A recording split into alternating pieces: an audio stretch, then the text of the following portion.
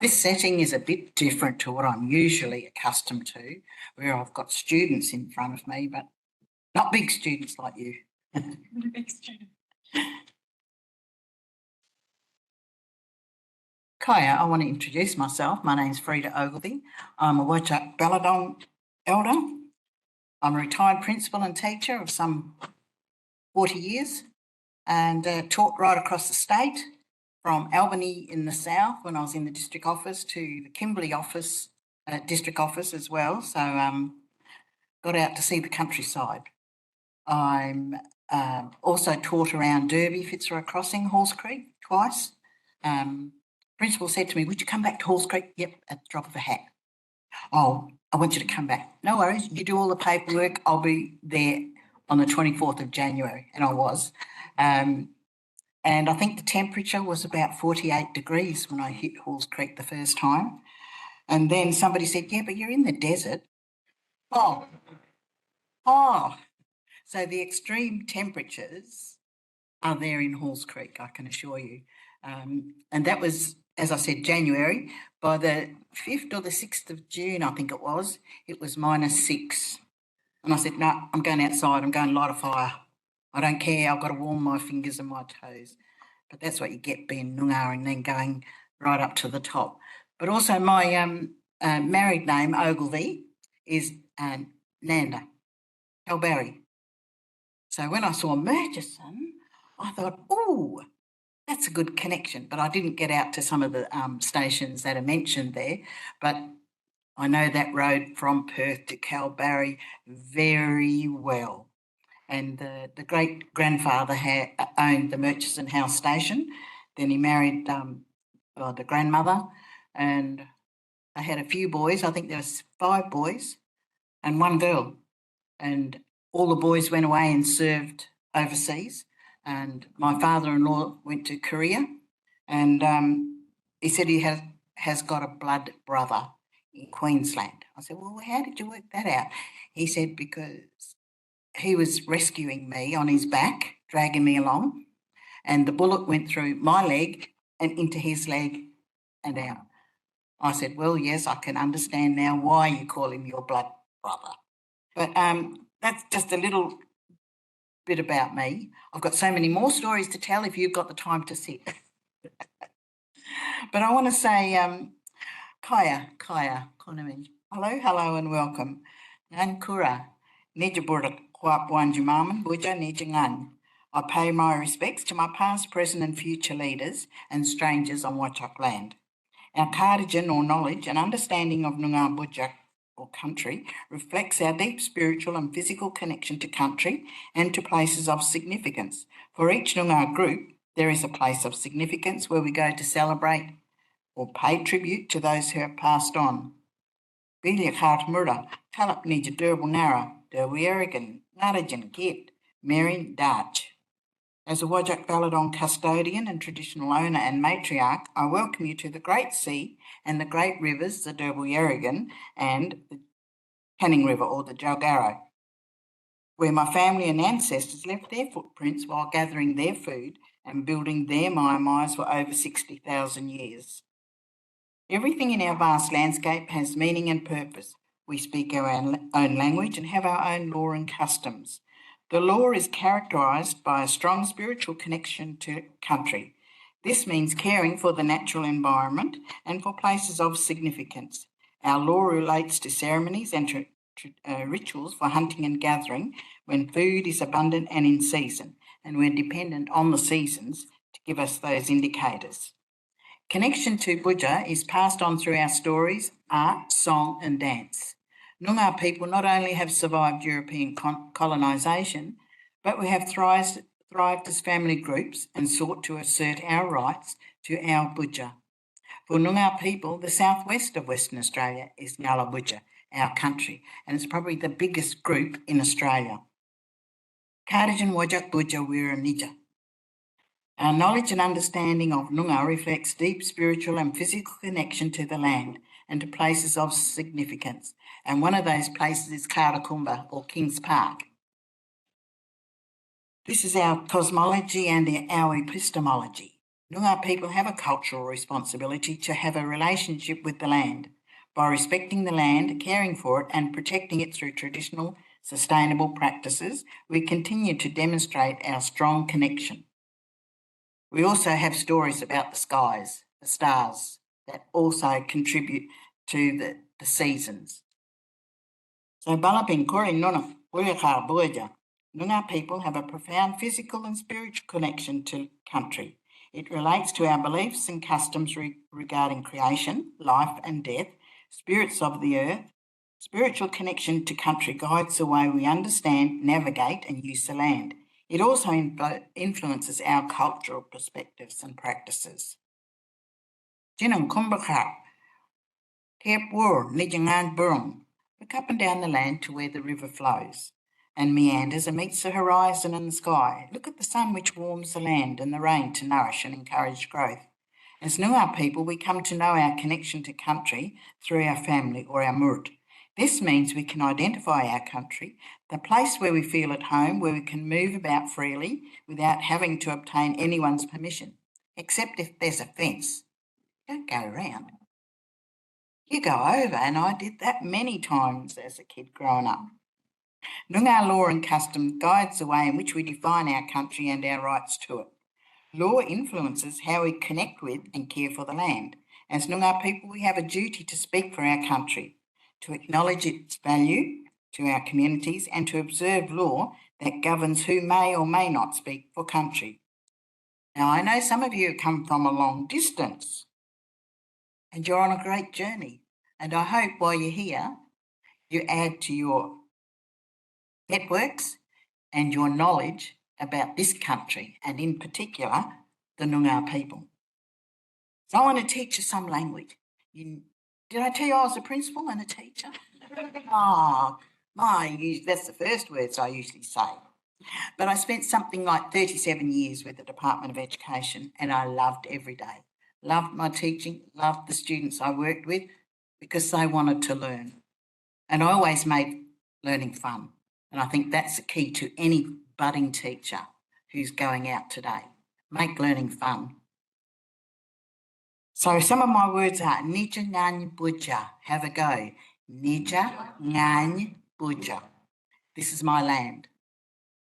Nija Nunuk Buja.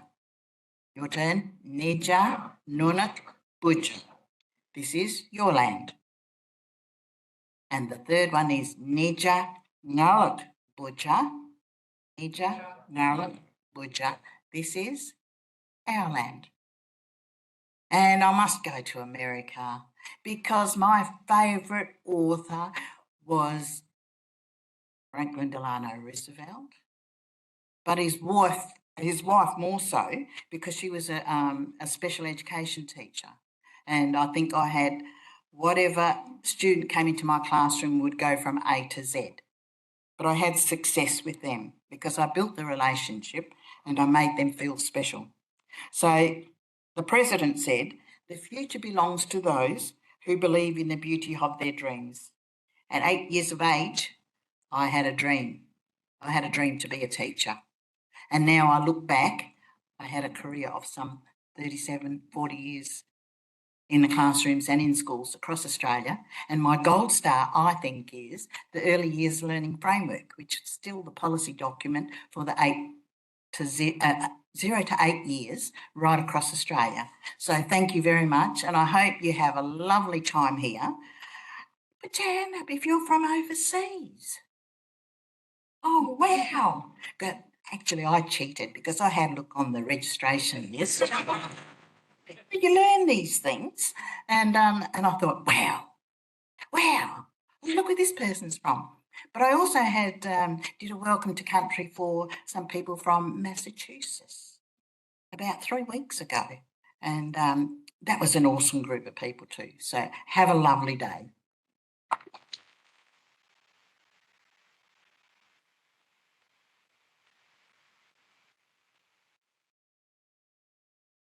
Welcome. Woo. First technical halt of the day. Thank you very much, Auntie Freda, for the welcome to country. My name is Mia and I'm the MWA Project Officer, and I'm so excited to see you all here today in Perth. But you're not here to see me, so I'm going to quickly run through some housekeeping. And first I will point out the other members of the LOC, but I think only one is in the room with me. Carly Tillett, Emmeline Yearsley, who was greeting you out the front, and Aoife Stapleton as well. And we're all wearing blue lanyards, so if you have any troubles at all, we are happy to point at each other and say that was her job, but we're also happy to help you as well.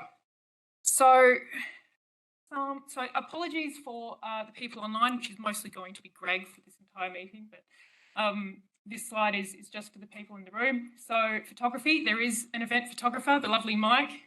Yes. If you don't want to be photographed, please sign the form at the front, otherwise of the talent consent form, and we'll give you a red lanyard. Safety. Okay, so Curtin Safer community team can be contacted at all times for just about anything, 24/7 at that number there. Australian Emergency Services for those online, I mean not online, who have come from overseas, 000.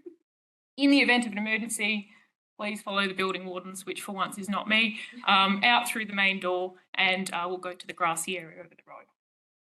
Hub Wi-Fi is, the password is right there. The Curtin Guest Wi-Fi, that's still in progress, but you'll probably only need it on Thursday. We'll have it fixed by then. Other things, so on the safety, masks are available if you want one, if you need one, if you're more comfortable with one. If you're unwell, you do have the option of joining online as well. So for food, yes, we will be providing catering, which I know is a great motivator for people to come to this event in person. But there is also the cafe as well, La Mint. So please make use of the hub. There's breakout areas. If you need a break yourself, feel free to step out at any time. You've all noticed that there's no allocated seating, so feel free to shift around as well. Okay. This one is applicable for the people online, so you can wake up. The meeting etiquette. So as a reminder, this meeting is being recorded. So I'm sure you'll all be on your best behaviour. We'll clean it up and make it available after the event, so you can all see yourselves in stunning 720 pixels. Okay, so in order for the meeting to proceed smoothly, we do require everyone to provide their slides in advance of their session. So please come and see me or any member of the LOC at any time. We will come and find you before your session if you have not given us your slides yet, either via email or USB. Please do not bring your laptop to the lectern at the time of your presentation, because you will not be able to connect it and you will face our wrath. Okay, if you have any questions during a talk or at the end of a talk, please raise your hand. That goes for the people online as well. And the session chair will call on you at the appropriate time, and we'll run a mic out too. So everyone needs to use the mic so that people online can hear him for the recording. All right. Also, congratulations on making it here at 9 a.m. Just to go over the locations very briefly, we're at the hub for today and tomorrow. We have some information on how to get to the Sundowner, which is at the front desk, but I'll go through it tomorrow morning and maybe at the end of today if everyone likes to plan ahead, but there is a few options.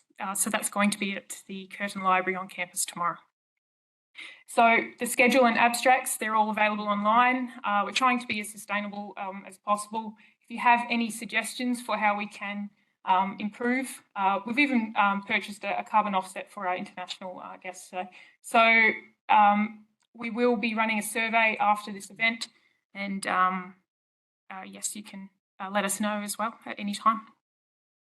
Now, there will be some awards for best presentation and best poster as judged by our principal scientists. Can they put their hands up very quickly? These are the people you want to be very nice to all week. If you're on Science Twitter and you like to post on LinkedIn, that's also, we encourage you to tag us, MWA 10 years or MWA Telescope, and we'll try and share some posts throughout the week as well. Everyone who's attending will get a mini silk MWA beam pattern. If you haven't received yours, please see us at the front desk at morning tea. That's one per person. So, oh gosh, that was it apparently. So thank you all very much. I invite Stephen to the front now. Thank you.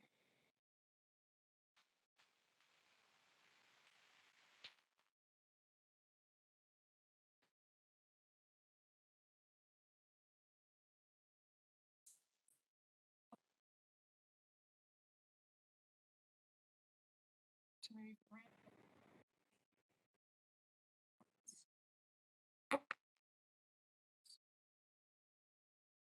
Awesome. Thank you, Mia. Welcome, everyone, and welcome everyone online as well. It's great to see so many old friends and colleagues from across the MWA project.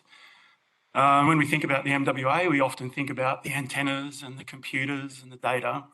But when I reflect on the MWA journey, the MWA is mostly about the people and the contributions that those people have made to the project over the duration. So there's a few of them here, not all of them. There's many, many more. But when I reflect on the stories and anecdotes and progress and challenges over the years, it's generally mostly about the people doing pretty amazing things. So thank you, Freda, for an amazing welcome and the little language lesson. I learned a couple of things there, and I'm totally get that you've got many more stories that you could bestow upon us. Shouldn't have brought it up. Fell into that trap. But I'd also like to acknowledge that we're meeting on Wajak Nunga Puja, which is a bit superfluous after Freda's welcome, but also like to take the opportunity to acknowledge that this project and all of what we're going to talk about would not be possible without being able to build and operate our telescopes on Wadjuri Yamaji land. And I want to acknowledge my colleagues and friends from the Indigenous community around Geraldton and the Midwest. Two of them are here. That's Tedo Ryan on the left. Tedo was born on Bullardi Station, so he is one of the very important elders of that area, literally born on the country where we're building our telescopes. And over the years, any time that I've had the privilege of being on country with Tedo, I've always learnt such an amazing amount. And on the right is Charmaine Paper Talk Green. Charmaine is an absolute force of nature in her community and lots of other communities. Charmaine and I have worked together over a long period of time, 14 years or so, building connections between the Indigenous view of the sky and those stories that are really important, and the stories about what we're doing out in the Murchison, the scientific stories of the sky. So that's been an enormous privilege for me to be working with Charmaine over the years. So I really like to acknowledge Wadjuri Yamaji, Yamaji more generally, and thank them for the connections we've built over the years. To be honest, I've struggled a little bit when I came to think about what to say today. So I did manage to procrastinate up until about Friday, until I put pen to PowerPoint. And I thought I could probably fill the entire half an hour just thanking people, which would be quite easy. And look, I can look around the room and pick out individuals and give you 5 minutes per individual on their contributions. But I thought perhaps you might not want to put up with that for 30 minutes. So I caved. I wasn't brave enough. I wrote some PowerPoint slides. But I do need to spend a little bit of time thanking people, and I'm going to limit it at this point to acknowledging the chairs of the MWA board over the years. Some of them are present, so Phil Edwards is the current chair, Stu Wayth, George Heald, I think Rachel Webster might be online perhaps, and Melanie Johnston-Hollett. Melanie's going to be in attendance. And also want to thank or acknowledge previous MWA directors that are in the room. So Randall Wayth and Melanie Johnston-Hollett, who are both present. Many other people to thank, but impossible really to go through it all. But I do want to acknowledge all of our partners. These logos represent the institutions that make up the MWA consortium, currently from across 5 countries, soon to be 6. Awesome. We'll get to in a little bit. But these are the institutions that have been the powerhouse of productivity for the MWA project, the science, the engineering, the finances. These are the people who pay the bills that make the telescope, brought the telescope into existence and to be operated. So thank you to all of the partner organisations. Now, yeah, I did struggle to think about what to say, and I didn't want to spend 30 minutes reminiscing because I thought that might also be pretty boring. But where did we come from and how did we get to this point is a good question, and a question I've reflected on a lot over the years when you piece together all the things that happened, all the challenges that we faced to establish the facility and get it up and running. Now, I wasn't here from the beginning. I joined the project in around about early 2007. So it had been going for a little bit before then.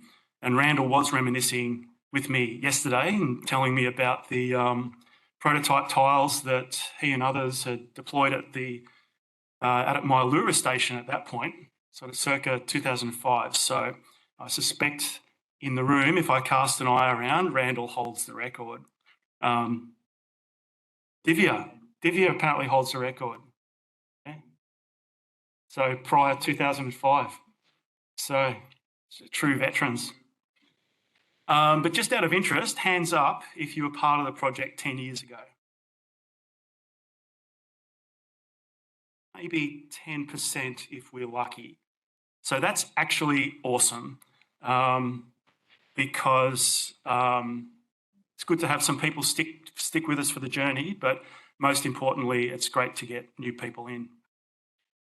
So around about when I joined the project, the concept for the MWA was a 512 tile system with a one-shot real-time system, it was called, that was going to ingest all the data from those tiles. It was going to calibrate and produce images in real time, and those images would be the archive data product, even though no thought had gone into what that archive was going to be. So at that point, there was a lot of great work on what I call background technologies, antennas, the correlator, the receiver. So a lot of people making a lot of effort in a lot of different directions. Work on the data processing concepts as well. But it is fair to say, I think, and non-controversial to note that the project was in a little bit of trouble circa 2008, which is when I took over as project manager at that time, and Alan Whitney was the director at that time. So we went through what I would call a number of design iterations. The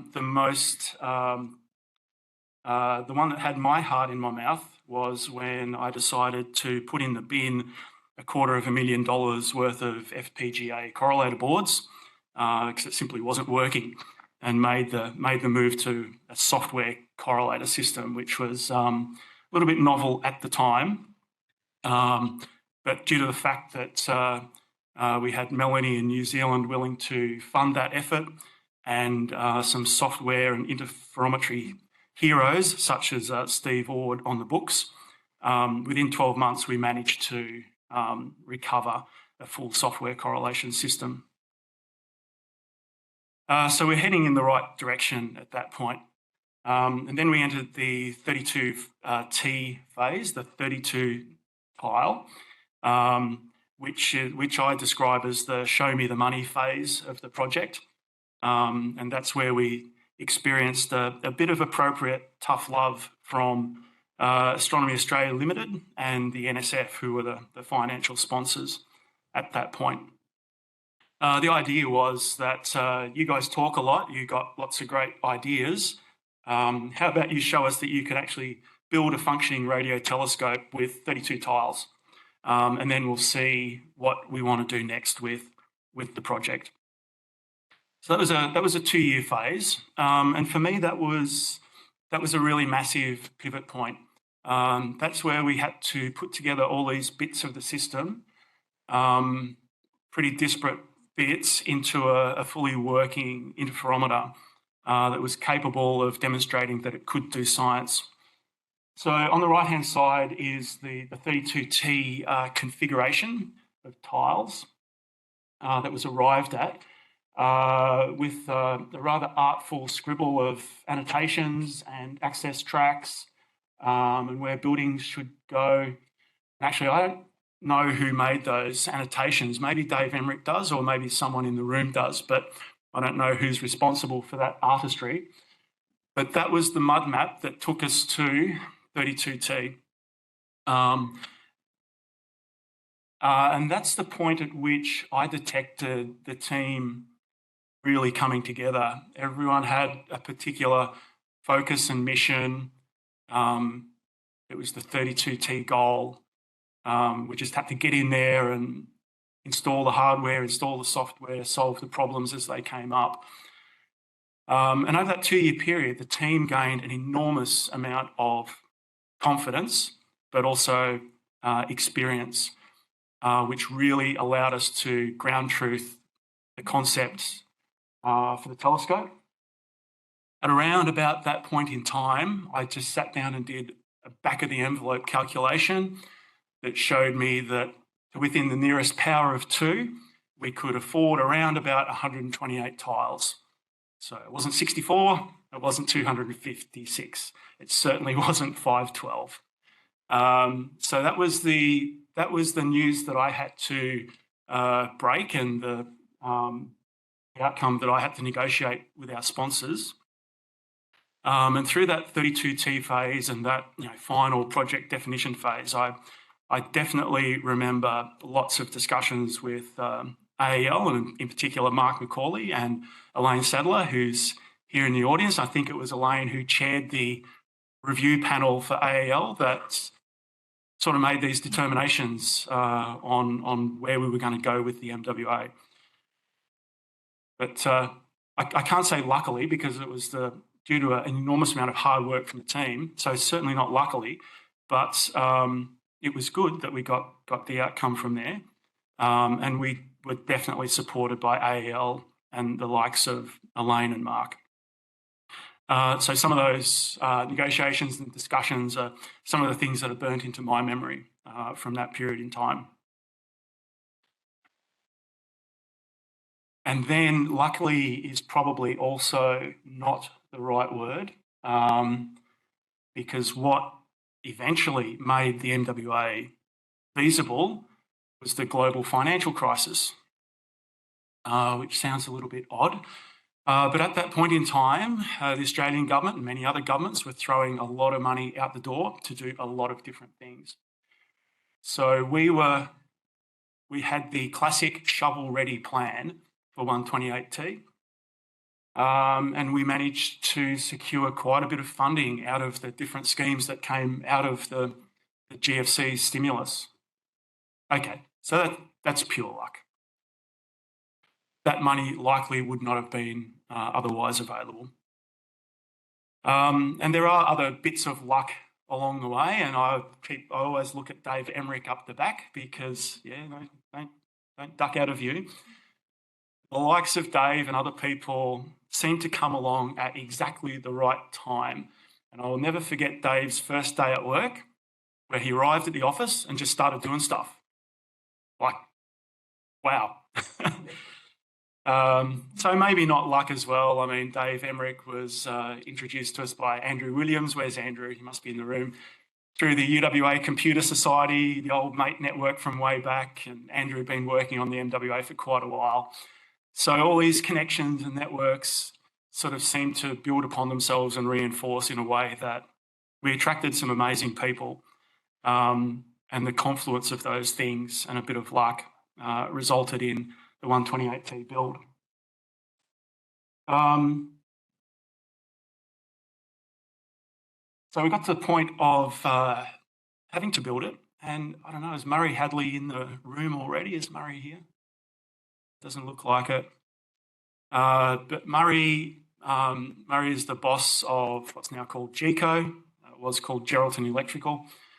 And Murray and his company did quite a bit of work for the MWA in the very early points of 32T and work out on site. Murray seemed like a really, really good guy. So another thing that's burnt in my brain is the meeting where we sat down to talk with Murray about the infrastructure build for the MWA. It's a tough environment to work in. There's lots of pitfalls. There's lots of things that can go wrong. And the thing that's burnt in my brain was the negotiation that took place between Tom Buller and Murray, where there was an enormous amount of goodwill. There was, on both sides of the negotiation, there was a desire to make sure that the project succeeded, while, you know, Murray is a commercial entity, is, you know, makes his profit and can pay the bills. Things like that, and those good faith discussions and people who really believed in the project from different angles are the reason that we're here. So I went back through sort of a few of my director's updates from that sort of bracketed the start of operations 10 years ago and pulled out a few slides just to remind myself, and I still can't believe that we engaged machines like that on the top left to trench through, you know, an uncertain terrain. And really part of the skill of what Tom and Murray negotiated was to manage that uncertainty. No one really knew, and it's still the case, that no one really knows in detail what's below the surface of that red dirt in the Murchison. There were points where it rained. There were points where that machine broke down. There were points where we hit rock. And any time we had to stop, it was negotiated such that we didn't pay for it. It was an amazing outcome. So that was really heart-in-mouth stuff. So what are we talking there, Tom? February, like mid-2012, February 2012, you know. But we got through that. And it seemed from that point, things went really, really quickly. Down the bottom are the MWA receivers, and I don't know if Jesse Searles is in the audience yet. He's supposed to be here this week, but Jesse was the boss of Poseidon Scientific Instruments, and Poseidon took the MWA receiver prototype that Mark Waterson had built at ANU, and it was an amazing effort from Mark, but I think it's fair to say that there's a fairly big step between prototype and something you'd put out in the Murchison in close to 50-degree temperatures. And the guys at Poseidon did an amazing job of putting that together into something that could be fielded. Up in the top right is the so-called central building at the MRO that CSIRO built. So obviously the MWA piggybacked and benefited from the MRO, which is you know, the observatory site that CSIRO established. So we obviously would not be out in the middle of the Murchison by ourselves, and really it's the work in the background and the foreground of CSIRO that enabled projects like this to proceed. And then, of course, we benefited from having a couple of really tough-looking software and interferometry gurus, you know, muscling their way through GPU programming and, you know, carving out data processing on, yeah, scary characters. Like I say, it all went pretty quickly from there, and by this point we had a pretty slick, you know, in relative terms, management approach, and we were being very systematic about how we went about things. So once you've built something, the first thing you need to do is commission it. By that stage, we had a couple of years of 32T under our belt. We had a pretty big cohort of people who were really enthusiastic about the data and really enthusiastic about the science.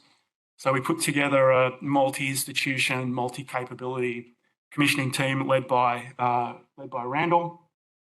That was enormously successful. That really coalesced the preparatory experience and all of that wisdom that had been accumulated through 32T. And commissioning went super fast. Like within 6 months, it was done. And we were ready to enter into operations. So this is one of my slides, which I like to show because it's a little bit, I don't know, those of you who understand will see the joke. I'm not going to point it out. But obviously, MWA is a precursor for the square kilometre array. And so at that point, we really saw opportunities for the MWA to support the SKA mission much more than just being a precursor for the science. So sort of circa 2012, we had seen some really good opportunities to support what was called SKA pre-construction. And all of those opportunities bore fruit over the years. So most of you, I think, are pretty familiar with the story from here on. We entered the so-called phase 1 operations period. I'm not sure who came up with the notion of phases, because if you start in phase 1, it sort of implies that you're going to have a phase 2 and up to a phase N. I can't actually remember why we started down this path. It was probably because, again, through the really clever project management of Tom at the time, even though we could only afford to build a system with 128 tiles, Tom realised that we could actually roll out more infrastructure than that, leaving room for future expansion. So perhaps that's where the notion of phases came, that we had this expectation that we would be able to expand in the future. So as it turned out, that's exactly what we did, and we were grateful to receive quite a bit of funding from the Australian Research Council to go from 128 to 256, even though only 128 at a time could be correlated. I haven't mentioned this so far, but it's going to be the subject of an entire talk. Basically, also through the GFC was the establishment of the Pawsey Supercomputing Centre, which had pre-existed in a different form, but that brought a massive investment that established what we know now as Pawsey, which means that Pawsey and the MWA grew up together, almost just about from scratch. And I can't overstate this enough, but that was probably also extraordinarily lucky, because no one had ever given any thought to where these data are going to go, where they were going to be stored, how they're going to be accessed. So that was another little episode etched in my brain, was the negotiations between Pawsey, CSIRO and MWA as to who would get what level of dedicated access to the Pawsey Centre. But the result was that we were the recipient of masses of storage, and that continues today, as well as access to amazing data processing capabilities. So an enormous part of the MWA story is the Pawsey Centre, and we've always had an amazing relationship. So it seems a bit foolhardy now that I think back on it, but we took 10 planes out to the Murchison, and we had big marquee, and we launched the end of construction up on the site, which was a pretty amazing experience. Just sort of getting towards middle of November or maybe late November, and it was a perfect 25 degrees on site, not 45 degrees, which is always a risk. So it was just about a perfect day. And then 6 months later, after commissioning, then Senator Kim Carr, who was the Minister for Science at the time, launched the operations phase for the telescope. These were the first approved projects for the MWA operations phase in the 2013B semester. So that was very exciting. And we were very proud of ourselves when we completed that semester with 600 hours of observing and a princely 1.5 petabytes worth of data. So what are we now, sort of 45 petabytes later? But these were enormous steps where you not only have a functional telescope, you have an entire data flow into a large-scale repository, and you have the tools to utilise that data on the other end. So these were all extraordinary steps towards success. So where are we now? For those of you who pay attention to wedding anniversaries, I can't claim to be one of those people. I do know that first anniversary is paper, and I do know that diamonds feature somewhere along the way. But how many of you know 10th anniversary is aluminium? How good is that? So obviously we're at the 10-year point of operations. Yeah, and I think the future's really bright. We are in the so-called phase 3 operations period, which has commenced, and the first cab off the rank was the new correlation system, MWAX. So again, amazing effort by the team to finance that effort, but also deliver it. It's now in service. It's capable of correlating 256 tiles, not just 128. So that's the ambition for the future, is to develop and deploy a new receiver suite that will replace the existing receivers that actually have no right to still be running. And it's an amazing testament to the team that they're still working. But they do need to be replaced if we're going to remain to be viable, and that work is underway. In terms of phase 3 funding, we're doing pretty well. We're in the best financial shape that the project has ever been in.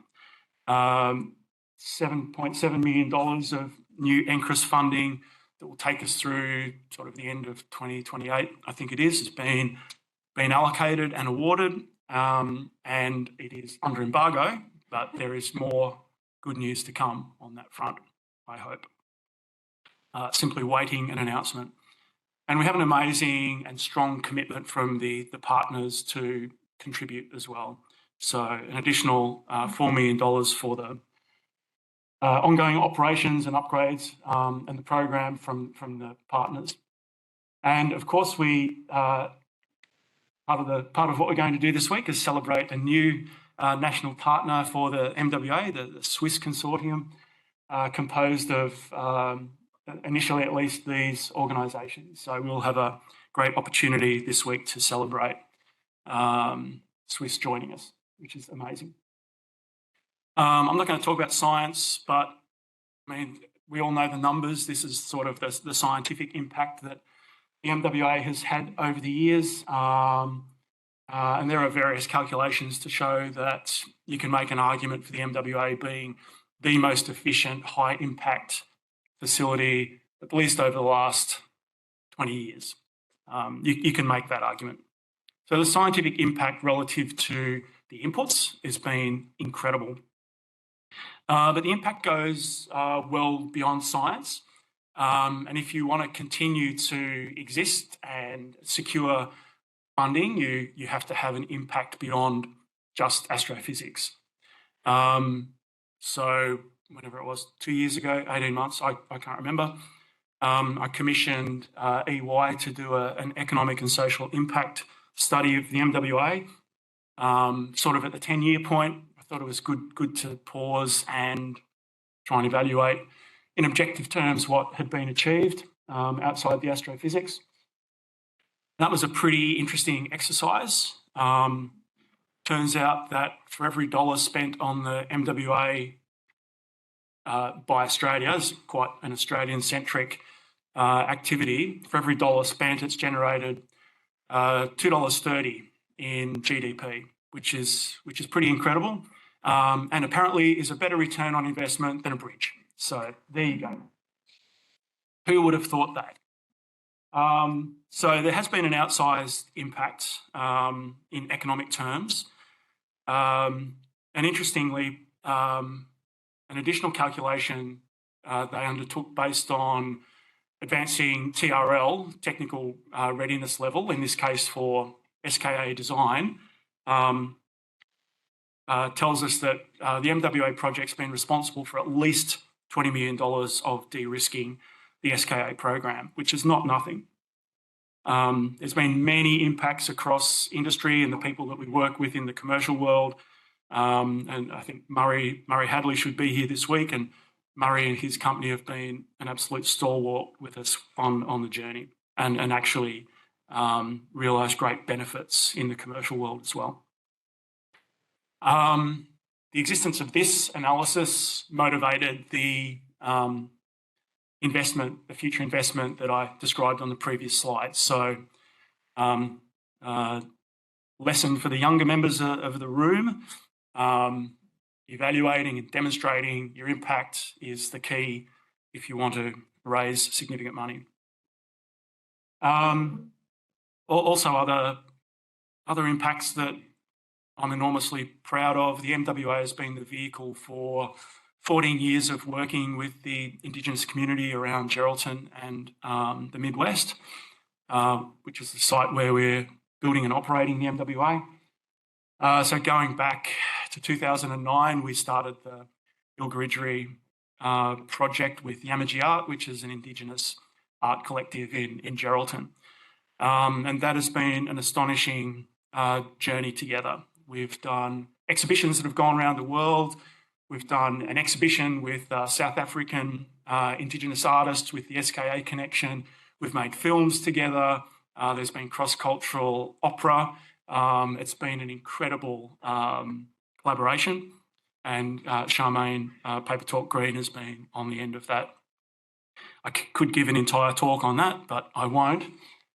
Yeah, I mentioned that the SKA pre-construction and prototyping work, which would not have been possible without the MWA and the MWA infrastructure and the MWA team, actually, where all that deep knowledge resides about how these types of systems work. So this in itself has been an interesting journey as well, I'd have to say. Starting from aperture array verification system 0.5 up in the top left, where it was deemed absolutely the case that no ground screen would ever be required for such a telescope.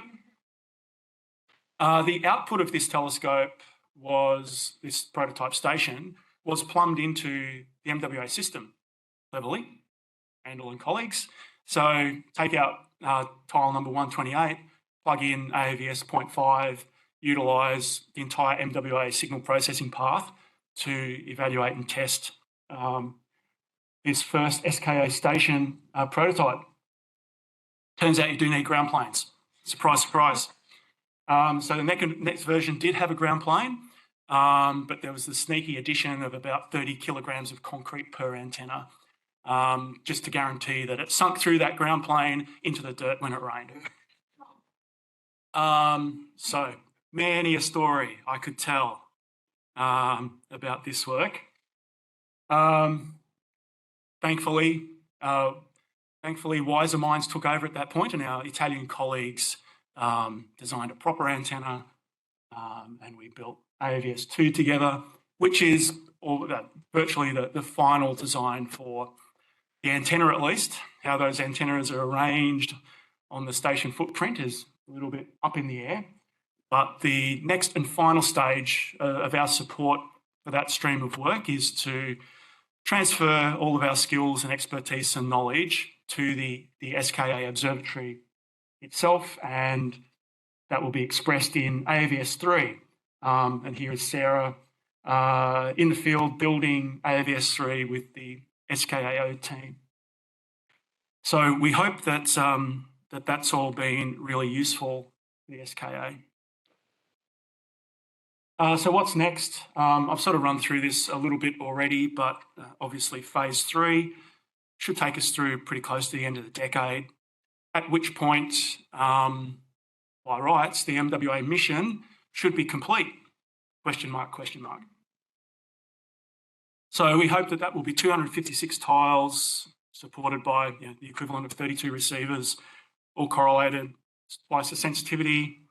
Annoyingly, in interferometry, that means 4 times the data. Better UV coverage, of course.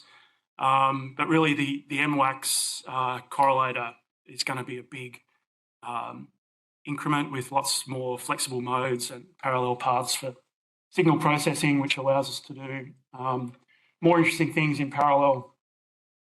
Some of the design features of the existing receivers were fixed, and this should make things a lot better for really key experiments like the search for the EOR. And then connected with the SKA, obviously AAVS 3 that we just talked about, we've always informed the path to the SKA low operations and, of course, inform SKA low science. But also in Australia, we've received 10 years of funding for the Australian SKA Regional Centre, which you might think is around about 5 years too early. But no, because we have ASCAP and the MWA, the first 5 years of that 10-year program will be focused on supporting MWA and ASCAP before the SKA comes along. So continued great connections there. Now, I'm not going to talk about science. I'll leave that to others. But what would I like to see in the future? I think probably the revelation of the last 3 years or so have been discovery of these objects, and Tasha and team published another one last week. So more of that, please. And who knows what else is hiding in the MWA archive. The step to ditch the concept of the real-time system and accept a smaller number of tiles, but the ability to store the data, what are we now, 45 petabytes or something? 47 petabytes. Means that you have that record of the sky on disk now for a decade. So Natasha and team trawling through the data, looking for interesting things, and found some very interesting things. So what else is there is a good question. So more of that, please. And if we could, I'd like one EOR, please. So to me, the EOR experiment, personally, is the only reason you'd attempt to build something like the SKA. I love all of radio astronomy, but we've mapped a few radio galaxies. We've found a few transients. That's awesome. Don't get me wrong, I love it. Absolutely love it. But if you're going to go to the effort of being on a path to building something like the SKA, something like this has got to be the goal. In my view, there are probably multiple Nobel Prizes attached to what we find when we search for or detect the EOR. So one EOR, please, for the next 5 years. That would be great. Suspect I've gone a little bit over time. That's all right, I think. I should be excused. Perfect. Oh, perfect. Right, well, I'll finish up there. And before I finish, I do want to thank the LOC, Mia, Carly, Emmeline and Aoife. Amazing organisation, and there's a few surprises over the course of the week. Thank you in advance to our Chinese colleagues for what I think is going to be an amazing performance a little bit later in the week. And we've got, just for fun, we've got a book launch thrown in as well, as you do. And thanks also to the SOC for helping put together a great program. And thank you all for the contributions that you've all made to the success of the MWA, and really hope you enjoy the rest of the week. Guess I'd take questions. Is that a thing? Any comments or questions? We can run a mic out to you. That seems like a fair enough announcement. I will allow it. Okay, so for our first talk today, can we get Mark and Hugo up? They'll be talking about MWA and Pawsey together. So take it away. Mark presenting those. There we go. Okay.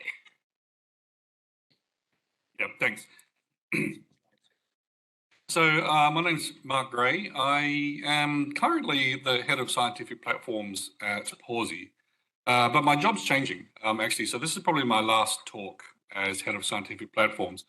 And I'm moving maybe next week to a role that's more partnership focused at Pawsey as we transition out of our capital refresh kind of mode of operating and into a new mode of operating at Pawsey, which is the operation and expansion of Pawsey as a national infrastructure. Now today, I'd like to thank MWA and Greg Sleet in particular for inviting me to come talk today and to present the Pawsey perspective on the partnership that has resulted in the infrastructure that we're currently operating. And I want to thank Greg especially for telling me the title of my talk. And I mean that genuinely because, so I'm going to talk today about MWA and Pawsey and how the partnership has, between our organisations, has resulted in us building one of the largest research storage facilities in the world, and one that's being used to actually deliver some kind of groundbreaking research. And I'm going to refer to Dr. Hurley Walker's work in that regard, just as a heads up.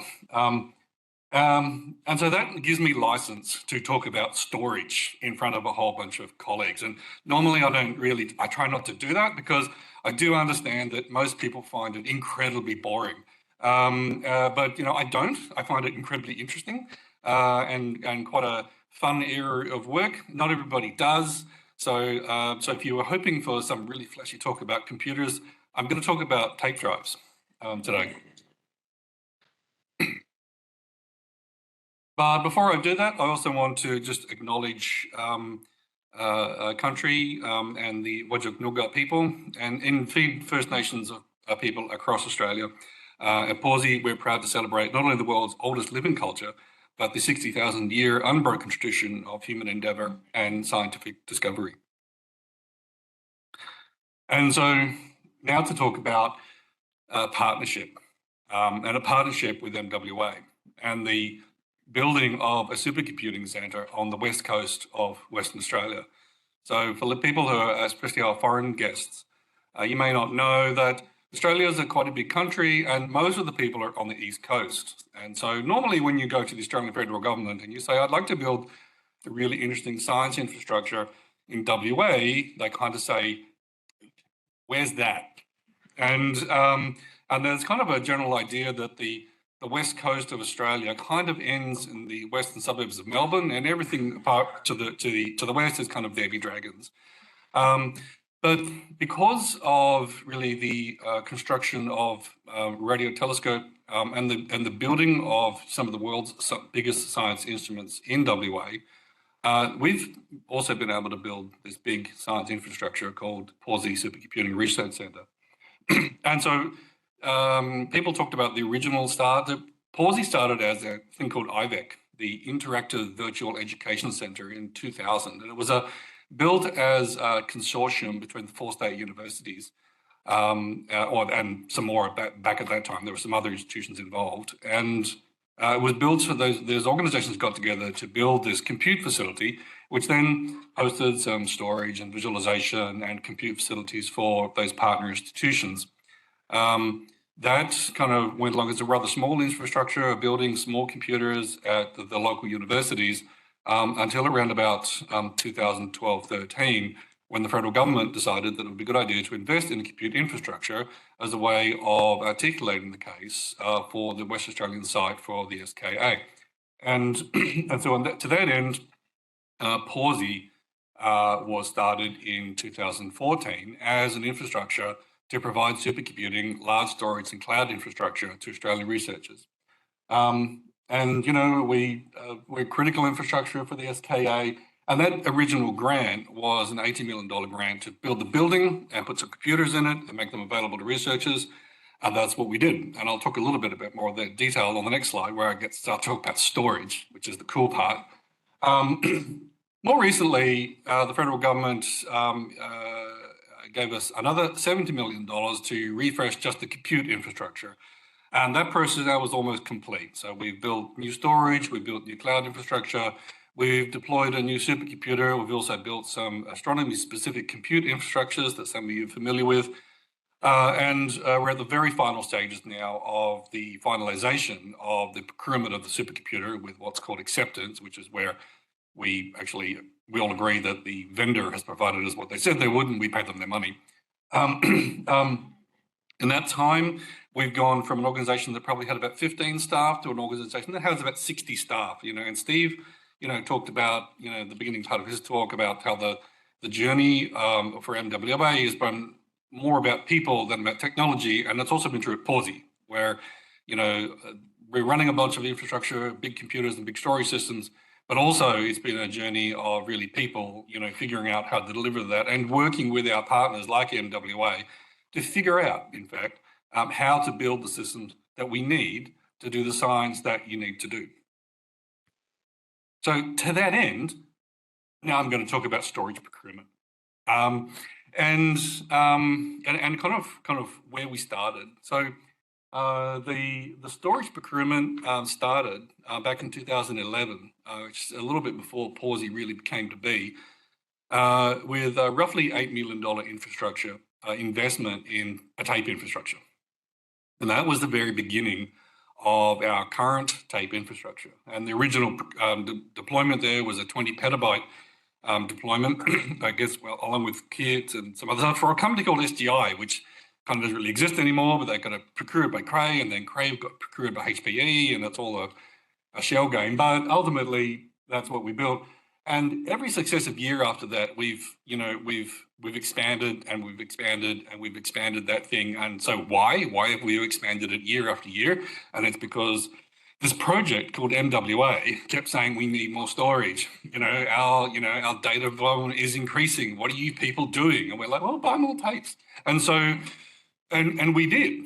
And so, if I fast forward then to about 2018-19, we built this quite large tape infrastructure, which was the core part of all storage at Pawsey. We had a small disk infrastructure, but it really was like about 6 petabytes of something called GPFS, which I won't go into, but it's a parallel file system. But the big volume was on tape. And we learned some things in that process. One of the things we learned was that, which I'm going to shock you all, but tapes are really, really slow and kind of annoying. And what we got to in 2018-19 was a very full tape system. And every time a big data pull or push was instantiated, the latency on that tape would drop to about 30 to 45 minutes per recall, which is unpleasant, And so, and it was unpleasant for us too, because we got lots of tickets saying, why is everything broken? And we're like, it's not, it's just really, really slow. But, for a lot of computer programs, anything longer than 90 seconds is broken. So 35 minutes is like hard to deal with. And so we gave a lot of thought to, what we would do about that. And we knew that we needed to build something that was bigger. We also knew it needed to be faster. And that scale, we also knew it needed to be cheaper. But if you follow my line of thought there, and then, remember that in tech, probably anything really, you have 3 things you want to do. You want it to be bigger, faster, and cheaper, but you can only pick 2, right? So that's true, unless you're willing to accept some major compromises. And then what do those compromises look like?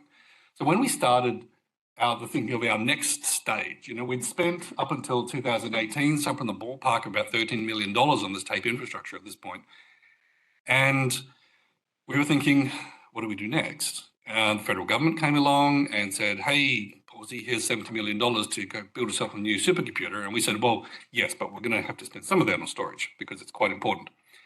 And they were like, yep, okay, off we go. And so we went out to the market with something called an RFP, a request for proposals. Normally you do an RFQ, request for quotations, or a tender. And the purpose of that was to go to the market and say, hey, storage vendors of the world, if we had to build a 300 petabyte storage system, how would you do it? And we got 13 really interesting responses. And the really, for me, one of the most interesting aspect of was the consistency across those responses. So the consistency was how much money they wanted. And one of the things about storage vendors of the world is if you go to them and say, hey, I really need to, do this cool storage thing, yep, absolutely, we can do that. And if you just give us an enormous amount of money, we can definitely deliver that for you. And so we said, how do you build a 300 petabyte storage system? And what they said was ballpark, well, give us about $120 million over 5 years and we can do that. And they varied a lot. Yeah, there were annual expenses between $5 and $15 million with upfront capital expense of between, I think, $15 and $40 million, that kind of ballpark of thing. But when you added it all up over 5 years, it came to about 120 and quite consistent across all those options. So the cool part of that for me was, and for us at Pawsey, going through our early part of our capital refresh, is that we'd allocated about 5 to 7 million in total for our storage procurement as part of our deployment. And so if you're following the maths there, 7 is a lot less than 120. And so we were like, we have to make some compromises. And now one of the things that we'd gotten loud and clear from yourselves, as well as, but especially yourselves, through all this was that it needs to not be slow. We can't have this 35-minute waiting for files thing because it's just awful. And it was awful for everybody else who was using the system as well, because when that happened, we were using this tape infrastructure as the source of everything. All scientists' work was on this thing, and of course, when everyone tried to access it, it got really slow. And when you look at these numbers and you think, well, the 140 petabytes raw down the bottom, we run all our tape mirrored, so it's 70 petabytes usable. And the title of my talk is the blah, blah, blah, blah, blah, 47 petabytes. And that's the MWA kind of allocation on a lot of that storage. And so when you look at a storage system like this and you see what we spend and you see what we're building, to a first order, it's all MWA. And so in fact, all of our storage systems are to first order, they're MWA, right? Basically, right? There's some other science happening on there. And I also know that, the value of science is not correlated with the size of the data, but the size of data is how we buy storage. And it's an incredibly important part of how we do things. And so that's where we were at.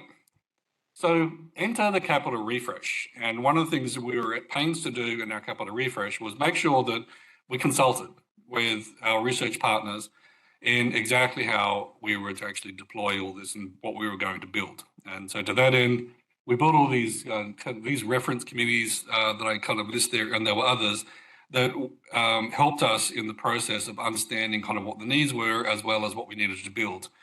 And on the storage side, there was, building this big storage system. It also needed to have a lot more online capability.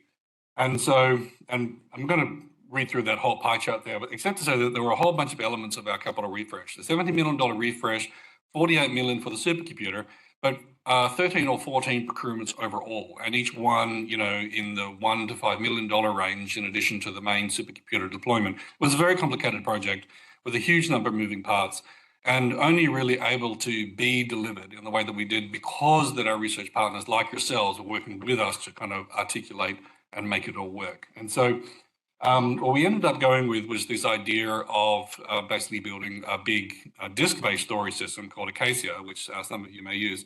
And we did what we did with Acacia because we figured out a way to build basically about a 90 petabyte raw system for about $5 million by basically doing the software ourselves. And that's where we made huge cost savings. And then on the tape system, we actually, what we did was we didn't actually replace the tape because we had about that $15 million sunk cost in tape. We're like, well, we're not going to rebuy all the tapes. The new ones are a little bit better than the old ones, but they're not that much better.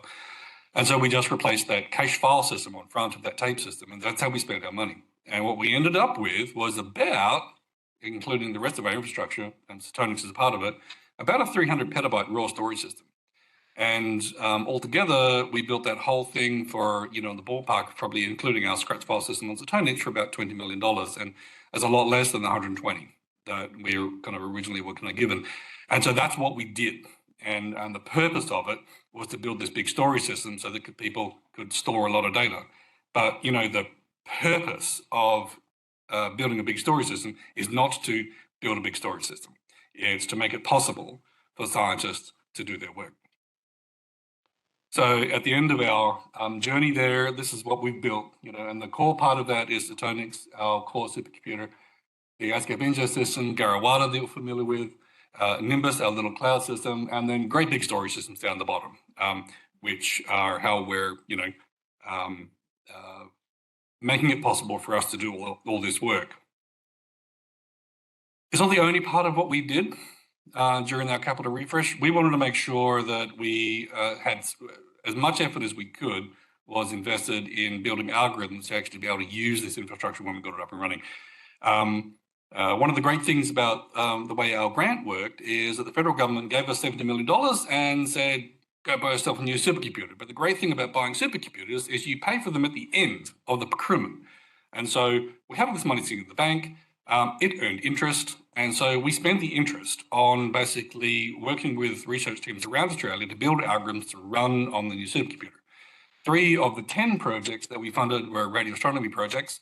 So 30% of the funds was actually spent in that project on radio astronomy across MWA and ASCAP, the Australian SKA Pathfinder. And that project is now kind of coming to its conclusion. I mentioned the PCon, which is our kind of conference we ran to get everyone together. I think we're doing it again in the next 12 months to kind of bring that experience together and share that. There are other research projects that were funded through that scheme as well. I won't mention them because they're not radio astronomy, so they're boring, but some of them are kind of cool. And I guess the reason I bring it up is that, every part of this project is one that we've tried to make sure that the science teams came along with us on the journey for. And in fact, Steve talked about, the need to kind of establish value to government when you're seeking funds from them to do science, right? So it is not sufficient for us to go to government and say, we need money for a new supercomputer, or we need money for a big storage system. They have to see the science case, and we can talk to we're blue in the face about that, but the policymakers want to hear that from the people that are doing the science. And it's not enough for us to go and do that. We have to work together, really, to be able to land that. We also do a lot of training at Pawsey, and I'm mentioning here really just our internship program. We also work collaboratively with radio astronomy in the internship program as well, and that is really to kind of induct young people into the foolish career of doing science, and to be foolishly idealistic about the kind of things you want to do, and give people a taste of what it's like to actually do some science and see something new that no one else has seen, and to get that taste for that, so that they can understand whether they want to do that in their career. We've been running that for years, and we expanded it as part of our capital refresh as well while we're running that, and it's been a great thing. And I've got some pictures here of some of the students that have kind of run through recently of the internship program. It's one of the proudest things. One of the things I'm proudest of at Pawsey is our ability to work with young people and to kind of induct them into science. So why would we do this crazy thing? Why would we build big storage systems so we can store a massive amount of data that hardly anyone ever looks at? And so thank you, Dr. Hurley Walker, for getting your work published this week that clearly made the case for exactly why you would do this. Because, you don't know what you don't know. And you can't, these data sets are large enough that you can't analyze them all in real time. And you want to go back through this archive and be able to find things that you didn't see when the data first flowed through, one of your computer infrastructures. And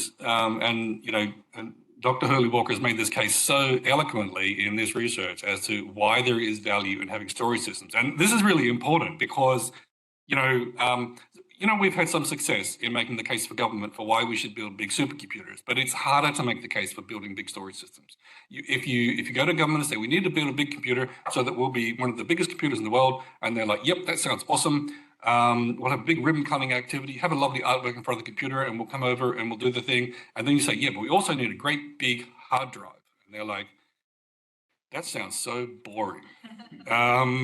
Why? What does it do? I mean, you know, when a storage system is working well, it doesn't do anything, right? Now, computer's exciting. It makes a lot of noise. It's got a great big picture on it. It's doing cool science all the time. A storage system, you know, is kind of quiet. But, you know, what it quietly does is make possible science that would otherwise be impossible, because it's where you're going to store all that stuff that you spent so much money acquiring. And, you know, the value of the data is, you know, the money that you spent making it. And so, you know, if you don't invest enough in building the storage systems to actually keep it, then that investment is wasted. And that's a terrible outcome. There's another element of this, and you may not have seen this. Oh, that slide's awful. Man, that's okay. So I'm going to have to talk to this one. Okay, so a couple of my colleagues at Monash, the last couple of years, have been looking at the whole Australian ecosystem for research data. And the thing they were trying to answer the question of is, where is it and what are people doing with it? And since you can't read that, I'll just have to tell you that what they found was the whole research sector, which is every infrastructure, holds about 300 petabytes of data. And when they looked into it, what they also found was that radio astronomy consists of about 55 petabytes of that 300 petabytes. But the interesting part, and the reason why I bring this up, is that when they actually went and looked at where that 300 petabytes of data was and whether it was actually accessible, what they found was that about 85 petabytes of that was actually accessible when you went looking for it. Like, you could actually get the data, not just a metadata file that tells you where it might be or who to call to get it. And of that 85 petabytes, 55 petabytes of that is radio astronomy. So to a first order, open science data in Australia is radio astronomy data. And you know, so, you know, what the science outcomes from this work, one is, you know, amazing work, which is groundbreaking, but the other one is resetting the culture of research in Australia around an understanding of the fact that if government and the Australian people are spending all this data on this thing, they should be able to get access to it. They probably can't do anything with it, but at least they can see where it is and they can see a bit of the value of it. So I just have my 2-minute warning. So real quick, what are we doing next? So we're expanding our storage right now. So last week, we put another 40 petabytes or so into our KCS storage systems to try and build it up some more because it keeps getting full. Real quick, quantum technologies. We're investing in quantum. We're also under embargo on that, but we have some more news to say about quantum soon and the future for that at Pawsey. It's a potential interesting future technology. It's nothing we're going to potentially use for something right now. But if you really want to know about what we're doing at quantum at Pawsey, talk to Ugo right here, our CTO, and he can tell you at length. I'm not going to get into it because I'm out of time. And so what's next? What's next is us building or helping SKA and other orgs build kind of the next phase of storage and compute to be able to help the SKA deliver their next kind of range of science, and thinking about the way we build even larger storage systems, which is kind of the really big challenge. So with that, I will conclude and go to questions.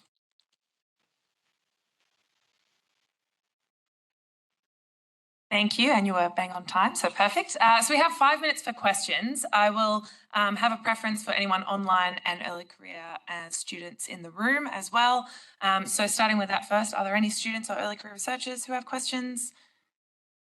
I am monitoring the chat online. If anyone has questions online, just put them in the chat and we'll have a look at them there.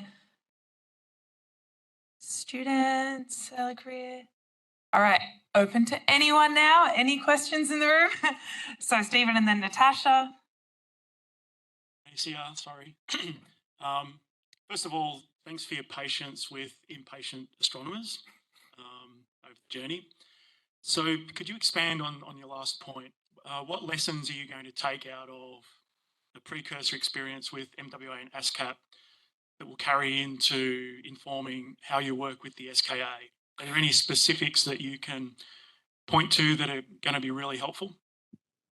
Yes. So, one of the things that we specifically have done in our capital refresh procurement around the storage was build what we think is a useful, financially scalable storage system that can scale to kind of really whatever size we need, and do so in a way that isn't going to break our budgets. So that was one of our key things, and we didn't want to go to groups like the SKA and kind of lecture them on how to do this. Our preference was to build it and then show them, and so that's part of what we're doing here is actually and working with the MWA with an operational radar telescope to actually show it working with an operational radar telescope. That's key. This is not just an academic exercise, right? So that's the key thing.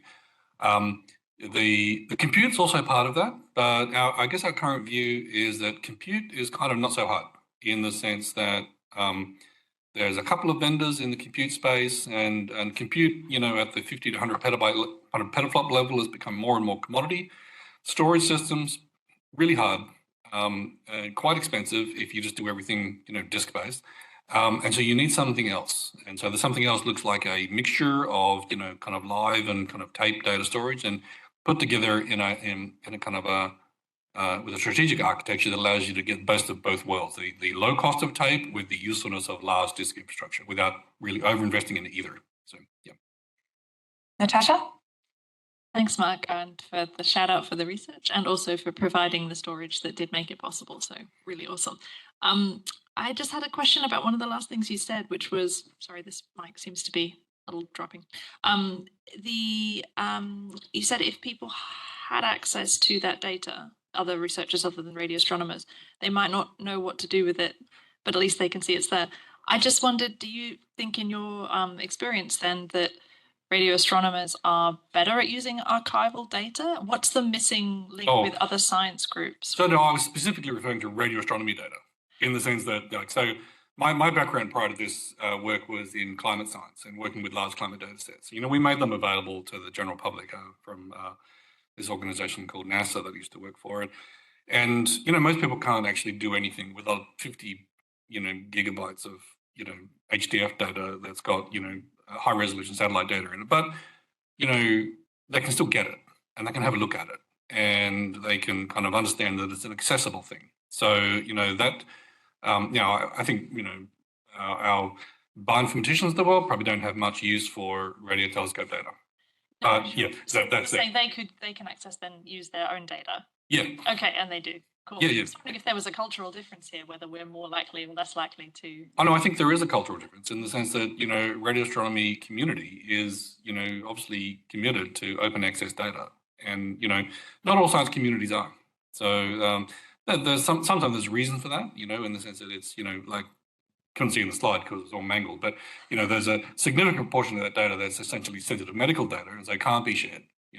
But then I think some research communities have almost like a proprietary kind of feeling of ownership of their data, which they collected it, they spent a lot of effort to build it. That's a relevant thing. But if you're using public money to do the science, then ultimately it's the public's property. That's my way of thinking. And they're not going to be able to download a petabyte of data and look at it on their laptop and do anything with it. But it's still a good thing to make it accessible. Yeah, that's it. There's an opportunity there. Yep. Okay, so Ron, I know you have a question, but in the interest of time, because my session will be running to time, we're going to move on to the next talk. So let's thank Mark again and Sarah. So our next talk is from Sarah, giving an update on MWA importance in the SKA precursor. So take it away. And again, any questions, just send them in the chat. Thank you.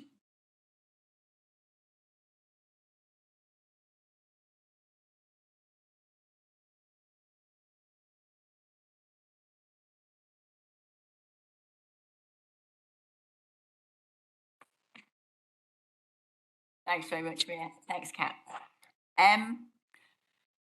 So this is not the normal talk I give, of course, which is mostly an SK update. And I will do some of that because I'm sure, although nearly everybody in the room probably knows a lot about SKA, I'll just let you know a little bit about where we're up to now. But I have to say that I have quite enjoyed doing a little bit of research into how MWA has influenced SKA. And it's really been across a whole suite of areas, of which I'll only be able to touch on many of them. But I want to thank in particular everybody who I reached out to, who has helped me with some insights into the areas, including the engineering and the science, but also things like the people and outreach. So I'll start, of course, by acknowledging the traditional owners of the lands we're on today, the Whadjuk Noongar people, and they are also the traditional owners of our Science Operations Centre here in Perth, across the road. I also acknowledge the Whadjuk Yamaji as the traditional owners and native title holders of Inyarimana Ilgari Bundara, CSO's Emergency and Radio Astronomy Observatory, where we will build SKA Low, and of course where MWA is sited. So, who is SKA? Well, very briefly, we're an intergovernmental organisation with 8 countries who are full members and another 8 who are in various stages of joining. You can see the full members there, and the 3 who are listed there as accession stage are members who have decided and announced that they will join and whose parliaments are just going through the process now or whatever of ratification and accession. So we expect them to be hopefully all 3 joined by the end of the year. So large international project, building cutting edge radio telescopes to transform our understanding of the universe, and of course, deliver benefits through international collaboration. And I think MWA is a really great example of that, and we'll talk about that a bit later too. So building 2 telescopes, SKA Low in Australia, 131,000 antennas across 512 stations, across 74 kilometres of the desert and the Murchison, and then SKA Mid in South Africa. 197 dishes, which incorporates the 64 Meerkat dishes plus Meerkat plus dishes, and spread across 150 kilometres of the Karoo. And we are a very broad observatory with a large range of science working groups. Although the EOR may be the only interesting piece of science that SKA will do, we do have a wide range of science that we're expecting to do. And certainly what I am excited about is what we don't know. And I take fast radio bursts as a great example of that. When ASCAP was designed, fast radio bursts weren't a thing, but by the time it was built, it was a great fast radio burst finding machine. And so I'm looking forward to seeing what we don't know, but also, of course, to detecting and imaging the EOR. So some of you may not have seen this, but this just is a slide that describes the deployment of SKA Low and SKA Mid and the time scales for this. And so we are about just at the moment starting construction on site, and next year we will start to deploy the first antennas both in South Africa and in Australia, so that we have AA 0.5, which is 6 stations for SKA Low, 6 stations each of 256 antennas. And then you can see through to AA star in 2027, 2028. So we are aiming for 197 dishes and 512 stations. So far we have funds which will allow us to build to AA star here. So we're letting contracts to take us to that. But the infrastructure is being built, a bit like MWA built its infrastructure. The infrastructure is being built to take us all the way to AA4. And we hope, of course, to be able to get further funding then to deliver the whole of that. So AA star is what's called staged delivery. But of course, the important thing to note about this is that we will demonstrate as early as possible the whole architecture and the signal chain of both telescopes, and in fact, next year. And then by the time we get to AA2, by the end of 2026, SKAO becomes the most powerful radio observatory on Earth, and both telescopes become the most powerful of their kind anywhere. So we are now starting construction on site. Construction as a whole has been already going for a couple of years because we are building antennas in Italy and software in India and digital signal processing in the Netherlands and in Australia, for example. But we start construction on site really this year. And these are some pictures from the construction commencement ceremonies that we had at the end of last year. To formally mark the start of construction on site, but also importantly to mark the partnerships with the local communities who will be working with as we construct on site. And you can see on the top left a welcome dance from our partners, the Wadri Yamaji. And of course, the Indigenous Land Use Agreement with them was signed about a month before this. And so we're very conscious of the partnership and the commitment that we've made to look after the heritage and culture on site as we build this low frequency telescope. So this is just my one slide showing kind of what's happening on site now. So we have diggers and water balls being installed. I didn't know what a turkey's nest was in Australian vernacular until recently, but it's a very large kind of hole in the ground in which you store water. That's what we've been digging. First of all, in order to build SKA, we are building the infrastructure as you would expect. And if you think about it, the first thing that you need then is a construction camp so that people who are building the infrastructure and the telescope have somewhere to stay. And so that's what's happening later this year. By the end of this year, we'll have our construction camp for 176 people. And then that allows our infrastructure contractors to build the roads, to level the ground and put the mesh down, and then so that we can start building the telescopes. So what has MWA contributed to all this? There are a lot of precursors and pathfinders for SKA. So precursors are on site, pathfinders, other radio telescopes around the world whose technologies and expertise has contributed to SKA. MWA, though, is the only low frequency precursor on the site of the low frequency telescope. And so it has been particularly important for us in understanding the site and in understanding how to build the telescope. Stephen already talked a little bit about the prototypes that MWA has supported the construction of, and in many cases driven the construction of. And we were in fact chatting about this yesterday and on Friday, and saying we just don't know where we would have been without these prototypes. Right, if you look at the concrete bases, if you look at the antennas that were being used originally, the progress that the prototypes have allowed us to make before we start building the actual telescope has been amazing. And so there's a whole suite of things all the way through from AAVS 0.5 to AAVS 3, which I'll talk a little bit more about. But they've been critical not just for the engineering inputs, but for understanding what happens to the antennas on site, how you deploy the antennas on site, what it's like to operate a station, what sort of failure modes we can expect. I'll talk a little bit more about that.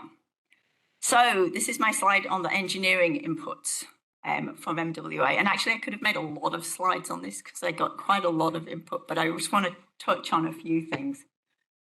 Really, MWA has been possibly the critical influence on the design of the SKALO stations themselves.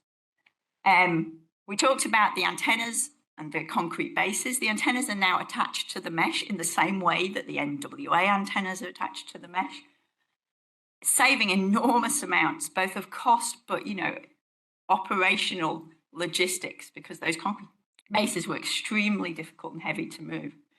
The material of the antennas themselves has been influenced by MWA.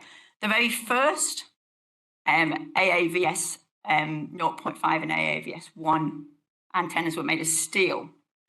And by the time they got to Australia, they had rusted, in fact. And so now we are with aluminium, which is the model that MWA uses, of course. Power and signal distribution for the station's critical and based very much on the MWA beamformer model. And indeed, we've moved from having one big box to a lot of smaller smart boxes driven by the MWA architecture. The coaxial cable that we will use for the power and monitoring data,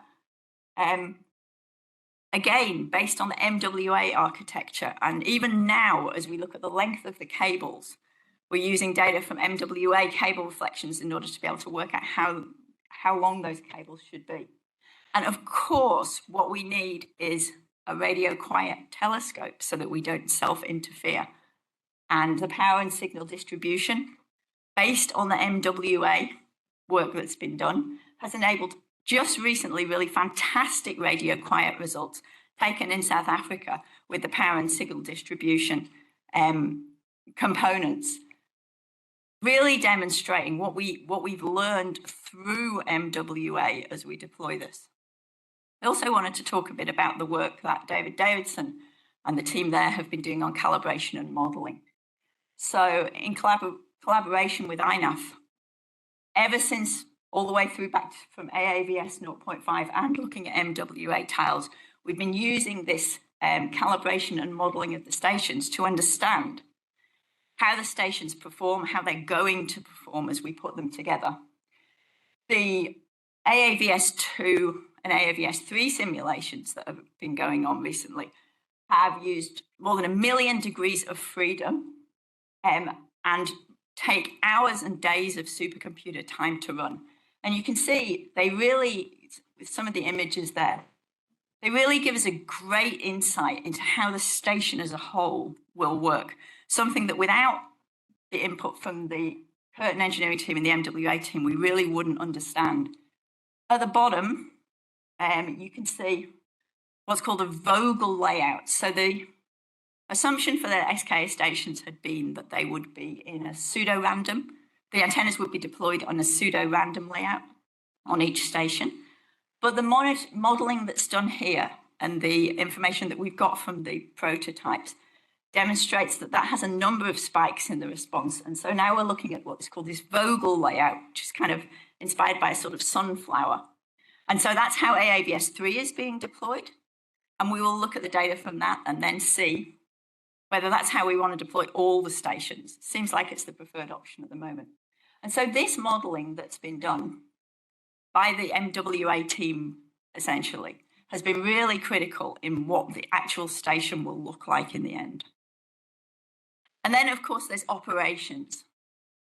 So we've learned a lot from ASCAP operations too, but we've certainly learned from MWA operations. The experience of deploying, maintaining and operating MWA has been critical for us. Stephen mentioned the relationships with the local industry contractors, and building that capability in those relationships, I think, will be really important for us in the future. But it's also helped with things like understanding the ionosphere over the MRO, and you can see some snapshots there of ionospheric activity, which really tell you about when will be a good time to observe. And this is really important as we feed into our kind of observation strategies for SKA low. MWA has helped with monitoring the soil, the wind, the temperature. You've measured the RFI environment, so we understand what we can see from satellites, we understand what we can see from ducted TV and radio. And of course, you fed into SKA a better understanding of what the failure modes of a low frequency telescope are on site. So we know what we have to worry about and what we maybe don't have to worry about so much. We're just developing now our kind of science operations model, and Jimmy Green has asked me to mention to people that we absolutely are expecting to feed in and are feeding in the lessons learned from MWA in science operations. And if you have any particular lessons that you would like to, Jimmy and the team, we've got some other Jesses here now, some other members of the team are around, please do feel to chat to them and tell them, tell them what it is that MWA has learned about running a low frequency telescope and processing the enormous amounts of data that we already heard about. So AAVS3. So as Stephen mentioned, AAVS3 is really a transition point. It's the ability for the MWA team to teach the SKA team to transition some of that capability that you have learned over the last 10 plus years onto our team. And so we are, for the first time, the SKA team is deploying a test station in collaboration with MWA in particular, that will allow us to test and verify very close to what will be production hardware and software, and refine the edges of the design. We talked about the Vogel layout, and prototype our calibration procedures. And even the deployment of the first antennas and this single station has been enormously useful for us. It's the first time we've deployed equipment on site, and we have heavily leaned on people like Andy McPhail and the MWA team, who've been working out there for a long time and really understand how this works. Enormous number of lessons, all the way through from our safety planning to how we remove the waste.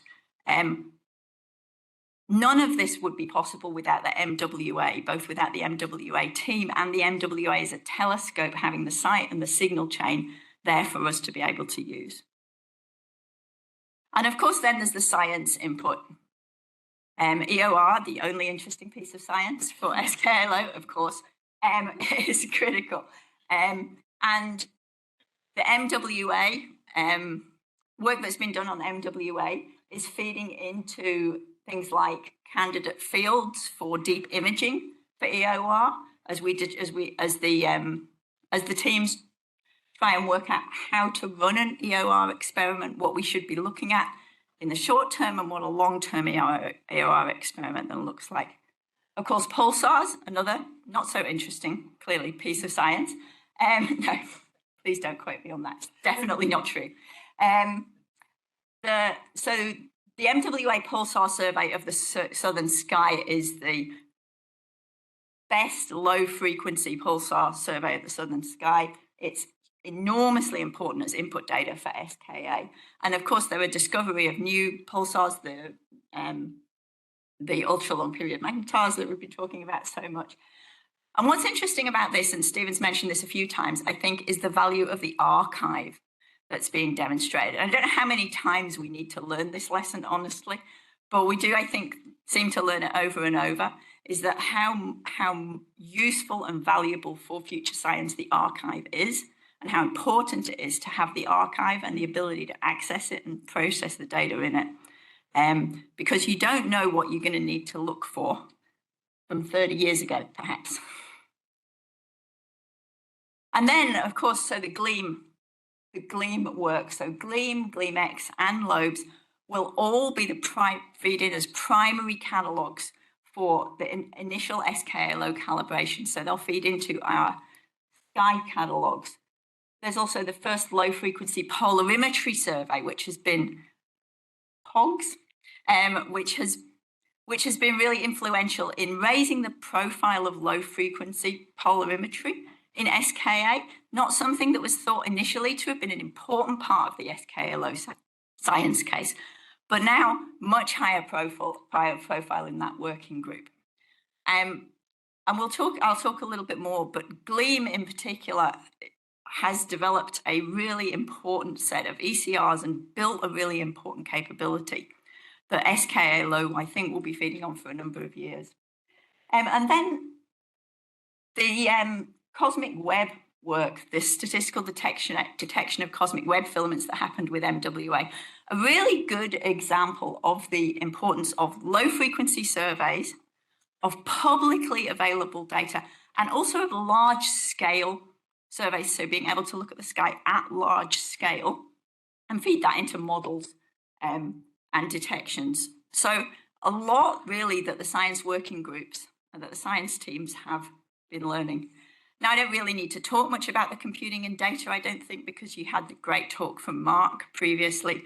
But obviously, the MWA partnership with Parsy has grown enormously the HPC, including storage, capability in Western Australia and for low frequency astronomy sort of as a whole.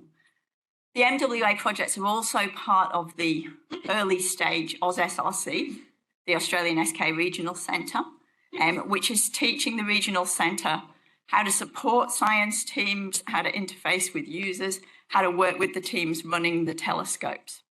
And the MWA data is core to the Science Data Challenge, which is currently being run by SKA. And this is the first SKA Science Data Challenge based on SKA low type data. And MWA data has been core to feeding into that. And the teams as well from MWA have been really central to helping to establish that Science Data Challenge, work out what the data should look like, and then what the analysis should look like after that. But of course, MWA has been influential not just on the technical side of things. Like the communications and outreach that the team have done here has been enormously high profile. Many of you will have been to Astrofest, which is really great activity for raising the profile of astronomy here in Western Australia. I just put Stephen's article in the West Australian from this weekend on there, just as a really good example of how the work of MWA as a functioning low-frequency radio telescope in Western Australia has really helped raise the profile of astronomy in WA and engage a whole sort of new generation. And that picture on the left, which comes from MWA, is done by the kids in the Pyawodgery School when they came to look at MWA antennas. Stephen talked a little bit about the engagement with the Wadgery, and it's been a long and deep engagement for the MWA team led by Stephen. I wanted to, in particular, talk about the Shared Sky exhibition, which, so some of you will know, this is an exhibition of artwork from South Africa and from the Wadgery in Australia, which jointly put together contrasts and complements how the two communities view the sky and reflect that in their artwork. This exhibition, inspired by and led by MWA, has been all over the world, demonstrating, raising the profile of SKA and demonstrating our deep engagement with our Indigenous communities. So this is a really great example, I think, of how MWA has helped in the sort of broader impact sense. And then finally, with people. So MWA has built a low-frequency astronomy community in Australia, which was not here 10 years ago. Yeah. CSRO, for example, has been heavily influenced by MWA in building its low-frequency team, I know. And in particular with a core in Western Australia, which is critical for us. So this is a capability that's been really important for us as we engage and we grow and we build SKA low. I've got just a few pictures there of people from our team who've worked on SKA, on MWA. There are, in fact, more. And we found it really important to bring that expertise into the team. Obviously, we're also learning lessons from people who still work on MWA. There's many future opportunities as well. So we're hoping to work with MWA on co-supervised students, hopefully joint postdocs in the future. Broadly, I really cannot stress enough how important building this community, this low frequency community worldwide, but in particular in WA, has been as we try and now build a team that will be able to construct and deliver SKA low. And with just a small cheeky point at the end then, if you are interested in working for SKA low, we have around 30 roles planned in the next 12 months. There are web pages up on the SKO website, and the CSRO in particular has a web page with expressions of interest on at the moment where you can go. It's great to see people taking pictures. Stephen, I know, has said that one of the key roles of MWA and of ICRA is in building capability over the long term for SKA to help us succeed. And we thank MWA for that and for all the other inputs that it has given to SKA. Thank you.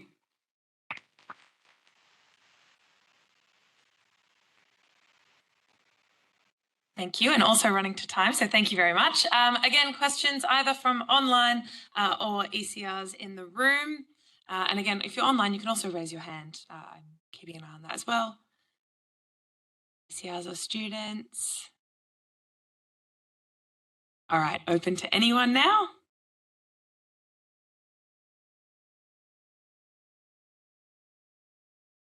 Ron? So, Ronnie, CSIRO.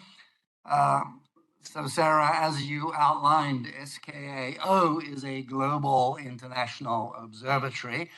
And I like to think of it as much more than the telescope it's building. It is an international structure.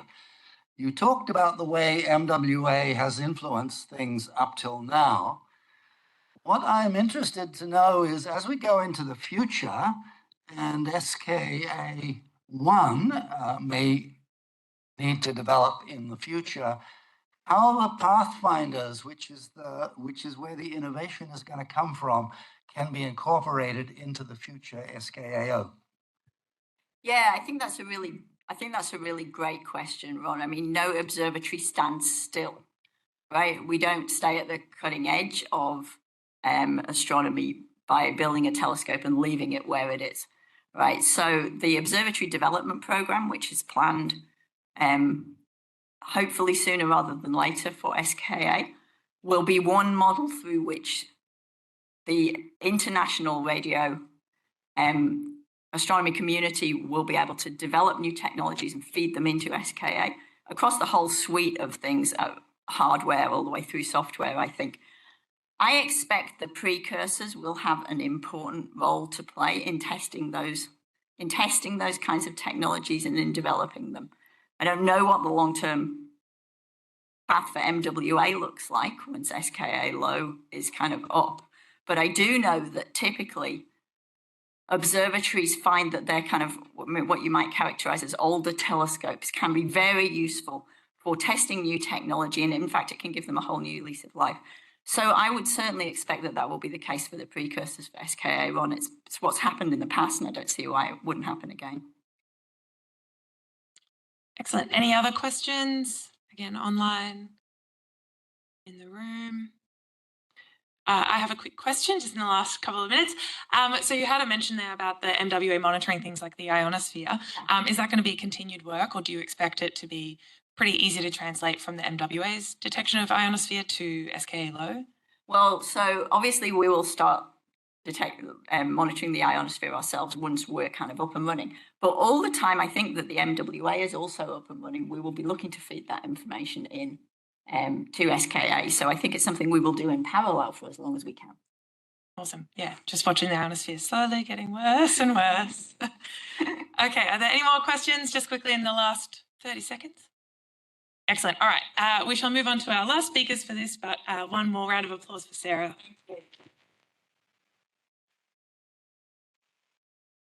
And Randall and Chris, if you would like to come on up. So our last talk for this session is going to be about the MWA Phase 3. I had to double check I was reading that right. Science and engineering. So take it away, Randall and Chris. Thank you. Oh, sorry. From the beginning would be good. Any questions? It's lunch.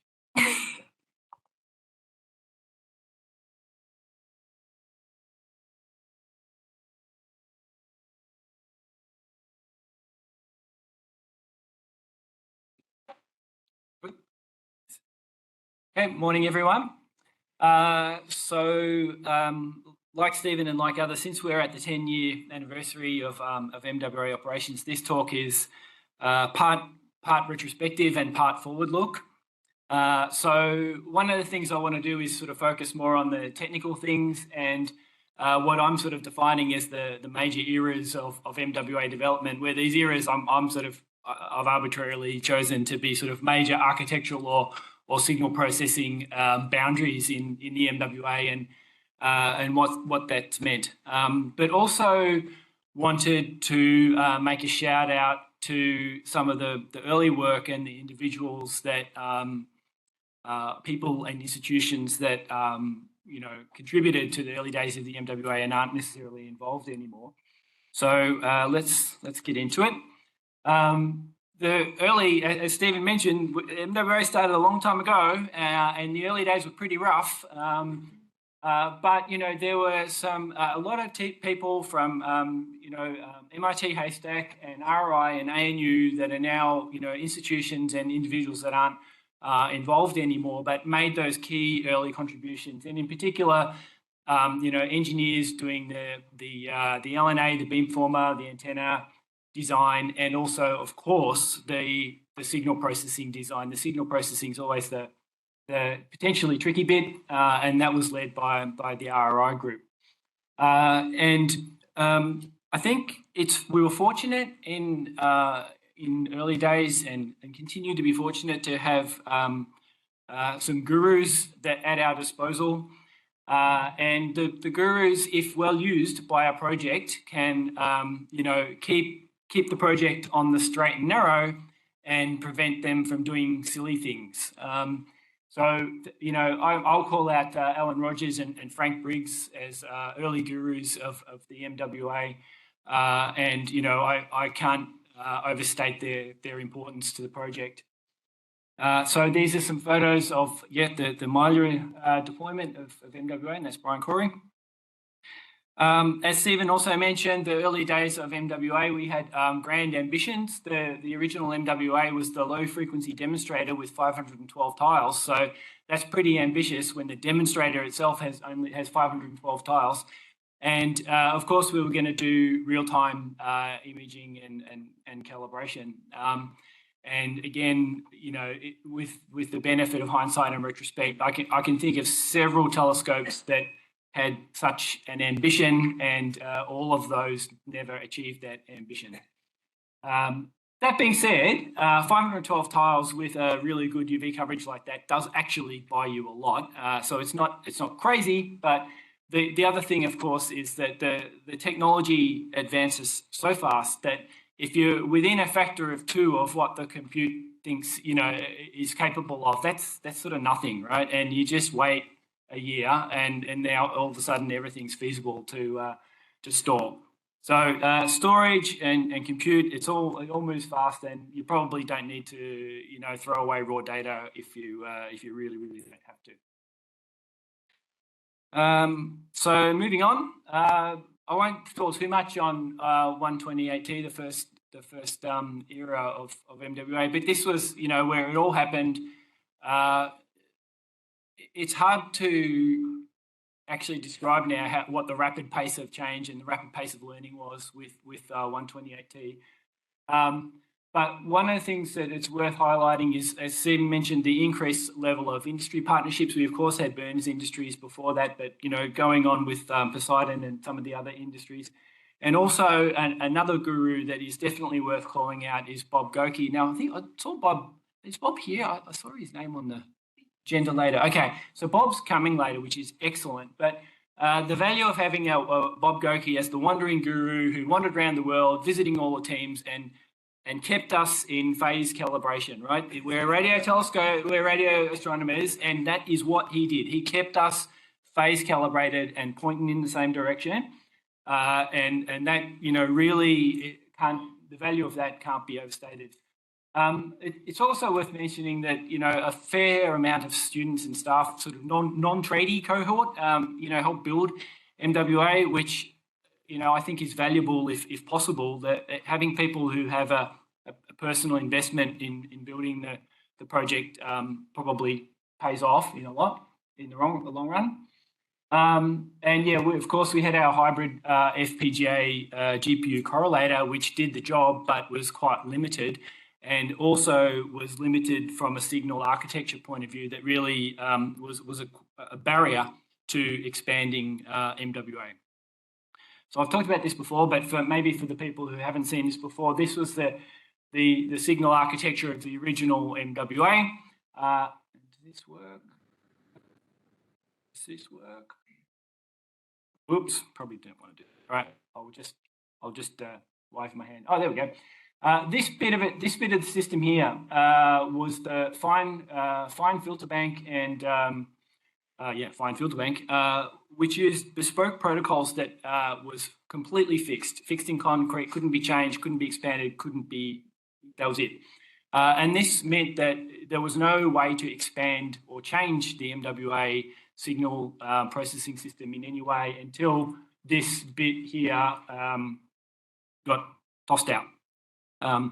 So with that in mind, the next phase of MWA was what we call the phase 2 era. And Stephen said he can't remember where phase 1 and phase 2 came from. I'm pretty sure you came up with it because we were expanding, right? So the expanding phase had to be phase 2. So hence, by definition, we were in phase 1.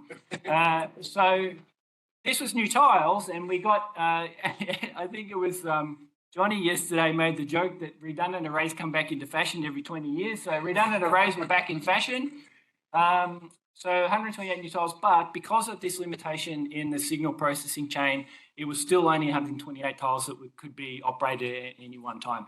And that meant manually reconfiguring the array, which is fine on paper, but obviously carries risk associated with it. If a receiver fell off a truck or something, we'd be in trouble, and it takes time, right? So it takes time, money, risk associated with that. So fine, but not ideal. The next phase, I think we can say is the MWAX era, but it's not just about MWAX. So MWAX is the new replacement correlator for MWA. MWAX is a big part of it, but as I'll argue on the next slide, there's another big part of it that made the big difference. But MWAX introduced all of the things that a radio astronomy correlator should do, so it's a proper correlator. Not that they're taking away anything away from the previous efforts, but this does a lot of things that should be done, and also makes more flexible observing modes capable. So well done to Ian and the team on that. And please cite the paper where possible, and possibly not very well known, not hugely widely advertised, but the team also just quietly worked away at implementing fringe tracking in the background. So that's now working and by default available.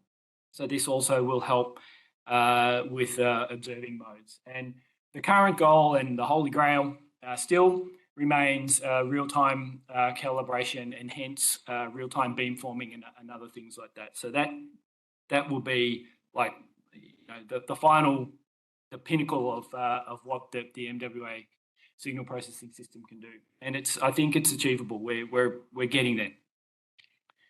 We'll probably hear a bit more about that in later talks. So the new MWA signal processing system looks like this, and maybe following on from the talk before about things that maybe aren't so exciting about data storage centers, like no one gets excited about storage, probably no one gets excited about switches, but actually the thing that enables everything in all modern radio telescopes is actually this thing. It's actually the most boring bit, but it's actually this bit that enables it, and it's being able to use these commodity switches that makes everything else just so easy. It just does all of the hard work for us. And in this slide that I showed from a few years ago, we had the potential of adding future things in, because you just plug them into the switch, quite literally plug them into the switch, and we've achieved that. So we're already at the point where 128 tiles is well behind us. We'll never ever look back. And this is made possible both because of the major reorganization of the system signal processing architecture. So you'll notice those fine PFBs are gone, right? So now we just capture raw coarse channels, and then off they go, rerouted into the appropriate correlator box. And now we can just plug new things in. We just plug them in. Okay.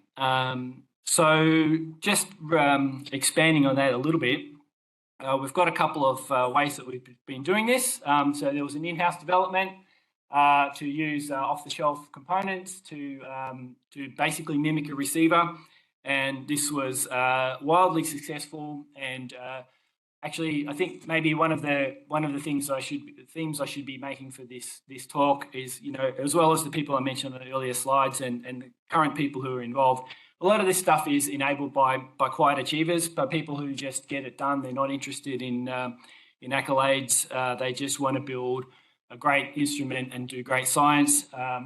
So shout out to the quiet achievers and people who just get things done. So we have two new receiver systems for our long baseline tiles. The other ones, of course, is the new receiver systems being developed by Xiao. And so shout out to Yaojun and your team. Where are you, Yaojun? Yeah, there you are. Yeah, shout out to Yaojun and team for developing these. It's been a fantastic collaboration over the last couple of years.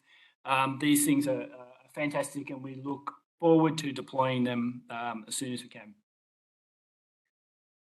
Okay, so yeah, just to show you that this, the MWA has actually been running as an 18 receiver system with 144 tiles for over a year now, I think. So this is this is a snapshot from the MWA live status page. So here's the band passes of all of our receivers, and here's our 17th and 18th receivers with the National Instrument systems. There they are. They're just working. Just plug them in. They just work. And those tiles now, because the MWA is still in a pseudo compact configuration, our current tile array looks like this with these weird guys out here. So these ones are all of the long baseline tiles that are attached to those new receivers. They'll never be unplugged. And we just look forward to the future where we just have more and more and more and more tiles appear for the MWA until it's filled out and we never reconfigure anything ever again, which will be excellent. Also, just quickly, this is a slide I found from 2016, so it's been fun kind of looking through some of my old slides where I was comparing what we envisaged as the 256T at the time with SKA and the amount of work that needed to be done and so on and so forth. It's hopefully, obvious that once we sort of move forward to a 256 tile MWA, we're basically in the same ballpark as SKA. It's, a factor of 2 or so. And, as astronomers, 2 is 1. It's the same thing.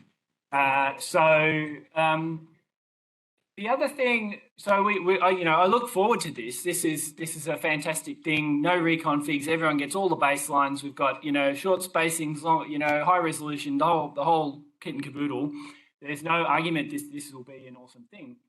And also, if we're fortunate enough to get a full complement of new receivers, we can move to an oversampled PFB, which will see the end of the scourge of the EOR project, which is our coarse channel band passes. But anyway, the point I was making with this slide was that the signal processing load for a 256T and MWA is basically the same as SK low.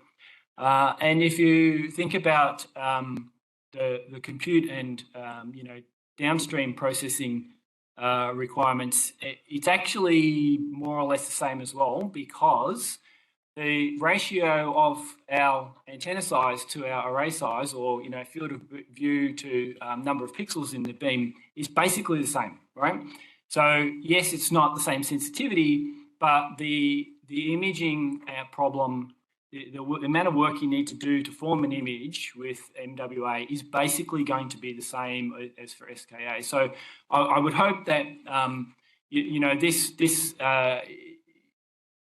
I guess what I'm saying is SKA data is already out there, right? It's out there. Just process it. It's just got a different badge on it. So in terms of the work that you need to do, it's basically the same thing. So anyway, I think that was all of everything I wanted to say. How am I ahead of time? Yeah, we'll keep going. So that's pretty much all I wanted to say. That we've gone through some growth and some phases, but we're in a really good spot, and very much look forward to achieving that final vision of 256 full-time in attendance. So I'll hand it over to Chris. We're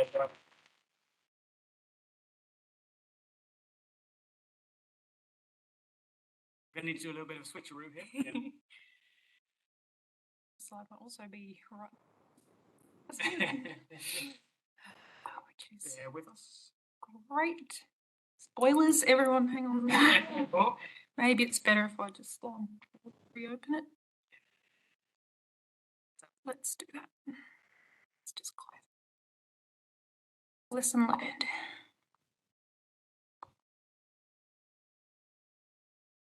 Right.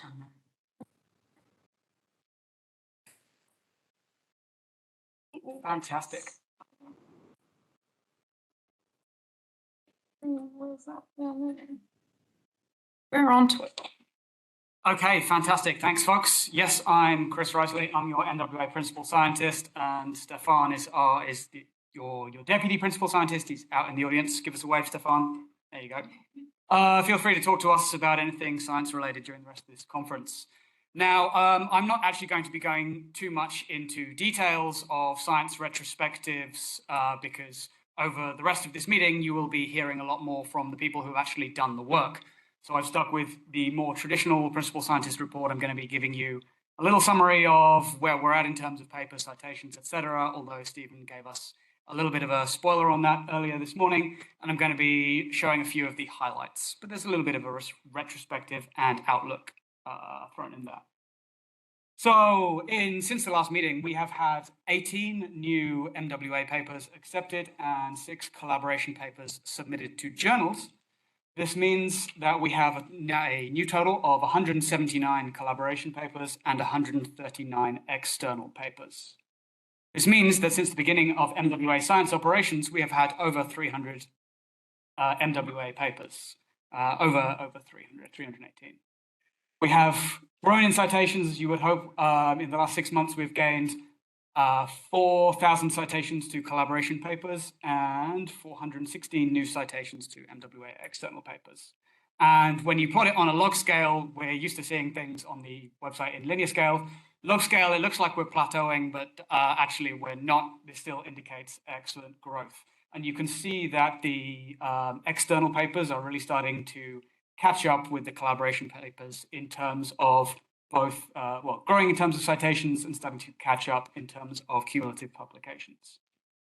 Now, last year in December, I posed the question to you, who will submit our 300th MWA paper? Well, as you now see, we are over 318, and after a bit of legwork yesterday, I was able to work out, congratulations to Surajit Mondal for submitting the 300th MWA paper.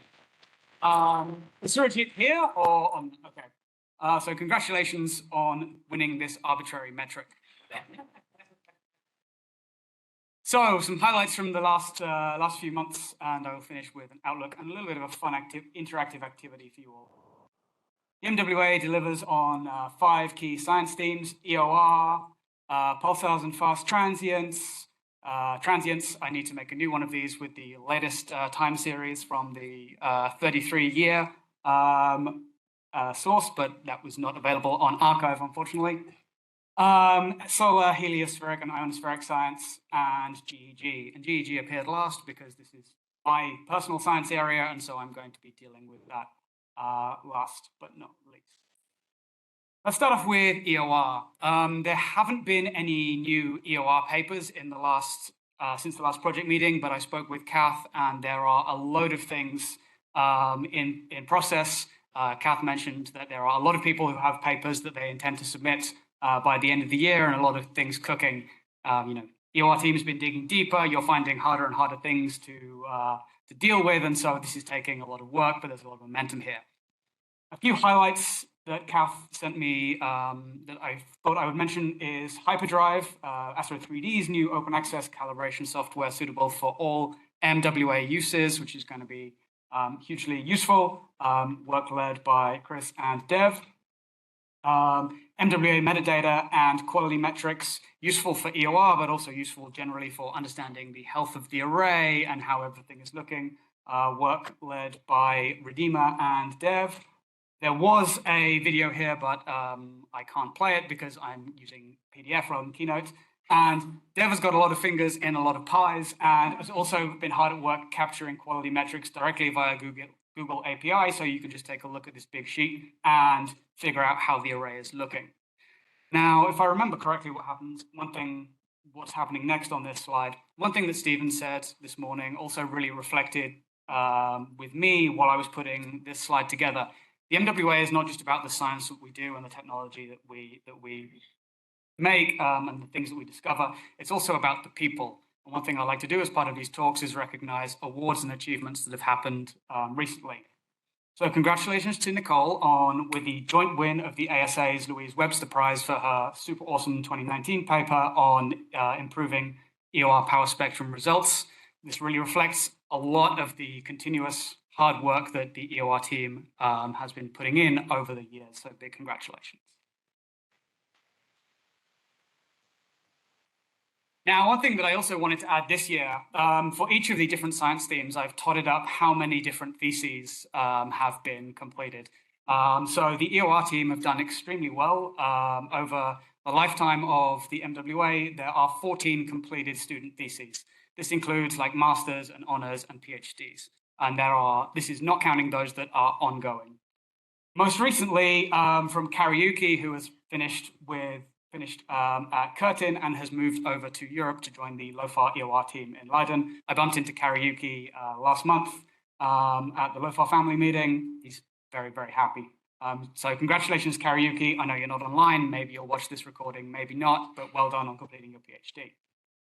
And tune into Wednesday's EOR session for a lot more news from the people actually doing this work. PFT and transients. I could hardly mention PFT and transients without mentioning the SMART Pulsar survey. Papers 1 and 2 are now published in PASA. This plot here from Ramesh's paper shows all of the detections, include all 177 of them, including 3 new discoveries. The pulse profiles show a weird and wonderful gallery of different structures, different physics and fun stuff. You'll hear about this later. A recent paper from Parul Janagal, synergizing MWA and GMRT to look at single pulse profiles. The Pulsar stuff with the MWA is huge, super cool. They're only scratching the surface, and be prepared to look at all of this later. Of course, I could hardly mention transients without a reference to Natasha's most recent one, grabbing the awesome artworks from the ICRA website. This thing has been on and off for the last 33 years, and there's a cool paper looking at understanding the physics of these. We don't know what these things are. We're trying to understand it. We've got 2 of them. Oh dear, I'm running out of time. They appear roughly here and here in the P in the magnetic field spin period section plane. And see talks today and Friday for more. And PFT and transients have also done very well and accumulated 14 completed student theses. SHI, a paper by John Morgan recently looking at scintillation, increased scintillation as a result of a CME, which is phenomenal because it's unprecedented detail, detecting and characterizing IPS 33 hours after the launch of this CME at a distance of 33 degrees from the sun, which is where that little hollow circle is, just from one single 5-minute MWA observation. So if we can get more of these, this is going to be super cool for tracking CMEs across large distances. And also applying machine learning to solar physics, going from these detailed images of the sun through to detecting and grouping by common properties for further study. SHI have also done very well, completing 5 student theses over the lifetime of the MWA, with a number of other ones on the go. And check in with the SHI team on Wednesday. GG, I will get through this rather quickly. Supernova remnant searches in the Milky Way using multi-wavelength data, searching for the missing 600 supernova remnants that should exist, but we haven't found, using a multi-wavelength approach, which is really the name of the game for so many of these science cases. Characterizing the SEDs, this was just one from that paper that had MWA data in it. Super cool paper, I suggest check it out if supernova remnants are your thing, and there's a lot of interest in this work. Quasar jet disk wind interaction, using the MWA's broadband SEDs to understand the substructure, which you can see here going from MWA through to VLBI scales, understanding accretion disk instabilities and how these influence the launching of jets. At GEG have had 16 completed student theses, which is fantastic, including most recently, Kat Ross, our session chair. So congratulations, Kat, on completing your thesis. Dr. Kat Ross, congratulations, and well done on continuing on at Curtin. And more from GEG very soon. Now, finally, looking forward to phase 3. This is very brief. I'm a clusters person, so clusters are what get me excited about phase 3, we've done a lot of this kind of work using phase 1 and phase 2 data, such as these gorgeous images of Abel 194 from a paper that Stefan has in prep, and an improved image from the one Stefan showed yesterday in the GEG Busy Day, some work that I'm doing on Abel 3667, a cluster that is very familiar to me. I wrote my first author paper on it. These projects are really showing the power of the MWA. Even an instrument as phenomenal and powerful as Meerkat can't trace the full history of this emission. So understanding particle injection and aging mechanisms on megaparsec scales using capabilities that only the MWA provides. Galactic plane science is also super exciting. This is just a phase 1 image from Natasha's 2019 paper showing a lot of cool physics in the galaxy. We've got a student project using phase 1 and phase 2 data. So we'll be able to put the MWA's glasses on, get into HD and study all kinds of cool galactic physics. And really your science here, like there's so much that we're going to be able to do with phase 3 of the MWA that I'm just super excited for all of it. This is my personal excitement stuff, but your science is also going to be super exciting. And phase 3 enables this kind of work and so many others just by default by having that on the road to the full 256T, all of the capabilities that Randall mentioned. My summary is here, but I will kind of skip over that and to get onto the fun interactive part. All I really want to say is it's an exciting time to be doing MWA science. Feel free to contact me on Twitter or via the scientist email. If you want to ask questions, feel free to grab me during the conference. I won't stop too long for questions because this is really what I wanted, a fun activity suggested by Randall. It's an MWA quiz. So this is not live, but if you go to polev.com/ChrisRiseley676, then tell us which channel or which frequency you think this MWA beam pattern represents. And I have the webpage live on my laptop. So while you are all doing that, if anyone wants to ask questions, feel free to do so. And Randall can tell us the results as they come in. Okay, I want to ask for applause, but I feel like everyone's too busy typing in answers, myself included. So you don't have to type the answer, you just have to click which one you think it is. It's nice and simple. Yeah. Very exciting. Anyone online have any questions? I can see the chat, Yes, but I have can't now see any voted, so I can actually do my job as chair. Okay, so if you have free hands, first of all, a round of applause for Chris and Randall for the talk. And then any questions online or ECRs as well in the room? Second. We've had a question in the room from Natasha of, is this log or linear for the MWA beam pattern? We can all debate that as much as we want. Okay, open to anyone now. Any other questions in the room? We've got at the back there. Question for Randall.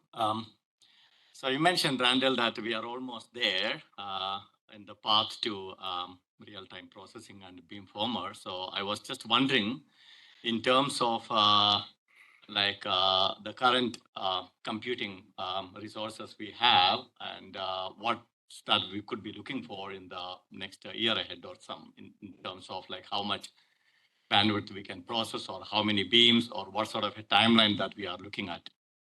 I feel like that's a Dorothy Dixer, Ramesh, because I think you know the answer to that, don't you? Yeah. Good question. Actually, if anyone wants to put their hands up and tell me the answer, let me know. But I'm pretty sure we're looking at least a handful of real-time beams, maybe 5, easily. But no one's really actually tried this properly yet, right? So I think the initial try of kicking the tires, doing beams was, 5's easy, which maybe means more is doable with a little bit more work. But I can promise you 1's doable. Yeah. But actually, we'll probably hear a bit more about this from Dev with Dev's talk, because this exercise in sorting out what needs to be done for genuine real-time calibration has, flushed out, to quote Miguel, a few subtleties. And they're actually quite interesting, but I think we've got a handle on it, and we've got a path forward. So, how are we looking? Great, thank you. Any more questions? I'm noticing votes are coming in. It's a joy of being a chair. I get to sneak at the results. Ron, we've got another question from Ron, and we'll leave it at that one because I don't want to hold anyone up from lunch. Ronikas, and now I think I can ask the question I was going to ask Mark, because you gave a lead in. You wouldn't have to form these beams in real time if you kept the voltages of all the elements. So my question really is, this data storage question is related to what you store, because you can reduce the data rate by many, many steps. And is anybody exploring what is optimum? Should we be trying to keep voltages? I mean, as somebody just said, the computers are going to double every year anyway, so. I think I understand where you're coming from, Ron, but the difference between visibilities and voltages is in a factor of 2, as you know. So I'm going to say not feasible, but without having thought too much about it. But at the moment, not really feasible. I mean, well, actually, Ramesh, how much is your smart survey volume for how many hours? 3.5 petabytes for how many hours? 100 hours, all right. Potentially a wonderful discussion to have over lunch. So let's give another round of applause for all the speakers in this session. And just a quick note, according to the poll, the most popular answer was the channel 121, 154 megahertz. Is that what was printed? Mia? That's correct. Thank you, everyone, and enjoy lunch. Cheers. Hello, everyone. Okay, hope everyone's settled back from the lunch. Okay, good. Did everyone enjoy the lunch? Was nice? Thanks to our LOC. Okay, so now we have our first speaker for the session is Chenoa Tremblay, who's going to talk on about galactic and extragalactic astronomy. So take it over. All right. Thank you very much, and thank you for having me and allowing me to talk about GEG science. I know a lot this morning has been talking about EOR and its greatness, but I hope you also come to appreciate that G&G also has some wonderful science involved. So in 2013, so actually I'm the chair of the GEG committee. My name is Chenoa Tremblay. I'm a project scientist with the SETI Institute. And I've been actually involved with MWA for quite a long time, directly and indirectly. Actually, 10 years ago in 2013-ish time, I was working as a research assistant voluntarily at Curtin University. And I was sitting quietly in some of the project meetings and things, but I hadn't actually gotten any of my own data until a little bit later. So how do you interact with the GEG? So our group is kind of a collective of many different science themes, which I'll talk about as part of this. And if any of this is interesting, you're welcome to come to our meetings. We hold quarterly telecons at this point on the fourth Fridays of the month. We also have Slack channels at the GEG Wiki, and then I tend to run these celebration of science where people get to volunteer and just talk about their love of GEG science. So my introduction to GEG was in 2014. I got my first data set of the Galactic Center in July of 2014, thinking that happily I would process this like I would have VLA data and just thrown it into Myriad and had fun. That was not the case, and I learned this lovely word in December 2014 called W terms, which I never had to work with, which was also one of the worst things that I ever had to work with, but also one of the best experiences. And joining the GEG collaboration, made a huge difference in my ability to be able to process this data and do something with it. Now, when I attended the Science at Low Frequencies, the first meeting in 2014, which is what some of that workshop was on the tail end of, my grand ambitions was to use the MWA to study prebiotic molecules in the interstellar medium. I didn't quite realize that goal, but this was my grand plan in 2014. But, it did take 4 years later, or 3 years later, before I was able to finally create my beautiful image of the Galactic Center of 4 hours of data with the MWA. And actually, this was not the image that I had published as part of my first paper, but this was. Because in the science for doing molecular lines and recombination lines, you want to remove all the fluffy stuff and see the molecules hiding underneath. So this was actually my published image of the Galactic Center, and not that one. Now, when I was preparing for this talk and thinking about, what has 10 years of GEG science kind of brought us, I first went back to Judd Bowman's paper about what was the perception of GEG science, the science cases that were put forward for the MWA, and then how have we done with that? And in the first paragraph, I was taken by this sentence that said the major input into science will come from a deep all-sky Southern Hemisphere survey over the MWA frequency range with full polarimetry and spectral resolution. I think that's a bit of a big ask, but we have done an amazing job in trying to make that a reality.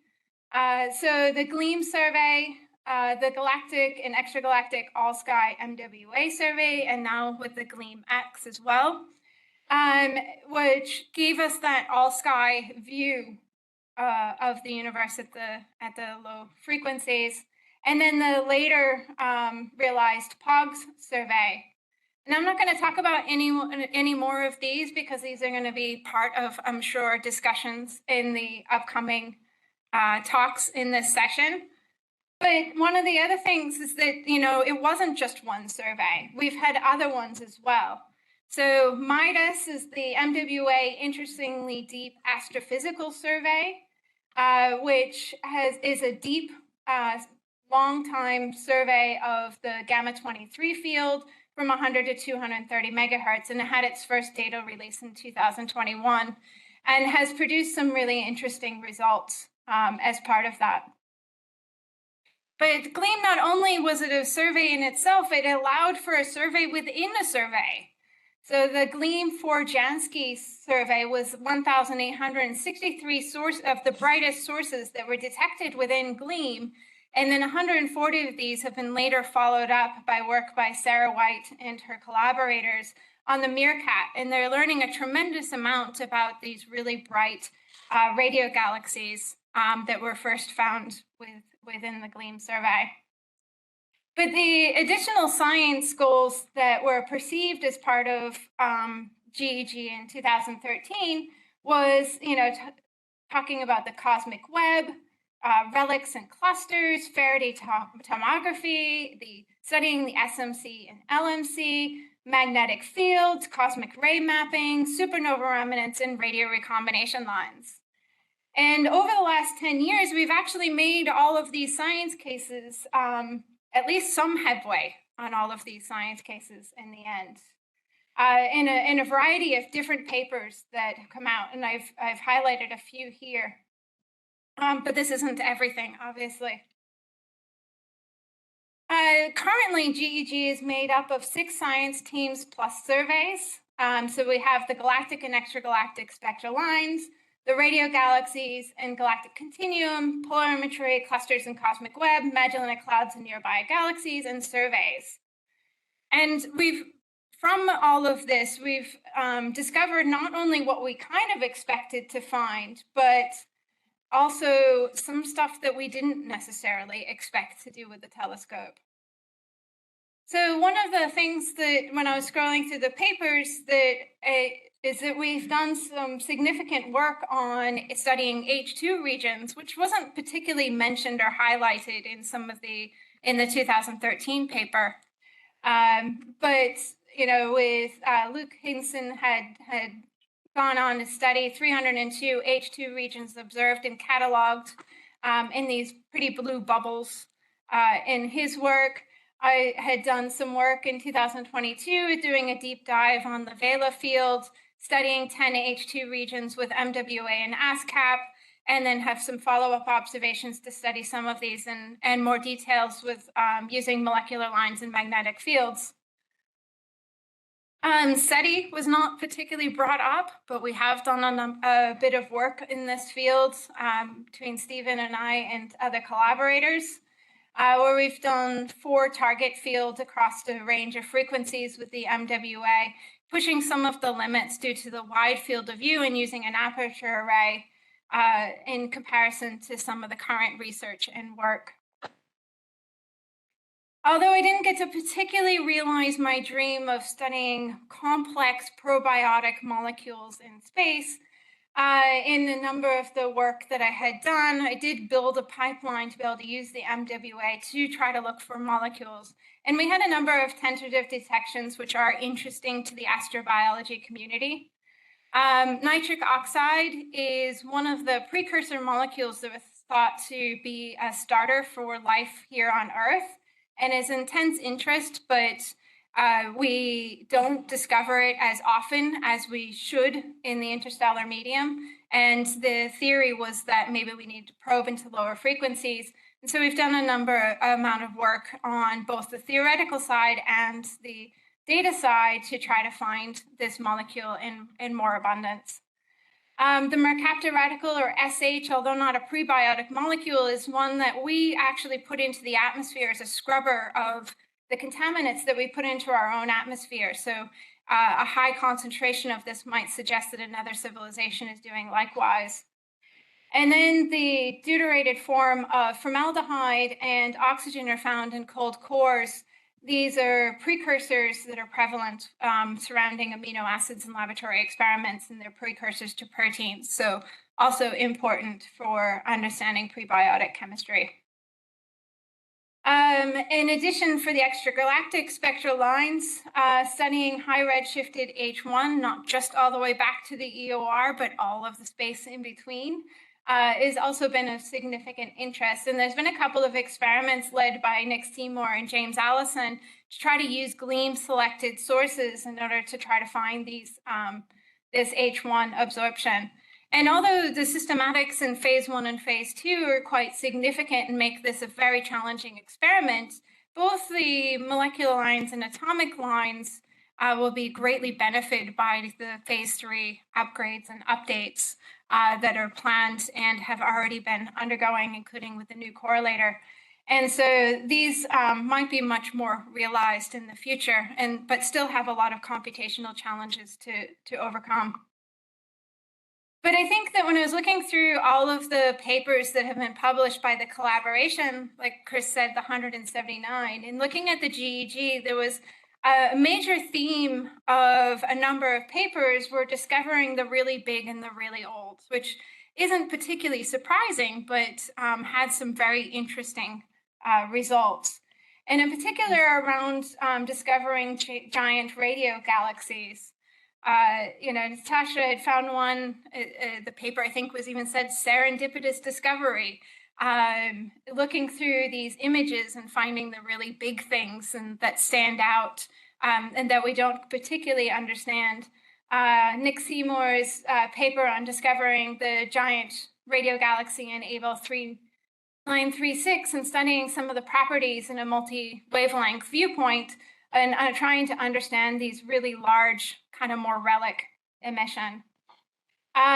Including this one of the giant radio fossils in the galaxy cluster, as well as the giant X morphology, so the misaligned jets with the core somewhere sitting in the middle there. And then some more recent work that was published by a PhD student, Velovic, which studied NGC 2663, which is a nearby giant radio galaxy that was actually discovered in my images from the Vela, where I removed all of the pretty continuum. Somebody else asked if they could borrow the continuum and went on and found this one that not only was a nearby giant radio galaxy, but the jets look like they're recollimating, which was a really interesting multi-wavelength and multi-viewpoint look into this and trying to understand why did it look like the galaxy was blowing bubbles. And it turns out that we don't think that the galaxy is blowing bubbles, but more just that the surrounding medium is really frustrating and changing the jet structure quite heavily. And then Ben's work, where he was studying, using that MIDAS survey to study 104 of the radio galaxies in the gamma 23 field, 10 of which didn't seem to have active turned on cores, and doing a deep dive in understanding and the analysis of these more ancient jet structures and the galaxies themselves near their ends of life. So I think overall, the last 10 years have led to a lot of discovery, and that discoveries took time. If I look back at all of the work that was published for a lot of this stuff that was proposed in 2013 that we would be able to do, most of that has been published more recently in the last 4 or 5 years, more than 10 years ago, because it took so long for us to kind of build those techniques, but now we're kind of steamrolling through the science at an amazing pace. And I think this makes it a really exciting to see where the telescope in the science is going to take us in the near future. And I think that, and I'm really excited to kind of see where this is all going to take me. Thank you very much. Some favorite pictures that I had from my time with working with the MWA, including from one of our publications of the alien visiting the telescope, apparently published by I think it was a New Jersey newspaper or something. So thank you very much.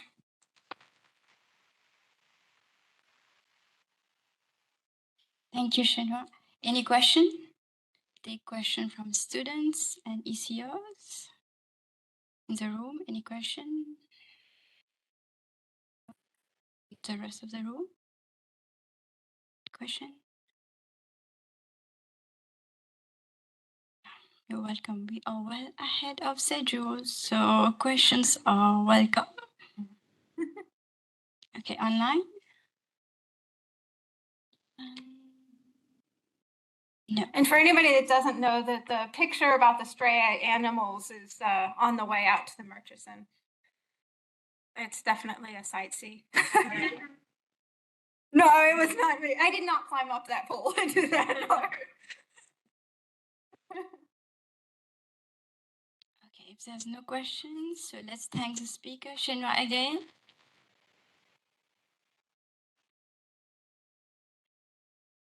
Our next speaker is Stefan Duchesne, who's going to speak on it's able 194 and the beauty of archival data, how to get most of it, as we have learned from the beginning of this workshop.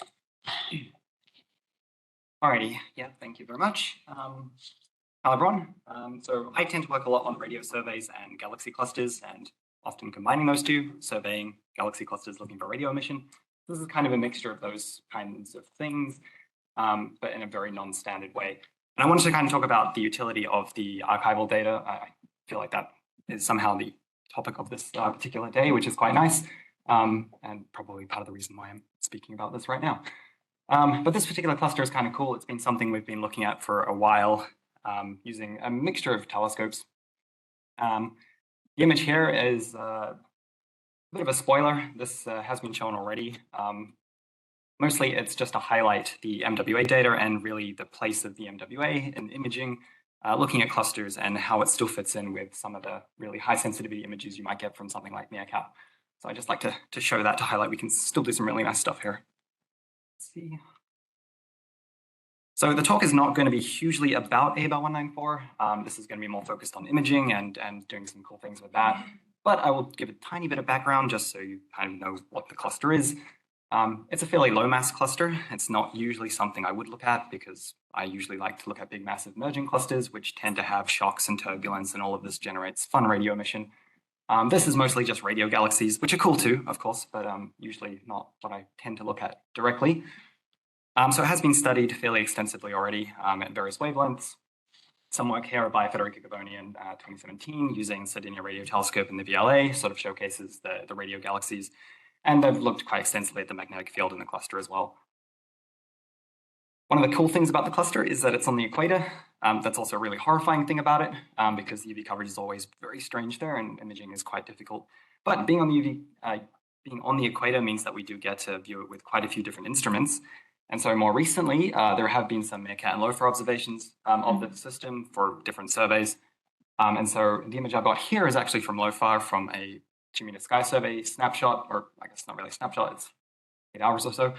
But it does highlight some really interesting features, particularly these filamentary components that come out to the, get my directions right here, I still can't get it right, east, that's the one. It's backwards for me and it's backwards on the sky, that's super confusing. Yeah, the east of the radio galaxies, we have these nice filamentary components that come out there. The LOFAR data do actually get to separate it into a couple of different components. And the Meerkat data too, which was on the first slide, do a very good job of separating these things. But what I'm most interested in is this more diffuse large-scale bit that happens to sit below the filaments. In this particular case, I've got, again, LOFAR data sitting there, tapered to 60 arc seconds to really highlight the diffuse component. Now, it's not just made up of point sources, it's actually a very interesting diffuse source, I promise. But if you're looking at something that's about 60 arc seconds resolution, then that's really where MWA tends to do pretty well. And I'm pretty interested in figuring out what this thing is. So I want to look at the spectral properties. And again, MWA with a nice big fractional bandwidth can do something quite useful there. And so basically, this is where the archival part of the talk comes in, because I went diving into the archive, looking for any bit of information I could find, both in terms of the phase 1 sort of older data and the newer phase 2 extended configuration. And actually, there might even be some technically phase 3 data in there, but I'm going to lump that all into the phase 2 extended configuration subset. And so processing those data in the usual way, which is calibration and imaging independently for each 2-minute snapshot, stacking them at the end, produces some fairly nice images, I think. There's a bit of a range of sensitivities to these images simply because at the end of the day, this is whatever I could find in the archive, so the actual integration time ends up being quite different. But ultimately, they show all the same thing, which is good. We see the bright radio galaxies. We see the I'm going to say filament, because it's not really a filament anymore. It's a bit too blobby for that. But more importantly, we still see that diffuse component that I'm most interested in. Now, the phase 1 data are processed with a uniform weighting, which is quite useful. Allows us to look at the spectral properties in a resolved way without accidentally making high or low frequency too sensitive. The phase 2 data, unfortunately, don't get to really hit that uniform weighting. We don't quite have the same sensitivity on the short baselines in the extended configuration. The images here are actually made with a slightly different weighting to highlight the diffuse component, but if I were to image that in uniform, it disappears pretty quickly. And one of the cool things actually also about the MWA is the wide field of view. So I just want to highlight there's actually a bunch of clusters in these images. That's kind of the nice benefit of these wide field data sets. In this case, this is some random radio relic that happens to be in an actual merging cluster, which is normally the thing I would look at. And it's kind of just a bit of a bonus, but has the exact same problem. Low resolution, high resolution, we lose some of the diffuse component and we'll lose it completely when we image it with uniform weighting. And so ideally, we want to combine those two data sets, and that's really the first part of the talk here is talking about joint deconvolution and filling in the gaps there, or probably more accurately combining things and getting really the best of both worlds. And the catchphrase here, I think, is going to be resolution and sensitivity. And I might say that a few times, so bear with me there. Basically, to do this, you can just throw your data sets into your favorite imager, your favorite generic wide field imager, WS Clean, and technically it would work, kind of. It doesn't work very well, though, particularly when you go diving through the archive, pulling out whatever observation you can find. You typically get all sorts of beam patterns and everything else. You'll get data that have astrometric offsets. You've got to correct all of this. Normally, we do all that in the image plane, primary beam corrections, post-imaging astrometric corrections. But if you jointly deconvolve them, it's a bit hard. Luckily, we have a piece of software that can do that part for us, the image domain gritter, which is implemented in WS Clean. This allows you to apply A-term screens to the data as you grid them. So if you have disjoint data sets in time and in beam settings or with different RA declination offsets between sources, you can correct all of this as you grid the data. And this is really pretty much required.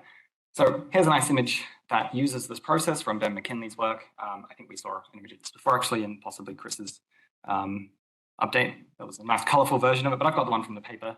This one has the jointly deconvolved data set here. So this is using quite a few phase 1 and phase 2 snapshots to really get what I like to think is definitely the best image of Centaurus A, and really does highlight what you can do with the joint deconvolution. Now, the process here does take a little bit of time. The imaging is obviously going to scale with the number of visibility data sets you put into it. It also scales with the complexity of the A-term screens. So there is a maximum number of measurement sets you can combine, particularly using the compute cluster we have, which normally we can process things over 24 hours. This gives us about 20 to 30 snapshots maybe that we can combine, but that's enough. You don't need to image them all together. You just need to image enough to really sort of combine those data sets. And just to take a bit of a detour here, because I'm trying to highlight here the utility in this joint deconvolution process, I'm obviously going to talk about the galactic plane, because that is the place where you really want to look at if you're trying to, probably the best place to really make use of this process. And so here's a nice image that Natasha's produced some time ago. I think is a bit of a demonstration for how Vela would look if you combined phase 1 and phase 2 data sets, and really just highlighting the utility of the joint deconvolution. And it's just a very nice image. I like showing it. But also probably just highlights where the extended configuration doesn't do so well in the galactic plane. And so also in that context, there's a PhD student at Curtin who's currently working on pretty much approaching this for maybe not all the galactic plane, but most of it, to look for supernova remnants. And so that's Sylvia. I think she's going to have a poster on this, hopefully on Thursday, so people can go look at a few more pretty images.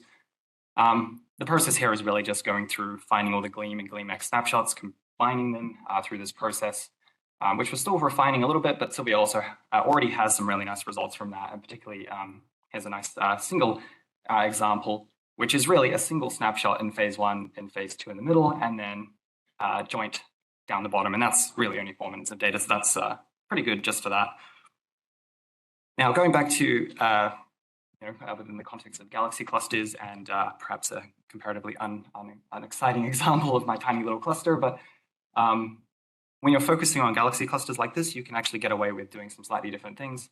Our targets are much smaller, so we can image smaller fields of view. This gets around certain issues with the, let's say, volatility of the process. Unfortunately, even with corrections to the astrometry, there are still situations where sources will be slightly offset between data sets. And of course, that will cause clean to diverge pretty frequently, which is not good. The more snapshots you throw into the process, the more likely that will happen. So keeping it small, even outside of compute requirements, is quite useful. But for these deep fields, we can get away with a few extra things. We don't care about the full image. Again, we just want our single little target, or at least an area around our target. So what we can do is actually subtract everything away from it. We have to process all the snapshots independently anyway, which includes calibration and imaging. So we already have a model of each of the snapshots right there, so we can subtract that nice and easily. This speeds up the processing, but it also means that we end up with things failing a lot less. We have less sources to potentially bring everything down, which is nice. And so this is just an example of what that kind of looks like If you split up your group of snapshots into a few different groups, you can arrange this based on pointing or the actual on-sky location. In this case, the data happened to be all Gleam and Gleam X. Just so happens that's kind of there in the sky here. And so you end up with a fairly nice text strip there. The actual field of view of the image is the black circle, and the black cross is the actual target. So everything outside the black circle gets subtracted. And we only have a small little image, but it's all we really need for this. And so putting that all together, we end up with some images, which is obviously what we'll end up with when you image things. Top row, 154 megahertz. Bottom row is 216 megahertz, phase 1, phase 2, then 2 different jointly deconvolved images. It's a little bit less spectacular than the galactic plane stuff, of course, but I think it does highlight what we can do with the cluster scale emission. The important point is that while we can get a nice image with some kind of balanced weighting like robust 0, we can actually get a really nice and sensitive image even with uniform weighting here, which is really what we need if we want to approach the resolved spectral studies. And I'm not really going to go into that because that's kind of all I've got at the moment. So that's about it from IDG perspective. But I'm just going to go past that example. We're going to talk about 300 megahertz stuff instead. Bit of a detour here, but this is kind of where this project ended up going. So in getting to the point of wanting to make spectral models, resolve spectral models of the source, I realized that probably we do want some slightly higher frequency data as well. UGMRT is doing some good work here, but is very much struggling to detect the diffuse component, as you might expect. Hopefully the proposed time observations get through, but we'll see. But in the meantime, I did go looking through the archive a bit more and found the 300 megahertz data sets that kind of cover the entire sky, but at the moment are pretty much unpublished. Now, 300 megahertz is a bit of a challenge for a few reasons. Calibration is difficult, imaging is difficult, RFI environment is a nightmare. But Jaden Cook, who is a PhD student at Curtin, during his honors actually spent quite a bit of time getting the 300 megahertz data processing into a point where you could get some nice images. He was working on calibrator scans and made a nice pipeline to get that working. And so working with him a bit, I got my stuff into a position where we could actually process the 300 megahertz data and ended up with an image. And this is all from what is basically an equivalent Gleam style survey at 300 megahertz. So it's not super deep. It's also not super deep relative to every other frequency from the MWA, but it worked, which was surprising. And that's the image there. It's horrifying, I think, compared to some of the other data. But it's still pretty cool because it's 300 megahertz and we don't really have a whole lot of information at 300 megahertz otherwise. There's just a comparison to the phase 1 data at 216 megahertz, and then an even more awful comparison will be the jointly deconvolved image. The 300 megahertz data is a bit limited, but it's still pretty cool. And I started thinking about what other clusters might actually benefit from a 300 megahertz treatment. There's a few other nearby clusters that have fairly bright big sources in them that could use that extra data point. So I went through and started processing some data. There's a particular cluster at DEC minus 55 that I'll show right at the end because it still doesn't look super great. But it got me basically processing the entire DEC minus 55 DEC strip. And that ended up looking like this, which is not so bad. It's kind of an awful projection because it's centered on the south celestial pole, but you can kind of see the overall scale of what that is. The full survey then is about 12,000 snapshots, not this ring, but the full thing will be 12,000 snapshots, covers 13 declination strips. And there is, for some reason, nothing at the celestial pole. Maybe someone can tell me the historical reason for that. But we'll cover that later. It is quite tricky because calibration, as I mentioned, is very difficult. The ABEL 194 300 megahertz data calibrated really nicely. It happened to be in a good location in the sky where things weren't a huge problem. But a lot of this DEC strip, the infield calibration doesn't work super well, but you don't need it to work all the time. You just need a handful of observations per night to calibrate. You can apply those solutions to nearby observations and still get fairly decent images out. Now, there are some improvements you can make in this regard, particularly with interpolating solutions. But for now, this as a proof of concept, I think this works quite nicely. And so I kind of got a bit carried away and then processed even more and ended up with 5 DEC strips done and did some rudimentary source finding and stuff and ended up with about 100,000 sources, which is not so bad. The noise varies a little bit. When in-field calibration works, it works really nicely and you end up with fairly nice noise properties around 3 or 4 millijansky per beam. In the final mosaics, I should say, the snapshots are a bit worse. But then it does get worse in certain regions, particularly around the galactic plane where calibration is quite tricky. and we get quite a bit of a longer period of time between good solutions. So I'm going to just probably keep going with this. At the moment, there are certainly some places to improve, and particularly in the calibration department, and possibly revisiting the flagging strategy to maybe not flag so much, because we do have to flag pretty heavy-handedly, but there's probably some room for improvement there. And then next steps, of course, is the proper mosaicing and source finding and catalogs, and then inclusion into the sky models, which is really, from my point of view, the important point of having this would be that extra 300 megahertz data point in our sky models. Bit unsatisfying within the context of ABLE 194, but I thought it was kind of a cool little detour. And that's pretty much it from me, but I'll just show a couple of examples of images of regions of the sky that I quite like. And this is probably the most cherry-picked example. We have the nicest region with Fornax-A in it, and it's really nice because Fornax-A is a really good calibrator. So the infill calibration works very well. And that's just, 300 megahertz on the left. Kind of a small label, and 200 megahertz clean image on the right. So it's pretty nice and comparable. We have multi-scale clean 2 now, so some of the extended sources do tend to look a little bit nicer. And then just I'll leave on this slide with a few fun examples. And there's the cluster I was actually trying to look at. It's still pretty cool, but not as exciting as the joint deconvolution image we also have of it, which Chris actually showed earlier. And just a few extra things. The supernova remnant, I'm sure someone in the room can tell me what that is. I always forget the name of it. Too bad Natasha's not here because she'd know. But that's fine. And Vela again, we've seen that plenty of times, but there's the 300 megahertz version. So I'll end there. And weird talk, I know, but it was a few different things that the ABLE 194 project turned into, and 300 megahertz survey is the last part of it. So there we are.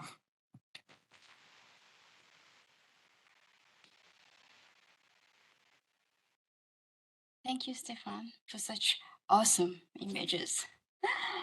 Okay, question in the room? Okay, Randall. Really cool. Just a detailed question. You mentioned when you were doing the image domain gridding and you had issues with small astrometric offsets or something like that.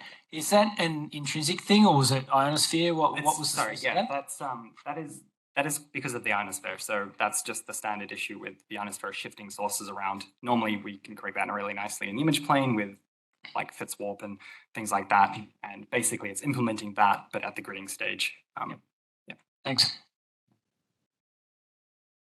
There's a question. I think you mentioned that your title of your talk was about archive. So just can you point out more strongly about how archival data played a part in what you were just talking about for your data? This was me just diving into the archive and grabbing data for all of this. So there's a lot of cool things you can do. That's a lot of data that hasn't been looked at yet. And it's not just the cool, exciting transient discoveries. There's lots of continuum things you can do too. At least I think this is fun. And certainly will be useful having a nice 300 megahertz catalog, I think. And the ABLE 194 stuff is progressing quite well, but does need a little bit more work. Yeah. Yeah, it's a cool point. And you figure with, I think you showed all the overlapping fields that you picked out with this object in it. That's pretty interesting. So what would be awesome is like a website you can go to and click a button and you give it the object or the field that you want. And then behind the scenes, it goes and finds everything and then puts it through the complicated processing and then gives you results at the end. Is this ridiculously infeasible? Because, I mean, as you say, all the information is there and it feels like you got most of the tools. Yeah, so I mean, ideally that would be great, but I think there's still a lot of hand-holding and there's a lot of human interaction to the processing part in selecting good and bad data and things like that, that probably would prohibit that from working well. You'd probably get images out, but they might be not super useful immediately. Oh, you can incorporate AI and get rid of the humans. Observations to go from that. Yeah, just the generation of this plot is pretty cool. So, this plot would be something that would be fairly straightforward to get directly with the information you already get if you search a location on the ASVO, for instance, for the MWA data. So you could very much, that would be a fairly straightforward thing. The processing part, maybe not so much, but yeah, cool. At the back.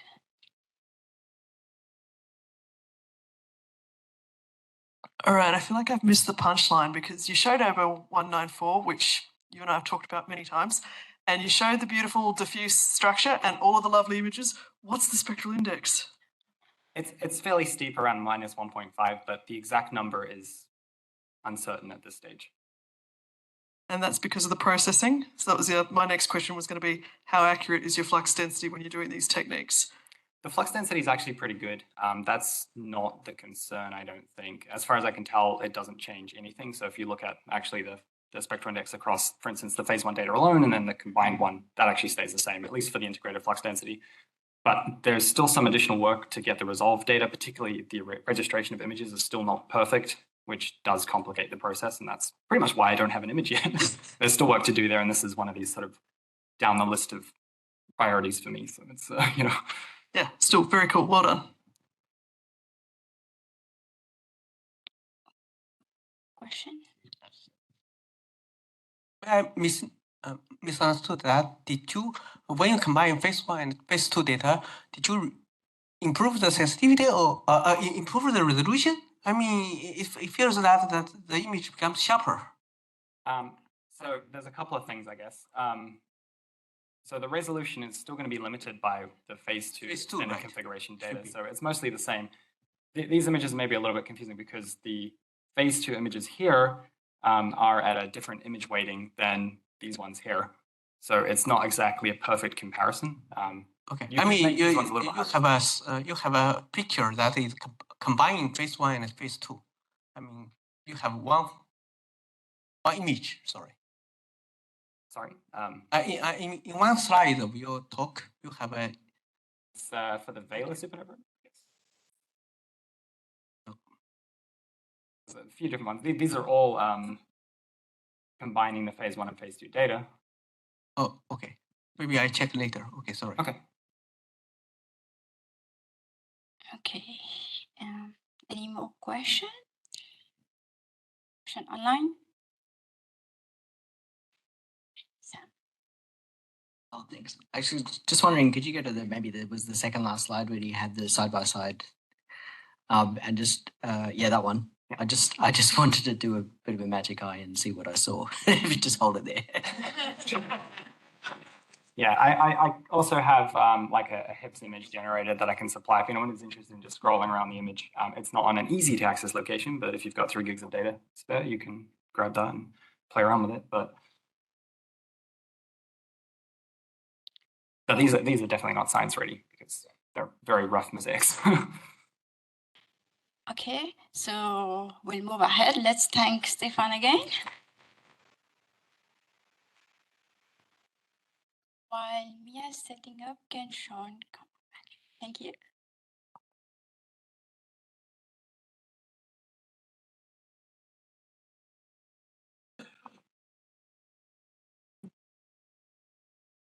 I apologize.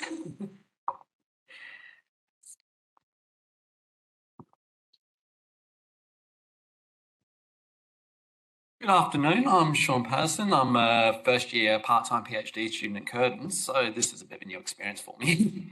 But yeah, part of my project involves producing a deep field of the gamma-9 region using the MIDAS survey data. Now, through my honours project, I experienced the tediousness of observational processing, and doing a couple of thousand observations did not excite me. So I decided to create the deep image pipeline to try and help in that aspect. So what is it? It is designed for deep field imaging, and I've adapted it from the GleamX pipeline. What I've essentially done is taken the GleamX pipeline, thrown it into an Exploit script, and optimized it for deep field imaging. With this, I'm now able to process thousands of observations with only a few commands. And I've tried to make it as easy to use and as portable as possible, so it'll be accessible to basically all astronomers. There's a few different use cases. The one I'll focus on today is the one I use it for. So this is processed on 4Z using AVSO data downloaded directly onto the Astro file system. This allows basically everything to be automated, the downloading, the processing, the mosaicing. But if you were to do it in a custom location, it's still possible. It just means having to create the sim links manually. So it just takes out part of the automation. And same aspect for working on other HPC systems, where it also probably requires a bit of fine tuning in the configuration file to suit that system. But I'll just run you through a basic processing situation. So initially you start the config file, just enter in where you want your observations to go, where you want your final mosaic to go, where your report's located, and any other settings for your actual mosaic. You then just throw all your obs IDs you wish to process into a CSV. And then it's as simple as running download, tell however many obs IDs you want to download at a time. So you can say do 200, do 300, whatever. And then you just run the Pearce batch. What that will then do is for every obs ID that's been successfully downloaded, it will then run through all the processing steps and output into that observation directory. Now, because Pawsey, or specifically Garawala, has a 24-hour job limit, means you do have to run it every 24 hours.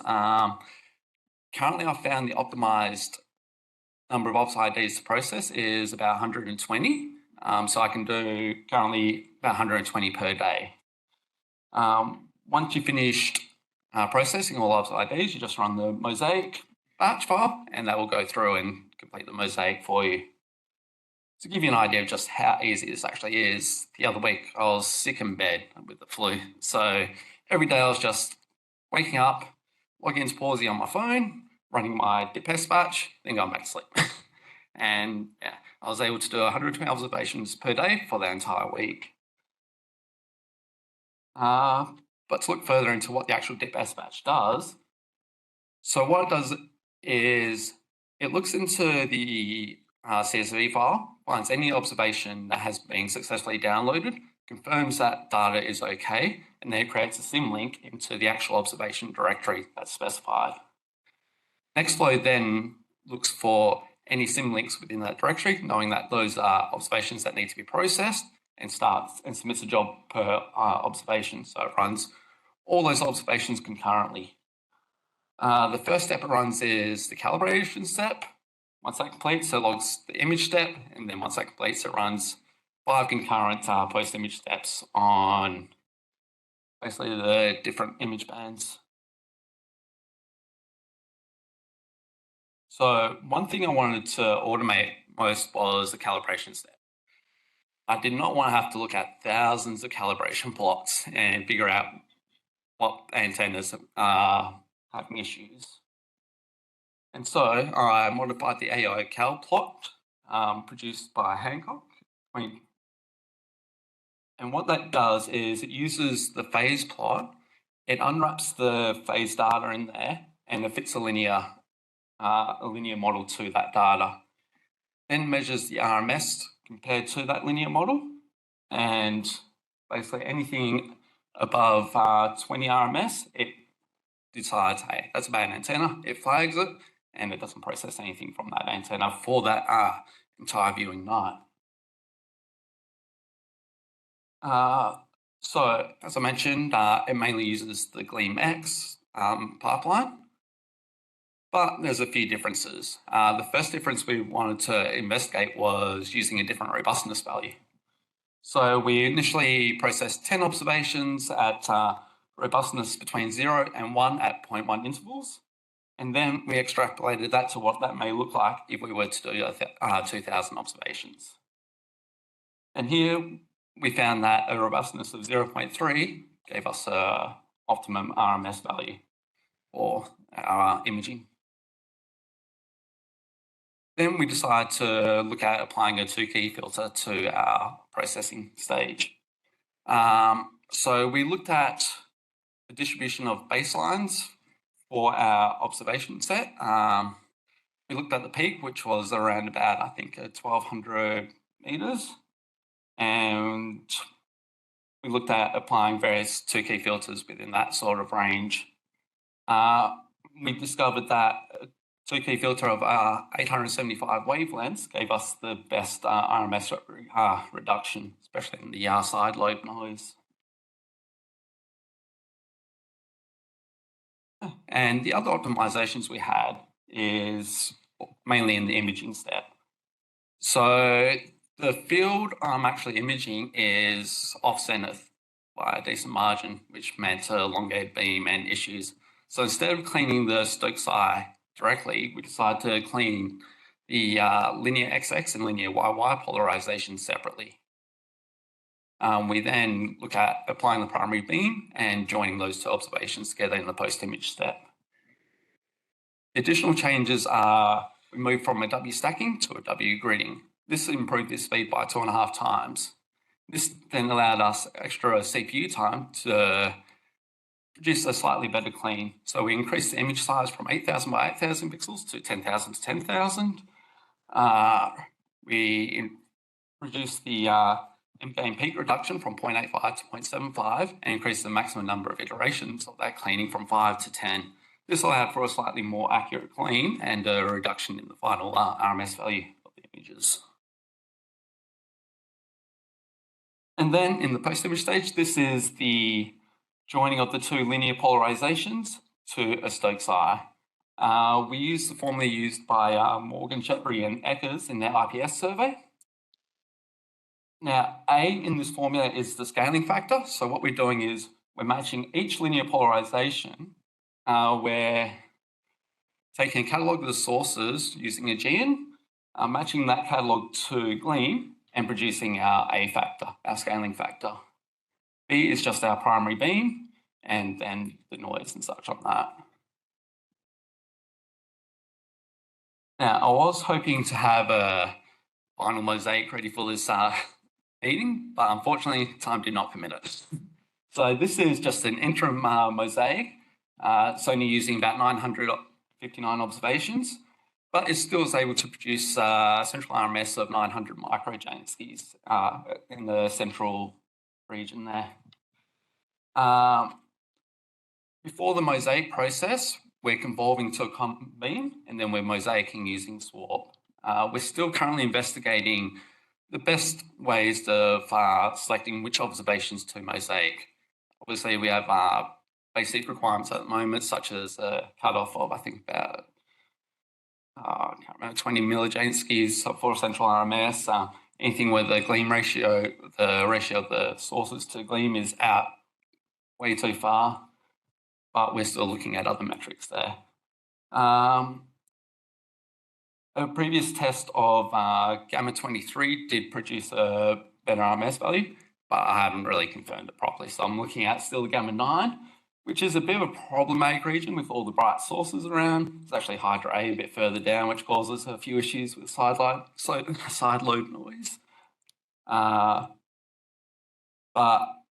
overall, we're expecting it to drop even further from that. So we should hopefully be able to get a nice deep field image once the processing is complete. That's basically my talk. Thank you.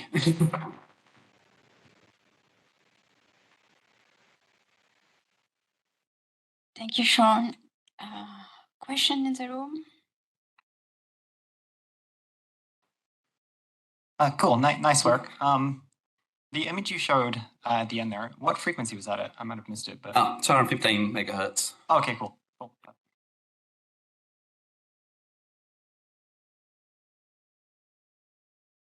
Do you consider the self-care in your pipeline? Sorry, what was that? Self-care. Oh, self-cal. Yes, I did attempt to run self-cal within the pipeline. It was causing lots of issues. On the odd occasion, it would produce a slightly better result, but on the majority of the times, it was, causing worse results. So I took it out of the pipeline.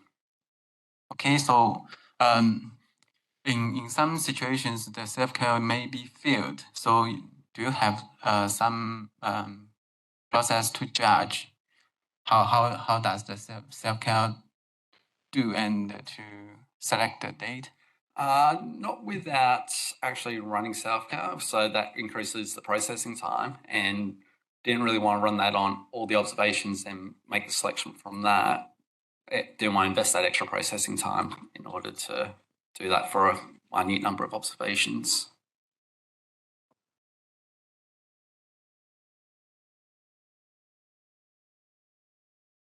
Thanks, that's really cool work. You mentioned that you introduced a Tukey to the cleaning. Do you also have a taper that comes with the Tukey, or is it just a strict number? So it's any Tukey and tapes from 0 to 875 wavelengths. So we only do the inner, so the shorter baselines, nothing on the outer at all. Okay, cool. Thanks. More question to the room? Online? Hands? Yes. Dave? Hey Sean, nice talk. Just a comment. I went to check out your dip repo. You've got the link up there. It looks like it might be private. But anyway, you mentioned that your pipeline doesn't work outside of Garawala because it copies to the Astro file system. If you'd like to get that working on other HPC clusters, this is something that I've done in my MWA EOR pipeline. So feel free to copy the code from that if that helps. But yeah. Nice talk otherwise. Great to see you using Nextflow. Thanks. Yeah, I'll check that out. Yeah, it's I'll post on there. I'm expecting to make it public over the next few days. I just want to fine tune a bit more before I put it out there. No worries. Thanks. Any more question online? Hands? No. Okay. So let's thank Sean again. Thank you. So our next speaker is Linhui Wu, who's going to talk on diffuse radio emission.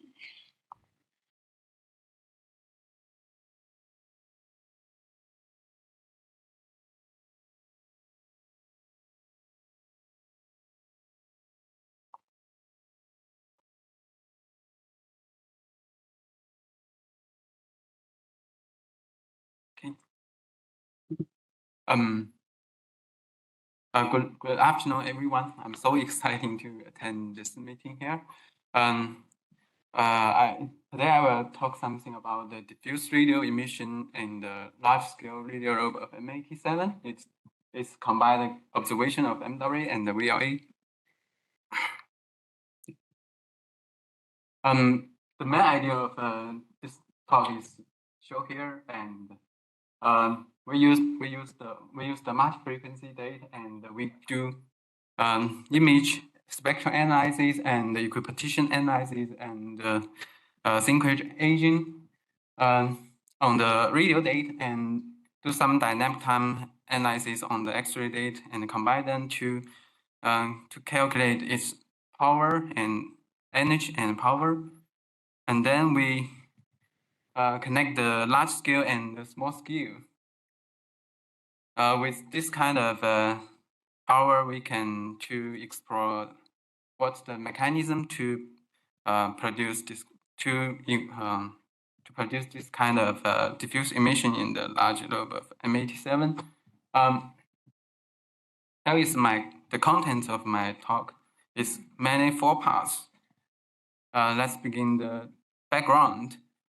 As you know, lobes and bubbles exist in many kind of galaxies, such as in our galaxies, there exists the Fermi bubble and ring bubble, and also in the radio galaxy.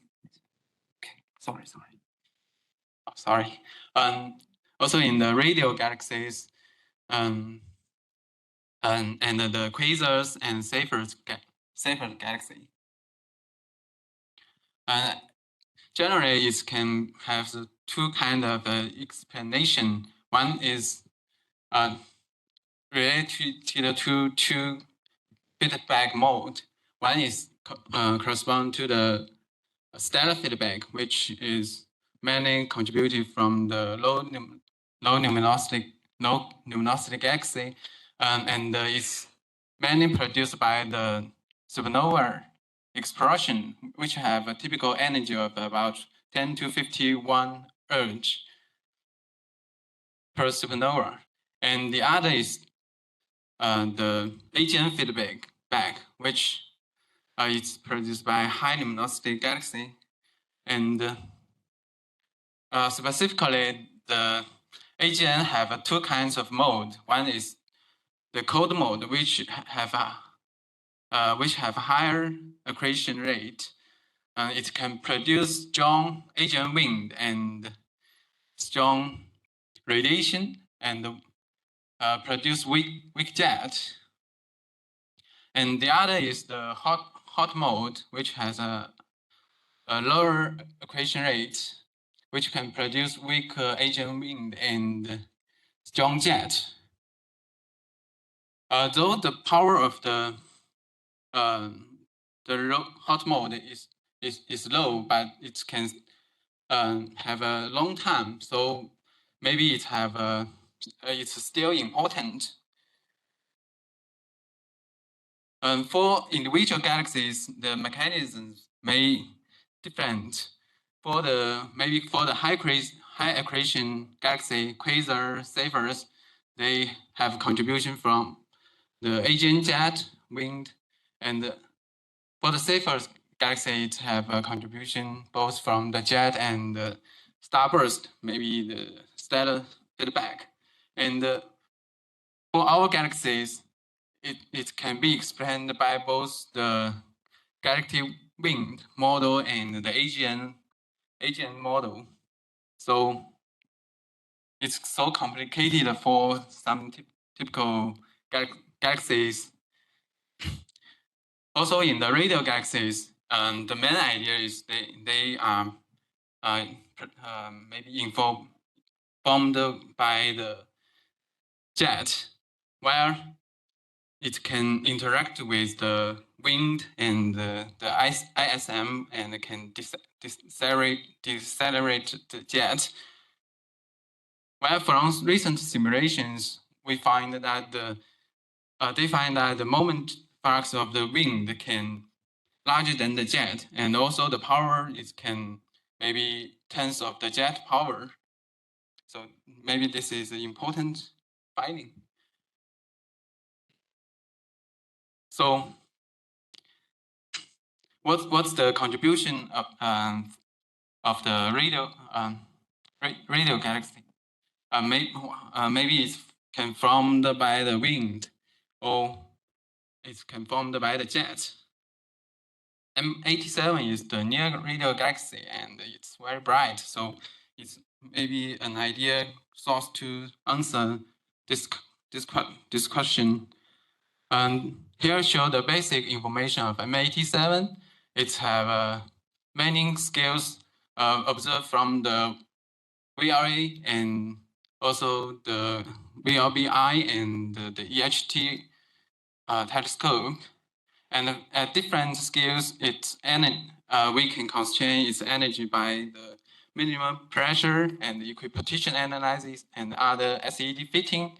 So in general, its jet power may range from 10 to 43 to 10 to 44. There is a lot of study on M87 for the large scale bright structure from the observation and simulation, both saying the large lobe of M87 is produced by the jet. And from the small scale, as I have pointed before, they have some simulation work find that wind is maybe important than we thought before, and also they do some simulation to explain the observation. They explain the arm spring of a M87 at maybe a sub-P6 scale, and find that wind can contribute to this arm spring. Also, recently there are Nature papers. They find that it's observed by the EHT with lower frequency. They find that the edge brightened and the wider emission profile, and they think that this structure is wind associated with the accretion flow and coupled with jet. Yeah, so wind should play certain roles in this kind of to produce the outflow and to form the large-scale lobes. Here we also consider some galactic wind contribution. Yeah, this is my result. I combine with the MWA and the VLA. The MWA, the central frequency is 155 and 260 megahertz, and the VLA, the central frequency is 1.5 and 2.5. For the MWA, we can see we choose two elliptical region to represent this kind of diffuse region, and we use the mean intensity. We calculate the mean intensity in these two ellipses, and use this mean intensity way then to calculate the emission in the whole lobe, and we find that the total diffuse flux is about 600 Yansky. And for the VLA data, we can see it has higher resolution. We can see many filamentary structures. It means that maybe in this kind of lobe, it's very turbulent. Here we show the spectral index. We find that the spectral index in the large scale lobe is very uniform, and it have a narrow range, maybe from minus 0.5 to minus 1.4. So it's another indication maybe it's a turbulence environment. If not, they will cool down and will have very steep spectrum. And then we do the equipartition analysis, which is assume that the magnetic energy is equal to the relativistic particle energy. And also we calculate the minimum pressure for the lobe. We find that the typical magnetic field strength in the lobe is about 10 micron cos, and the minimum pressure at the lobe edge is about 10 to minus 11 Ding per centimeter square. And then we do the spectral analysis, use the continuous injection and the impulsive injection model. We find out both model can expand the spectrum of this source. We get the break frequency and the injector spectral index. With this kind of break frequency, we can use this equation to calculate the synchrotron age. We find that, oh, oops, there has some mistake. The JP and CI note is mixed. For the CI injection, we will have a higher age. Maybe the upper limit can reach to 50 mega year. Yeah. So then we calculate the energy in the large scale lobe. We find that use the minimum pressure and use the thermal pressure to calculate it. It's maybe have order of about 10 to 58 to 10 to 59 urge. With the spectrum, we can calculate the total radial luminosity. It's maybe we assume that it's about 1% of the total power, injection power. Here we calculate the diffuse region and the Hell region respectively. And kinetic power can be calculated by this relation. And then we find that the kinetic power in the diffuse region is about, it's 10, not 2.8, sorry. And 10 to 44. Yeah. Okay, with the X-ray data, we can calculate the dynamic time. One is the sound crossing time.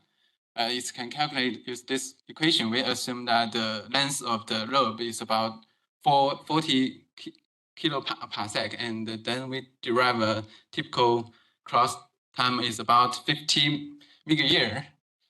And also we estimate the excavation time of the lobe for different case.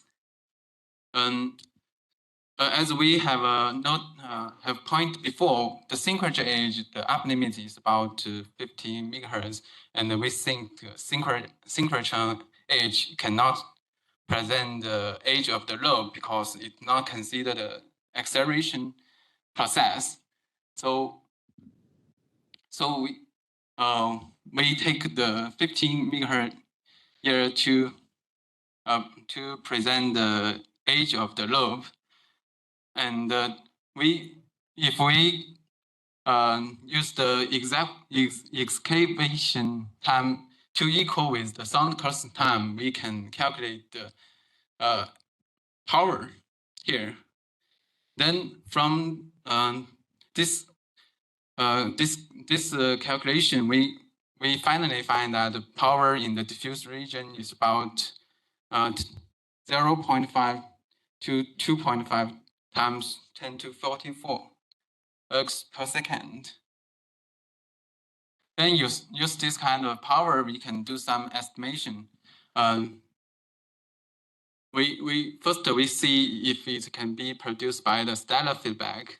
As we have noted before, the typical energy of the supernova is about 10 to 51, and so have this kind of power, we can calculate how many supernova it need, and use this kind of supernova number, we can calculate the star formation rate, and then the star formation rate is much higher than 200 solar time per year, but from observation, we find that the star formation rate for M87 is about 0.1, smaller than this.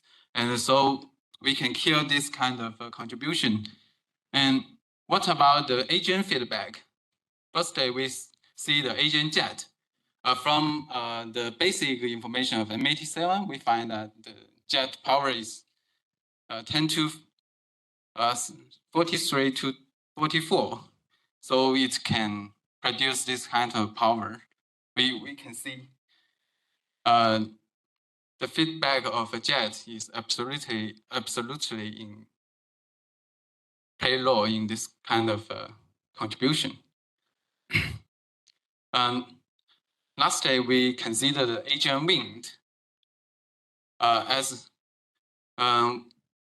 from these two papers, we can calculate a relation between the accretion rate and the jet power.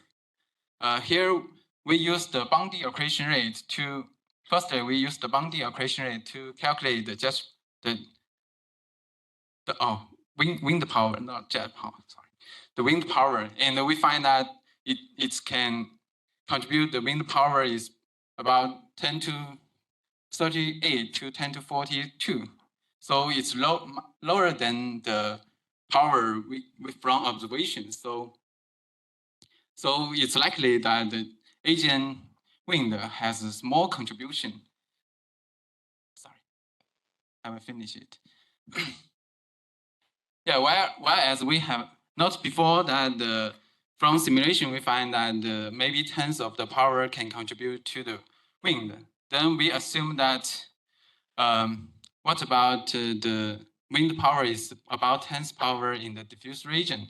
We find that we need the accretion rate is this number, and it's near to the boundary accretion rate upper limit, near the upper limit of present boundary rate.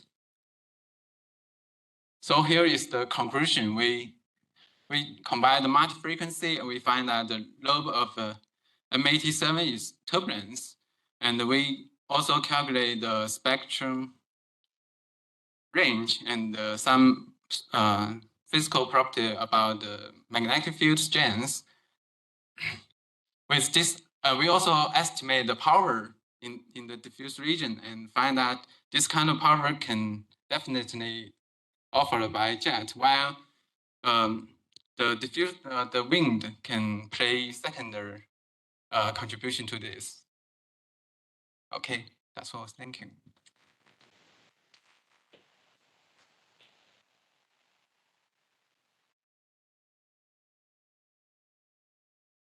Any question in the room? Thank you. How does M87 compare in these parameters to other comparable radio galaxies that can be studied?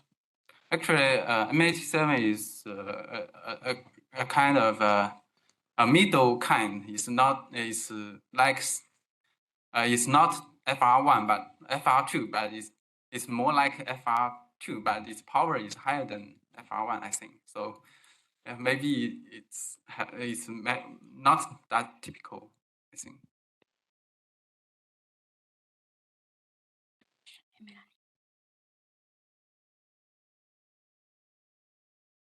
I have two questions. So the first one is, how did you determine the boundaries of the elliptical regions that you selected to measure this stuff in? So what was the parameter for that? Yeah, good question. Actually, we just to avoid the bright structure. This kind of counter you can see. So, yeah. Okay. And so the northern one seems in projection to be slightly larger than the southern one. Yeah. But I guess that's just to avoid the, as you say, the bright parts of the lobe. My other question was, and I probably missed this, on your spectral index plot, what's the frequency lever that you're using for the spectral index calculation? I used the MWA data and the VIA data from maybe 2 megahertz to 1.5 gigahertz. I do not use the 2.5 gigahertz because if I use it, the spectral index will more steep. So it must have some break frequency between 1.5 to 2.5, I think. So yeah. Okay, no worries. Thank you. Yeah, you're welcome. When doing this kind of modeling, sometimes there are assumptions which are being made, but not very explicit. So as you already said, you've got equipartition, and of course we don't know if there's equipartition, so that's an assumption. Yeah. You've probably also made an assumption about the ratio of relativistic electrons to protons when you do the calculation, and people hide the fact that we don't know these things. Yeah. We just have typical assumption because the contents in the radio robe is complicated. We have not have a how to say it's not decided at this time. It's complicated, I think. So we just use some typical parameter here. Yeah. So it is typical for people to do that, and slowly people forget all the things we don't know. Okay. Good. Yeah. Okay. Any more questions? Okay. Let's thank Linhui again. Thank you. Our next speaker is Kat, who's going to talk on GLIMX IDR2.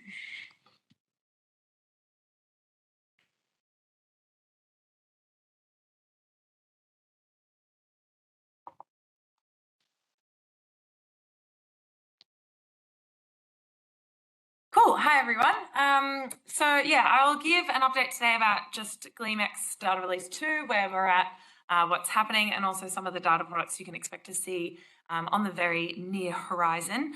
So this is work that I'm doing just as part of my first postdoc, working with Natasha, but also an entire team of people have really worked on this. So it's not just myself. I'm going to go through a lot of the very, depending on who you ask, boring very specifics about GleamX, but I'll get into the fun stuff towards the end. So I'll try and go through this fairly quickly. Just a bit of background, there is already a data release 1 that's out that's covering a Dec -18 strip that you can see there in the orange. But essentially everything with GleamX is going to be mirroring pretty much Gleam, so the same frequency ranges, same spectral sort of resolution and coverage. The main differences is that the MWA got an upgrade, so GleamX becomes an upgrade. So there are 84 nights in total, and that's a sort of 1 night, 1 deck strip of observations. And these observations finished in 2020, so we're all finished with observing, it's just processing and making these final mosaics. In data release 2 specifically, we're covering everything south of Dec +30 and an RA from 20 to 6, but it's sort of just bookended by the galactic plane. So we're trying to cover as close as we can to the galactic plane, but not actually the galactic plane, because more on that later, but it is very different. So the observing nights, particularly in this data release, are covering September and October. It's about 28 nights of observing. And as I mentioned, one drift scan per night. So we're just going through weekly, going through each of those drifts. So each drift scan is covered with a week separation in observations. So a bit of an update about the pipeline and the processing. I want to highlight first and foremost, there is a GitHub with our data reduction process in our pipeline. It is in its own now GleamX organization GitHub, so that if we do have changes of personnel or things going around, there is a central place where all of this will stay. So if you are using one of the other ones that are on personal GitHub, so either Natasha's or Tim's, I would direct you to this one. This is the one where all the updates will be going and all of the bugs that we find through processing will be updated rather than the other ones. So make sure you are using the new GleamX pipeline if you are. So there's not too many differences from the Gleam data release 1 to data release 2 in terms of processing. So there are some updates from Gleam that are up there, but if you do want details of that, you can see my talk from the last MWA project meeting, or just come chat to me, that's also fine. The other things I do want to mention is that we are doing corrections for the primary beam, and we're looking at a lot of ionospheric things, but there's really been one major difference from data release 1 to data release 2, and that's the introduction of self-calibration and a side lobe subtraction where needed. I put that where needed because we're really only doing it in very dire circumstances where you have something really hideous in a very sensitive side lobe. And so then we're subtracting a lot of the flux that's in the side lobe, subtracting that source that's also in the side lobe, and running a self-calibration back on the main lobe. You can see there as an example where this has worked tremendously well. On the top panel there is before we've done any of that processing, just in our original approach from DR1, and then adding this side lobe subtraction and the self-calibration as well in the bottom panel. So you can see those side lobes around that bright source have really disappeared quite well, and our RMS has also gone down, which is really nice. So we have checks just to be doing these extra stages only when it's needed. Otherwise, our processing time can really balloon up. We are looking at the ionosphere and the ionospheric behavior. It is playing a pretty important role in terms of the source positions and astrometry, so we are correcting for that as well. And that's actually some work that was done by one of our PhD students. Brandon had an investigation to figure out where can we see what OBS-IDs are having really poor ionosphere, and it's influencing our data. And actually, a lot of this work has been really complementary with work we're doing with NRL, Naval Research Lab in the US, who are actually very interested in characterizing the ionosphere. So we're working with them. It's pretty interesting to see, you know, one person's trash is another person's treasure. We are trying to find all the bad ionosphere to get rid of it, and they're really interested in the ionosphere to characterize these parts. So they want it, we don't. And so an example of some of the nights where we're trying to identify the good and the bad parts of the ionosphere. So this is a night where everything was pretty stable. You can see everything's fairly flat. There's not too much scatter, and certainly not these dramatic changes from the beginning of the night to the end of the night. The colors there are just the different frequencies, and it's just time on the x-axis. And then when we look at a bad night, you can see in particular the blue has the greatest effect here. And that's really the ionosphere is affecting those lower channels, the lower frequencies the most. So we're seeing things getting pretty gross at the beginning of the night and also the end of the night, where things are fairly stable at the higher frequencies, but the ionosphere is messing things up just a touch in those areas. There are some worse nights and some better nights, but I feel like this is just a good example, given that these two nights are actually the same deck strip, just taken a couple of weeks apart.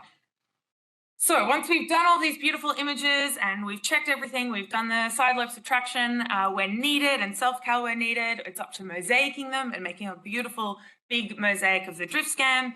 And that's why we run that ionospheric check on those images before adding them into the mosaic. So we're only selecting the really nice images to put into the mosaic so that we've got as beautiful a mosaic as possible.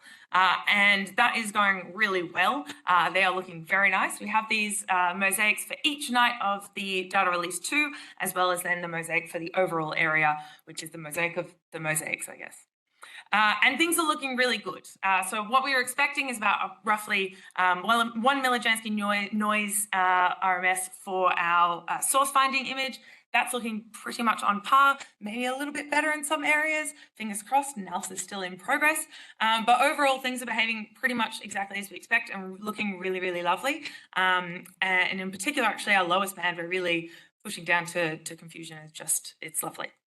So what is data release 2 specifically going to contain? So again, I'll put up this plot. We're right in the South Galactic Pole region from 20 to 6 hours and everything plus 30 and below.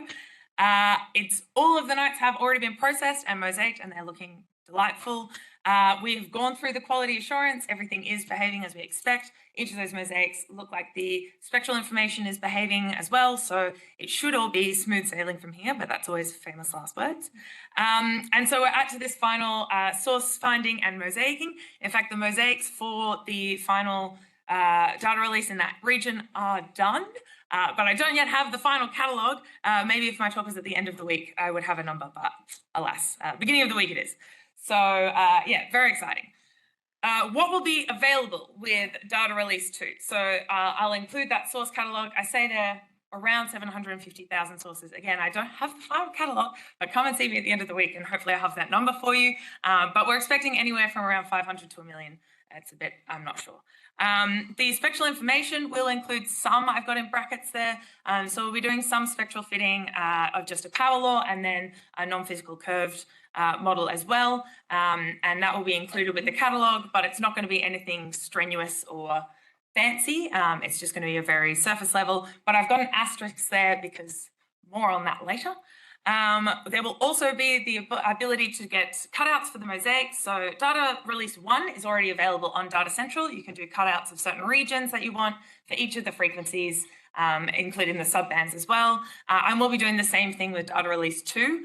We're also in the process of seeing if it's feasible to get each of the single night deck strips included in this cutout service as well. So if you are interested in looking at your source, maybe some variability of a region across that observing period, there is a scope for that. If that's something that you are interested in, please let me know because I don't want to go through all this effort and then find out actually no one cares. So I don't know. But again, as we've learned throughout today as well, archiving and public data, making everything around, you never know what you're going to find or what you're going to need. So we're trying to be erring on the side of have it all. So let me know if you are interested in that. And then the intermediate products. So in our processing, we're also adding various steps for added science. So one is transient imaging. For each of our 2-minute snapshots, we're making smaller images of 4-second images and then adding them into a cube so we can have a transient search in each of those 2-minute obs IDs. And we've got a PhD student also working on that, Flora. So transients is around. There's the weekly variability that I mentioned already. You could also potentially be doing nightly variability. Some of the deck strips will have overlap at different frequencies. There's more or less. So there's a potential for even nightly variability or weekly variability. We're doing binocular imaging, which is that ionospheric imaging process where we're actually breaking the MWA up into smaller sub-arrays and imaging with that to try and get the ionospheric information. And so that's work with the NRL that I mentioned before. And I've got there question marks because if you have something that you'd be really interested in getting a little bit extra or some really cool science that you're interested in, this data would be helpful. There's every chance we can add it into our default pipeline and just be doing it by default and making it available to you. So if there is something that you can think of, please come chat to me. It might not be available for data release 2 or 1, but we can certainly look into the scope of that for the future data releases, because there's just so much. There's so much. And so I really want to make sure we've got as much data available for you guys to do, whatever you want. What is to come? I mentioned that there are spectral fitting. We are doing some spectral fitting for the catalogue, but it's not going to be anything intensive. But there will be a peak spectrum catalogue. For reference, peak spectrum sources, that was my PhD. I love them. They're definitely a bit biased in my opinion that they're amazing. But in Gleam, a full survey of all of Gleam from Joe Callingham found around 1,500 peak spectrum sources. Now, Gleam was about 300,000 sources, so we can expect many tens of thousands of peak spectrum sources in this data release alone. So there's a huge catalogue of peak spectrum sources that's on the way. I mean, I hope so. If not, there's, I guess, a different science result of a missing peak spectrum population. Who knows? But definitely keep your eye open for a peak spectrum catalogue to go along with a data release catalogue. Long-term variability, this was also part of my PhD, so again, I'm a little bit biased. But the days to weeks variability timescale is probing a pretty interesting time for AGN variability, in my opinion. It's really those extreme events, potentially extreme scattering or extreme changes in absorption, which would be really interesting to look into as well. So long-term variability on the days to week scales. And the galactic plane, I did put in there little asterisks early in the talk that I'm not covering the galactic plane because it's very different and very hard to image. But we do have a PhD student who's taken that challenge on board. And Stefan already showed this image, but it's always worth showing again. Here is that joint deconvolution of combining Gleam and GleamX, so phase 1 and phase 2.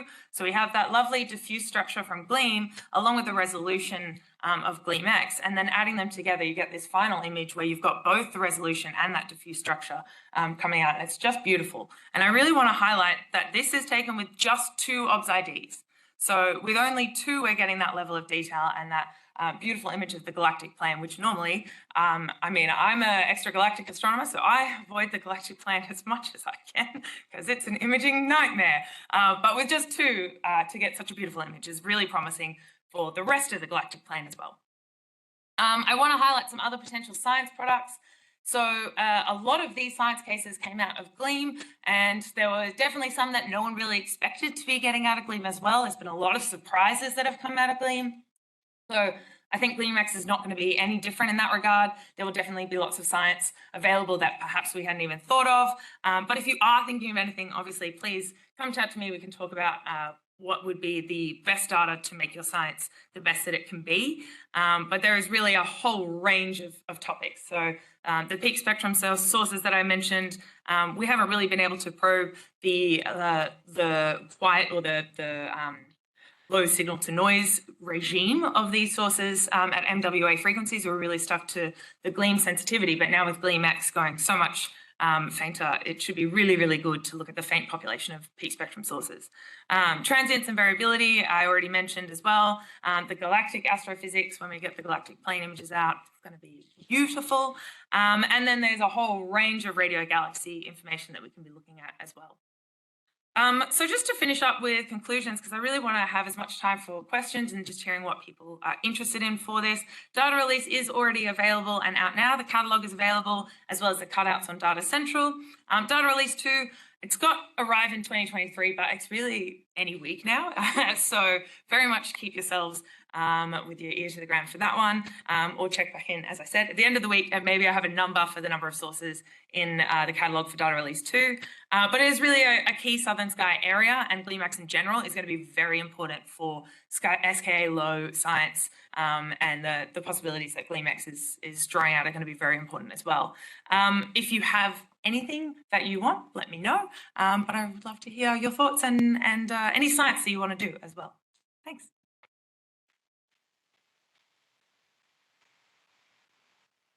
Well, thanks, Kat. Any question for Kat in the room? Just with the back. Thanks, it's really fantastic work. So according to your introduction, I see that the GleamX DR2 is not a cumulative update of the DR1 and also the previous Gleam, right? So it's still, Gleam covers the same area, yes, but it is a different area to GleamX DR1. Yeah, it's a separate area, yes. Okay, and then, so for example, because your DR2 have overlap with Gleam, is there any overlap of the sources you have detected, or how you treat with those things? How you separate them? Yeah, so there is a lot of overlap. Obviously, we're covering the exact same areas, the same frequency range as Gleam. The main difference is just that the MWA had an upgrade with resolution and sensitivity. And so GleamX also has an upgrade of resolution and sensitivity. So yes, there are all the Gleam sources we should expect to find also in GleamX, as well as a whole lot more. Yes, is the short answer. Yes. So basically, I can understand in this sky region, the DR2 is basically a cumulative update of Gleam on this specific part. Right? Yeah, it's just up on top of Gleam. Yeah, it covers everything that Gleam does. Yes, but now bigger and better. Okay, yes. Nice. Thanks.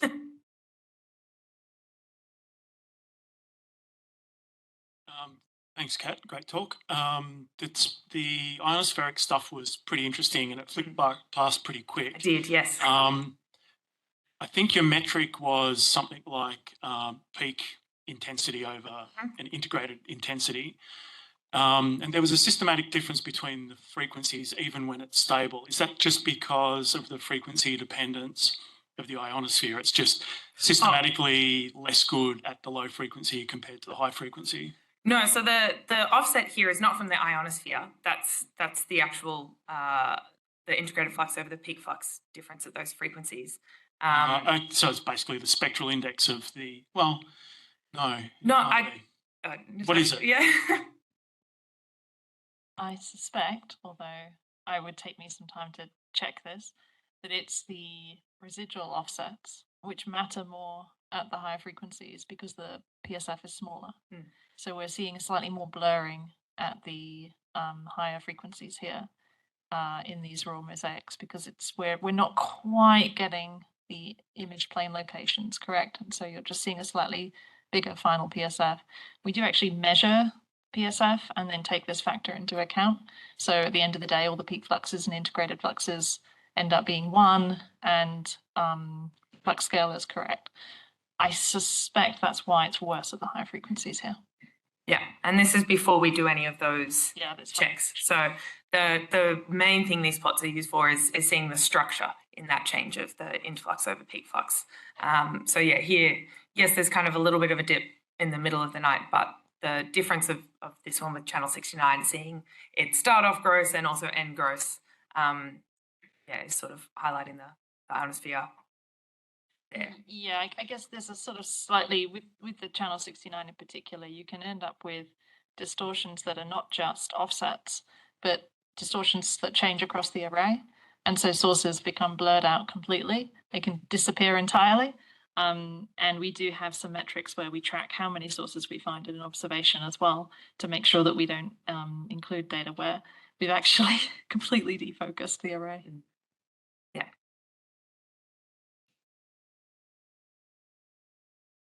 Do you have any plans to work jointly with the RACS catalog? So especially for things like peak spectrum sources, it would be good to see these combined. Yes, is the short answer. Yes. So especially the peak spectrum catalog. So in particular, the 2017 paper from Joe Callingham I mentioned, which I think you're also on. The main way to be classifying was having a high frequency point. And in the southern sky at the time, that was NVSS or SUMS. And now we have RACS. It is far better and is much more comparable to Gleam. I think it's a lot more complementary, I guess, sorry, is probably the better word. A lot more complementary in that space. And so we'll actually be able to hopefully get a lot more because RACS is more sensitive, high resolution, and just lovely. So in short, yes, there is definitely the scope for the two of them. Yep. Time for one last question.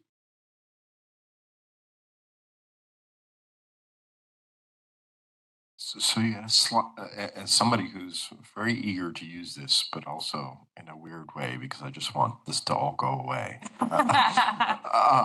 You had a slide really early on where you talked about different source sizes and the amount of flux that was held.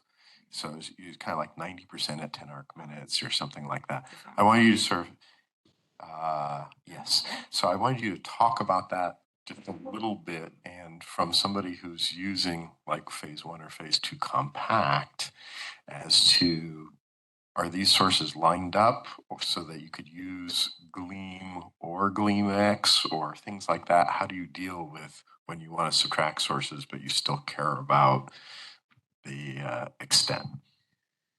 That's a good question. The vast majority of things in both Gleam and GleamX are going to be unresolved. So if it's unresolved in Gleam, it's also mostly unresolved in GleamX. And if it's unresolved in GleamX, definitely unresolved in Gleam. So for the point sources subtraction, either should be fine, I say. But there are obviously some that become resolved in GleamX. And I suspect that that's where you'll run into a lot of issues. And the diffuse structure, subtracting that out is not an easy thing, I imagine. I also work with unresolved, nicely behaved things. So probably best chat to Stefan or someone who loves diffuse structure, not myself. But yeah, the vast majority of things should be unresolved.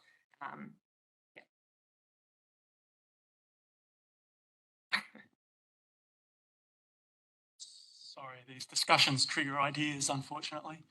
A lot of today's been extolling the virtues of joint deconvolution. So is there not an obvious thing to do? Of the entire sky joint deconvolution? No, Gleam plus GleamX at the very least. And then why not? And then why not Gleam with Do you have another postdoc ready to go for me after this one? I could maybe give it a go. Well, probably many more.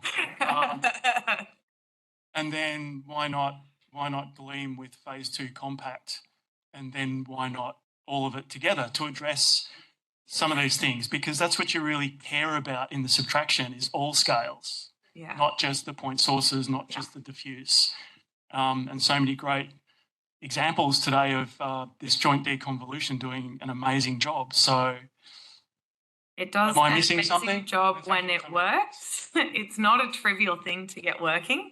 It's a very, we've been refining on one patch in the galactic plane, refining the processing, hopefully in a way that does just scale up to the entire galactic plane. But even that requires a lot of intense focus and involvement to be able to scale that up to the entire sky. Yeah, if you've got some money and time lying around, that's probably the biggest factor. Natasha, thoughts? Yeah, well, sounds like some dramas. It was something that we considered early on, but yeah, the resourcing is very difficult. And the trick is, and I'm sorry I had to duck out for something else in Stefan's talk, but that when you're looking at one patch of sky, you can afford to carefully curate that and throw away little bits of data which don't work. When you're doing a huge survey, that becomes too much of an overhead. And so, yeah, it's a resourcing question, but it was seriously considered. To quickly answer Miguel's question in maybe slightly more detail, this is a beautiful plot that Stefan prepared, and this is when we went through a lot of the discussions about how we were going to image GleamX, considering we were not going to include Gleam. And you can see the recovery ratio of the flux density, and pay attention to the black dotted line at the top right, which is what we actually went with in terms of the imaging parameters. So right out to 9 arc minutes, we're still recovering 95% of the flux density. And I'm afraid, yeah, if you do want things that are bigger than 9 arc minutes, you'll just have to go back to Gleam. But hey, Gleam is still there. And there's certainly scope for doing feathering. And we have played around with that as well, just to get quick and dirty results over a range of spatial scales. But yeah, if you have a spare funding for another postdoc, then by all means try that. Well, MWA is specialised in the non-trivial, so here we go again. Okay, so we can, in interest of time, we are running out of time, so we can take this conversation for tea, out of tea. So let's thank our speaker. And the last speaker for this session is Chris.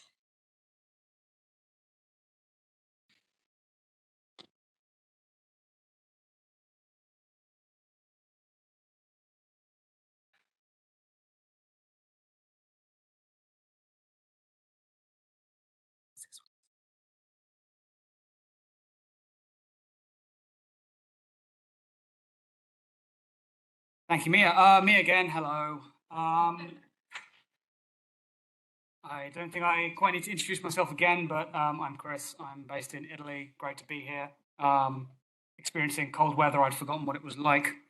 Okay, I'm going to be here to talk about magnetism with the MWA, where we've been and where we're going. This will mostly be a retrospective, and apologies, it is very much not going to be comprehensive. There's very much a personal bias and slant on this. So talking about magnetic fields, they are everywhere across a vast array of scale sizes, you know, many orders of magnitude. Here's an example slide from one of Brian's talks some years ago. Magnetic fields are everywhere. We see them in the galactic foreground. We see them in nearby galaxies. We see them in radio galaxies, and we see them in we infer them, the strength and structure and magnetic field topography of our own galaxy via a variety of things. We see both direct and indirect evidence of magnetic fields, and they play crucial roles in just about every single process. I mean, we're all radio astronomers at the end of the day. What we are studying are magnetic fields in some capacity or other. On larger scales in clusters, I couldn't resist showing a couple of beautiful images. We see other direct evidence of synchrotron emission on megaparsec scales. Here's one of my own images from MWA and Meerkats, and one of the low-far deep fields on Abell 2255. You know, we're seeing direct evidence of magnetic fields filling out to the virial radius of clusters. And on the largest scales, we see using stacking, we see indirect evidence of shocks amplifying magnetic fields on very, very large scales in Tessa's recent paper. So in this talk about magnetism, I'm going to be very much referring to the search for polarized sources, primarily linear polarization. I'm sorry for you fans of circular polarization, but like I said, this is very much a biased and personal talk. This is a great graphic from Emma Alexander, who's a student at the University of Manchester, explaining the Faraday rotation effect. So astrophysical plasma is birefringent. So each handedness, the left and right, effectively sees a different refractive index, and so the plane of polarization rotates. And this is quantified by the rotation measure. When we talk about doing polarimetry surveys, we're talking about getting rotation measures to understand the magnetic field. Essentially, we're interested in cataloging the sources. The intrinsic magnetic field rotates the observed polarization angle by a certain amount that is dependent on the rotation measure and the square of the observing wavelength. Essentially, this just gives us a relation. These two equations give us a relation between our observable and underlying magnetic field, which is what we're interested in studying. So, many efforts have been devoted to the search for polarized sources across the sky, primarily focusing at higher frequencies, centimeter wavelengths, 1.4 gigahertz, because low frequencies are hard. Most of the work with the MWA, which is what I will be focusing on for this talk, we're going back 10 years. We had work by Gianni Bernardi studying using the MWA 32T prototype to study the EOR field. Found one source in 2400 square degrees, not a very high surface density, not enough to get an RM grid. But it looked a bit like this, and there is that one polarized source in that 2400 square degrees. I mean, with only 32 tiles and a system where we don't even really know can we do polarimetry at these low frequencies, this was a phenomenal start. A few years later, some work by Emil, who I learned much of the stuff that I later used for POGs. I learned a lot from working with Emil, among other people. Emil studied the South Galactic Pole and found 5 sources plus a heap of diffuse polarized emission. Here we can see the sources that were found plus 3 regions of diffuse polarized emission analyzed later in the paper. A bit later in 2017, Emil published this excellent paper about the lessons we have learned from low-frequency polarimetry, involving many people in this room, myself included, about the challenges, the trials and tribulations of low-frequency polarimetry and what we can do. There was this image of a Parkes radio source. I forget the phone number, as it were, but this is the same source that Gianni found as a single polarized source. With the full MWA, we see that it is a somewhat resolved blob. We get 2 blobs, the hotspots of which are polarized. It's a radio galaxy. A brief detour talking about diffuse foregrounds. Diffuse foregrounds are everywhere. We live in a galaxy. They are impossible to get away from, unfortunately. From Emil's paper studying heaps of diffuse polarized emission in 2017, this image has been shown before in Chenoa's talk. Looking at the South Galactic Pole, diffuse polarized foreground, the magnitude of the polarized emission and the gradient there shown in different colors. And finally, a cutout from one of my own RM cubes done as part of POGS. You can see some of the diffuse galactic foreground here. It is this structure here on the, for those online, it is that structure there towards the right-hand side. We tried our best imposing an inner UV cut to filter out the diffuse foreground because it's not my science, but you can't filter it all out. There's still some of it there. And so, you know, we just had to do a lot of discerning work to understand what was diffuse and what wasn't. So where's the state of play of RM grid efforts? Apparently, well, a lot of this was ushered in by my work in 2018 and 2020, POGS using the highly successful GLEAM survey, using the latest techniques in calibration and imaging, post-processing and source finding to achieve a big impact in polarization in a short time frame.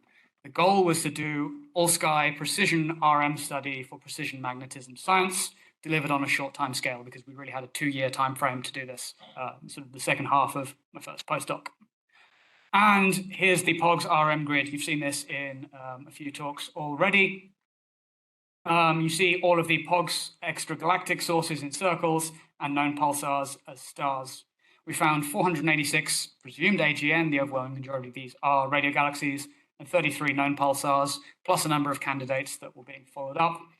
And these are all precision rotation measures because at long wavelengths, you get inherently precise RMs for free as part of this. There's a similar effort ongoing in the northern sky as part of the LOFAR 2-meter sky survey, the LOTS RM grid, and I'm showing those sources here in squares. And we start to get good overlap between LOFAR and MWA because with the MWA, we see further into the northern sky than LOFAR does into the southern sky. LOFAR just kind of stops at deck 0 and goes, we don't want to touch this. But we can look further north, and there's some really cool science being done with myself and Shane and other people looking at the overlap between these sources. We like to use polarized sources to do other science, not just study the sources themselves, but here's the brightest of the polarized radio galaxies in the POGS sample, the famous exclamation mark source that has these 2 polarized hotspots, the southern hotspot of which is very bright at about polarized flux around 1.2 Janskys, which is very, very bright. Unfortunately, it is probably not bright enough to calibrate off, and that's an ongoing discussion. Natasha's nodding very knowingly. But between MWA and LOFAR, we can put our numbers together, and we like to try and use pairs of polarized sources to probe cosmic magnetic fields, using physical pairs of polarized sources where the source is roughly embedded in the same environment. So if you see a difference in the magnitude of the RM difference between the 2 polarized sources, that suggests that the line of sight to one of them is intersecting with part of the magnetized cosmic web.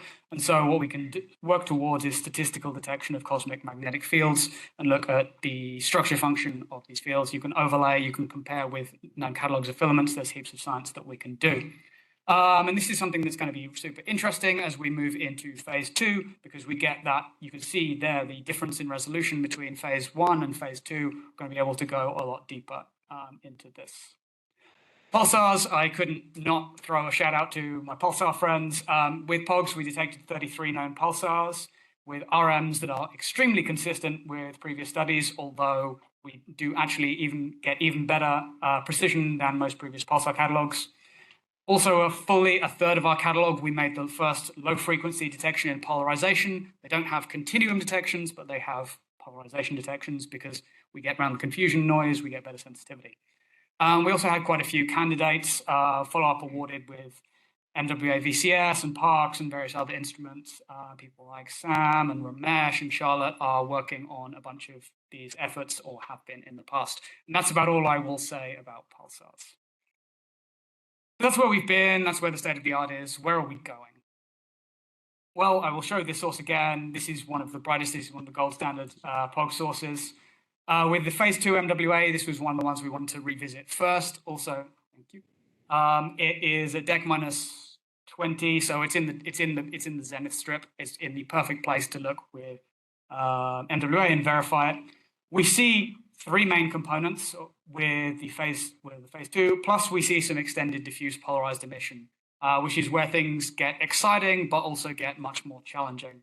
The RMs are perfectly consistent with POGs, and it's really nice to see that this sort of central component is a component that we saw with POGs, but we couldn't rule out as being instrumental or generally rubbish because of the quality of the data, the suboptimal beam model, residual leakage, things like that. But with the phase 2, the improved cleaning, the improved calibration, Zhang has been able to determine that this is a real polarized component, which is super cool. Now, this is something that we are rolling out. This is something that is coming out of POGS-X, coming out of GleamX, essentially for free, but there have been a lot of challenges along the way. One of which is the leakage that we experienced with POGs, where you've got problems with your beam model, you get leakage from Stokes I into your linear polarization and from all of your polarization components into Stokes V. So if you're interested in these things, this is a problem you've got to deal with. Essentially, almost everything you're seeing here in this still frame from one of my RM cubes is leakage, apart from a little bit of galactic foreground. This is something that is much better in POGS-X because we are using the FEE beam model rather than just the analytic beam, which was what was available at the time.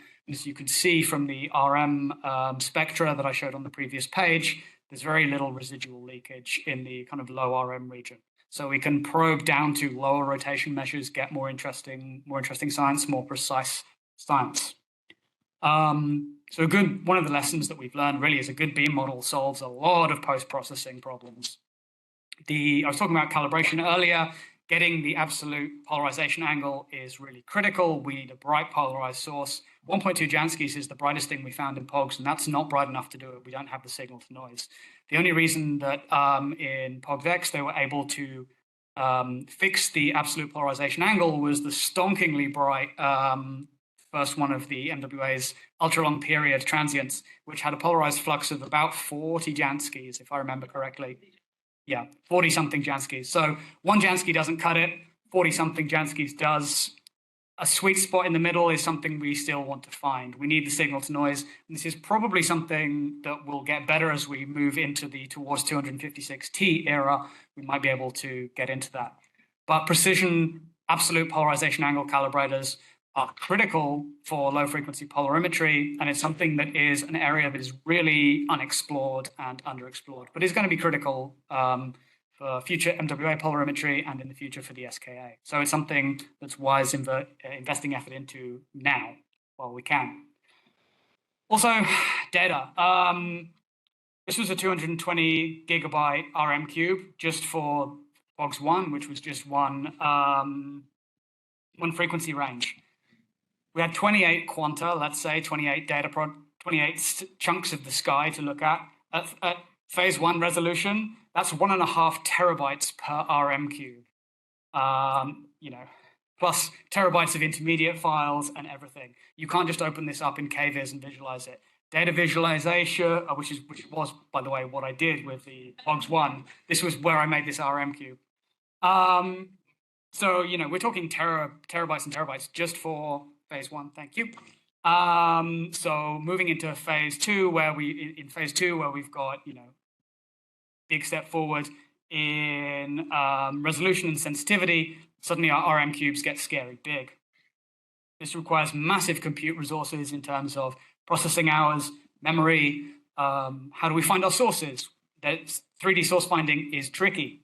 We're talking about linear polarization here. We don't have Gaussian noise. And as far as I'm aware, or at least I was when I wrote this particular slide a couple of years ago, there were no algorithms really designed to handle non-Gaussian noise in source finding. So that's a challenge. One of the partial solutions, and this was what we did for POGs and what is being done for the majority of POGs-X, leveraging the total intensity catalogs. But then resolved sources becomes a bit tricky. Galactic foreground, if you're interested in that, also becomes tricky. So now we have petabyte scale requirements. SKA is going to be terrifying, but let's get the effort done, the groundwork laid now.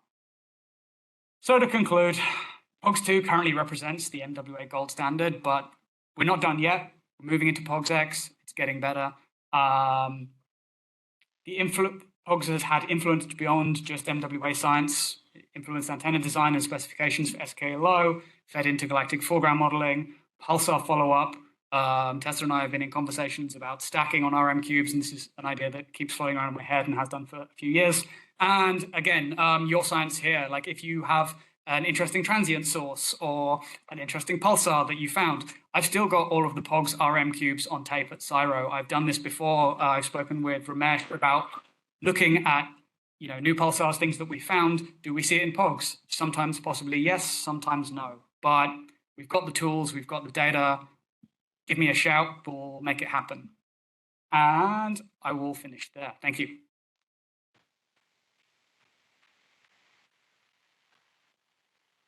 Thank you, Chris. Questions in the room?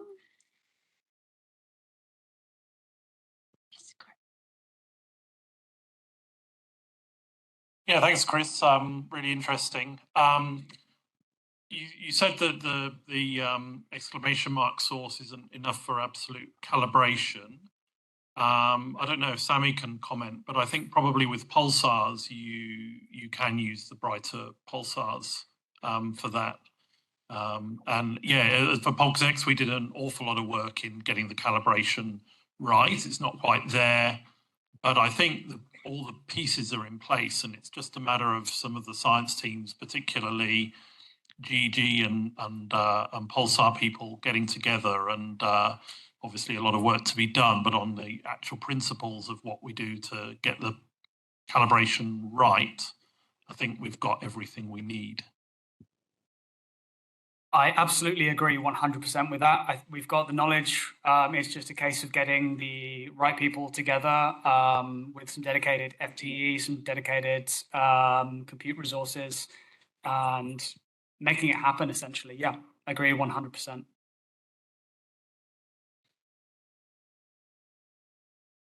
Not actually going to comment on that. I haven't really got through, but so those 33 pulsars. Yes. Is that less or more than you expected to see? Great question. I honestly couldn't tell you. We just looked for all the. So with POGs, what we did was it's more of the royal way. I did all of this mostly by myself. What I did was to look at the locations of known sources. So when it came to hunting for pulsars, I grabbed the ATNF pulsar catalog and went, okay, let's just look at all of these and see if we see anything significant in the RM spectra. So I think at the time, I don't remember how many sources there are in the ATNF pulsar catalog, probably a few thousand, I don't know, I guess. We found 33. I never did any number statistics on whether that was what we expected. So I can't really tell you for sure whether that's what we expect or not. It was pretty neat, but yeah. Any questions online? I don't see anything online. Miguel has a question. Fire away. So this is beautiful stuff and things like this, and it's a little scientific, but since it's the end of the gleam, there is work that came out of the EOR collaboration that I don't think the galactic GEG folks have seen much of. So I just wanted to advertise, which is that it's a survey of the diffuse. Now it's only RM0, it's only 182, but it is very precise on angular scales of 1 to 9 degrees across the southern galaxy. So if somebody's interested in polarized galactic emission, maybe there's science to be had there. So just sorry to question in your session. Big Elf, actually, thank you for raising that, because I forgot to include a slide on Ruby's work. I forgot to mention Ruby's work when it came to the diffuse. The diffuse polarized emission is something that is super interesting. I know there's a lot of folks in the low-file community working on it. There's some sporadic separated interest among some members of the MWA community. I know Xiaoyi has expressed an interest in that. It would be super cool to study. We don't really need the phase 2 resolution for it, because it's, we're talking about degree scale stuff, right? So it would be good to look at with phase 1. It would also be kind of cool to maybe pick up on Stephen's idea of phase 1 plus the redundant configuration to do a MWA diffuse polarized survey. That would be something to build on. That would be super cool. We just need people and computers. Thank you for mentioning that. So we have reached our tea time. So let's thank Chris and all the speakers for the session. Welcome everybody to the final session of today. This is the Pulsar and Fast Transients session, and it is in fact one of the most interesting science.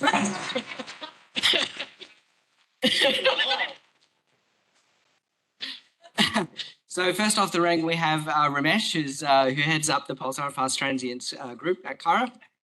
And over to you. And you've got half an hour, and I'll give you, when I collect I'll sit over there and I'll give you the appropriate, as many mornings as I can. Thanks, Sammy.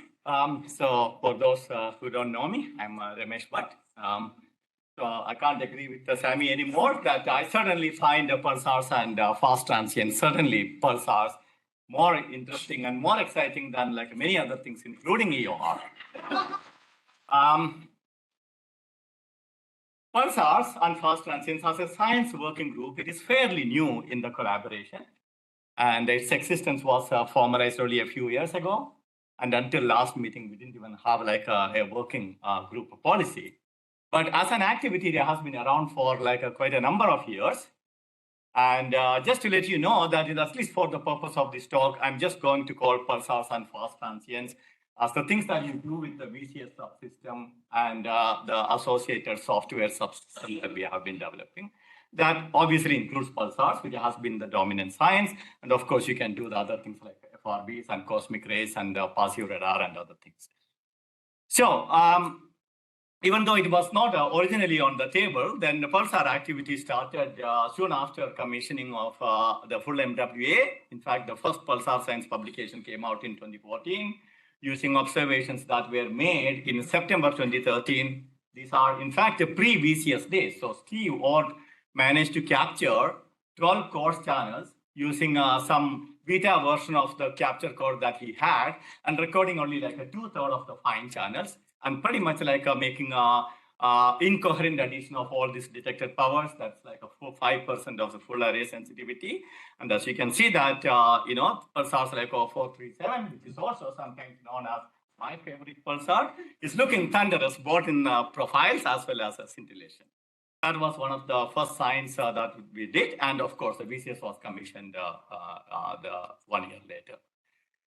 But I also wanted to mention that as an activity, it goes back to more than 10 years, and I will let Randall jog some of this memory. It was done with the 3 tiles using MWA, but not the same MWA. It was called Meyers wide field array. It was a low frequency demonstrator, not a full telescope. And we were only picking up signals which are brighter than 10,000 Jansky. Okay, I will leave it there, and I will come back to that later on. So for me, the journey was like going from this 3-tile system to 128 tiles, or picking up giant pulses which are like more than 9,000, 10,000 Jansky, to these days we are actually detecting pulsars down to like a 10 millijansky.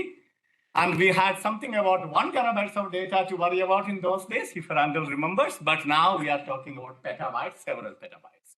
Quite a big leap. So I said VCS. That VCS, of course, has quite a different signal path between legacy and the MWAX VCS. But the main thing is that this is that subsystem that sits after the channelization and record raw voltages from every single tile. There's a lot of raw data, and you bring it to POSI, and that is where you do all your offline processing, including calibration, beamforming, everything that typically a high-time resolution or Pulsar backend will do. That is what we had to do. And of course, none of these subsystems that we are using at the moment did not exist. We had to develop that from scratch. So sometimes I tell this to students. So it's like you go to a restaurant and you order a nice dish, but instead of bringing over the dish, you have been given all the ingredients and a version of the recipe, and you have to make it on your own. But the good thing is that you can make it the way you want, right? Anyway, so this is one of my slides from the past project meetings where I used to say that, okay, you have a raw data, so you can do whatever you want. You can make an incoherent beam, coherent beam, you can correlate and make images, and which also means that you can do pulsars and lots of other things. But for a long time, the pulsars is the only thing that was highlighted in this slide. But now we can comfortably start highlighting other areas as well. Okay, so none of this stopped us from becoming very busy and doing a lot of great science. And even if you are going to discount that a pre-MWA publication on crab giants, there is still 30 publications in pulsars, quite a few in cosmic rays, and a handful in other applications like a passive radar, plus 8 PhD completions as of last week. Okay, so I'm going to do it slightly differently. So instead of telling you each and everything that we have done, I'm just going to select some marker points and tell you what has happened in that particular year in terms of a science breakthrough or science milestone and how that happened. And I'm going to call a 2007 giant pulsars detection as my first milestone. And so that makes it not a 10-year story, 15-year story. Okay, going back to this, hopefully Randall had a little bit of time to jog his memory. And we were able to record only 4 data streams. Single polarization from 2 of the tiles, and 2 polarization from the third one. So effectively 2 tiles, 8 megahertz of bandwidth, but effectively 6 megahertz, as you can see. We use a Frank-Briggs Fortran correlator, is that right? And one of the beamformers code that Randall wrote in one afternoon or a few afternoons, I don't remember. But interesting bit is that our only option to process this data was a Randall making multiple thousands of 10-second files and putting it in some server in Canberra and me pulling it out through BranchNet access that Swinburne people helped me to set up. And of course, the so-called DSPSR did not exist. An early version of it, beta version of it, which was called the PSR disk. And importantly, that it was a detection that was enabled by the cooperation of the Pulsar or even the ISM, because it so happened that that particular time, the scattering, the degree of scattering in the Pulsar was historically the lowest. And I'm showing you on the right as an example pulse, and as you can see that one of the bright pulse and the diagnostic plots in terms of signal strength versus DM and time resolution, detection across the band, and of course the zoom in pulse. So when I showed it to someone like Stefan Tingay, and he wasn't that really excited because he didn't have much to do with MWA those days. I showed it to Matthew Bales, and he was like, "Is it coherently dispersed?" That was also my first time getting into the world of coherent dispersion. After a couple of days, he tells me that your pulsar detection looks interesting. I don't think that crab has been seen at low frequencies. So that, along with the kind of questions I was getting from Colin Lonsdale and relate to me via Divya Oberoi, who is sitting here, what can you do about it? Can you get some science? Can you get a paper out? That is what basically led to this interesting paper. And we did basically whatever we could. Detected a handful of pulsars, 30 plus. And Judd Bauman helped me to calibrate and understand the beam models and get it in Jansky's. And we made some forecast for what the full MWA as dreamt in those days, 512 tiles could do. Remember, these are the days, there were only rumors about FRBs and rotating radio transients. Crab giant pulses was pretty much like the bona fide radio transient and fast transient in the sky. Okay, so that's milestone 1. And milestone 2, the first detection of a pulsar in a full coherent beam. It's the same data that I've shown here. And this is after Steve Ward's magic of full coherent beam, which is pretty much like a modeling of the Jones instrumental response using a framework of Jones matrices. The nice thing about doing that is that you get a calibrated stocks out, you can do the polarimetry, and you can also get like a much higher, sensitivity during that process. So what that means is that essentially, that we are in a world of like looking at the signals, pulsar signals, 1 Jansky like a pulsar in 10 seconds, 10 kilohertz resolution, or 1 millisecond resolution, like how Sami has been doing for his PhD, or splitting the band across the MWA range so that you can look at the pulse shape evolution, like how Bradley has been doing. And as you can see here, that the brightest pulsar that Bradley has detected at 200 megahertz is 2 kilojansky, and compare this to like a 50 kilojansky kind of amplitudes that we were detecting with the early prototype system. Of course, then we put pressure on Steve and we said that, audit all citations are rising, so you have to do something. So eventually the paper came out, and it's a very well-written paper. It's one of the standard references that give it to a lot of our students. And of course, we did a lot of interesting science after that. And one of the things that we have been doing is leveraging a lot of other telescopes alongside MWA to extend the frequency coverage, and doing things that we can do with the multiple telescopes in coordination. As an example here, the Sami's work, subpulse drifting, looking at the multiple different frequencies so that you can work out where the emission is coming from. That is still an open question in pulsars. And Bradley's first detection of a low frequency, first low frequency detection of an intermittent pulsar. And the number of nights and weeks that Bradley must have chased this quite amazing, but I think it's one of the first application of the triggered observations of buffered mode, manually triggered, using in coordination with Atmos telescope that was done. And these are millisecond pulsars, profile evolution. And the top right is the depolarization series, one of the bright pulsars, and you are going to hear more about it from Mengyao later on. So 2019, then milestone number 3, and that is when we saw we had the first millisecond pulsar seen in coherent dispersion. This is something really important, and that's nicely illustrated here using one of these favorite pulsars of Dilpreet. It's also one of the front runners for pulsar timing array projects because it has a very short period, very narrow pulse width, low DM, the ideal kind of a pulsar that you will need for pulsar timing arrays. But even for those pulsars, what that means is that with the 10 kilohertz resolution, your residual dispersive smearing is as much as the pulsar period. So you stop detecting pulsars in MWA band. And that took like a bravery of Sami McSweeney, who was willing to go into the Steve Ward's half-developed code and do that magical reverse engineering and undo the second stage of PFB. And that's what made a big difference in the kind of science that we can do with a millisecond pulsar. And as you can see that, that with that sort of reprocessing, you can happily see the pulsars down to the low end of MWA frequency range. And that also brings up like some interesting features that you don't see at a higher frequency. For pulsar timing array objects, this is like quite a big deal. I will come back to more science on this in a short while. As always, it is a tradition that, at least in this particular group, the science goes first, then the subsystem description or software description follows after that. So Sami McSweeney's very detailed paper on implementation and simulation and all the things that he wanted to do to say that, okay, this is now usable, that all is detailed in this particular paper. But I was quite happy when I could recognize every single notch and kings of 4437 in the profile. And I thought that, okay, that's a good time to sign off. Okay, so 2241, the kind of timing precision that we were able to get, which was about a microsecond, which is quite impressive at these low frequencies.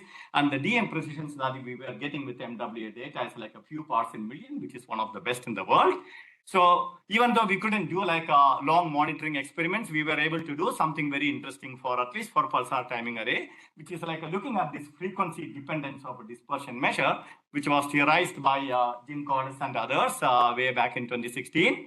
but it's something quite hard thing to look into. And this is essentially a consequence of a multipath propagation because your scattered radiation has a very strong frequency dependence in the volume that is sampled. That is where it is coming from. Using a coordinated observations with multiple different telescopes, we were able to measure that and put out in the literature as the first clear and compelling evidence for some sort of a frequent dependence in pulsars like this. And this has really prompted lots of PTA groups to start looking into their data and be a little bit more careful about understanding and interpreting DM, because gets complicated, because pulsar profile also has quite a strong frequency dependence.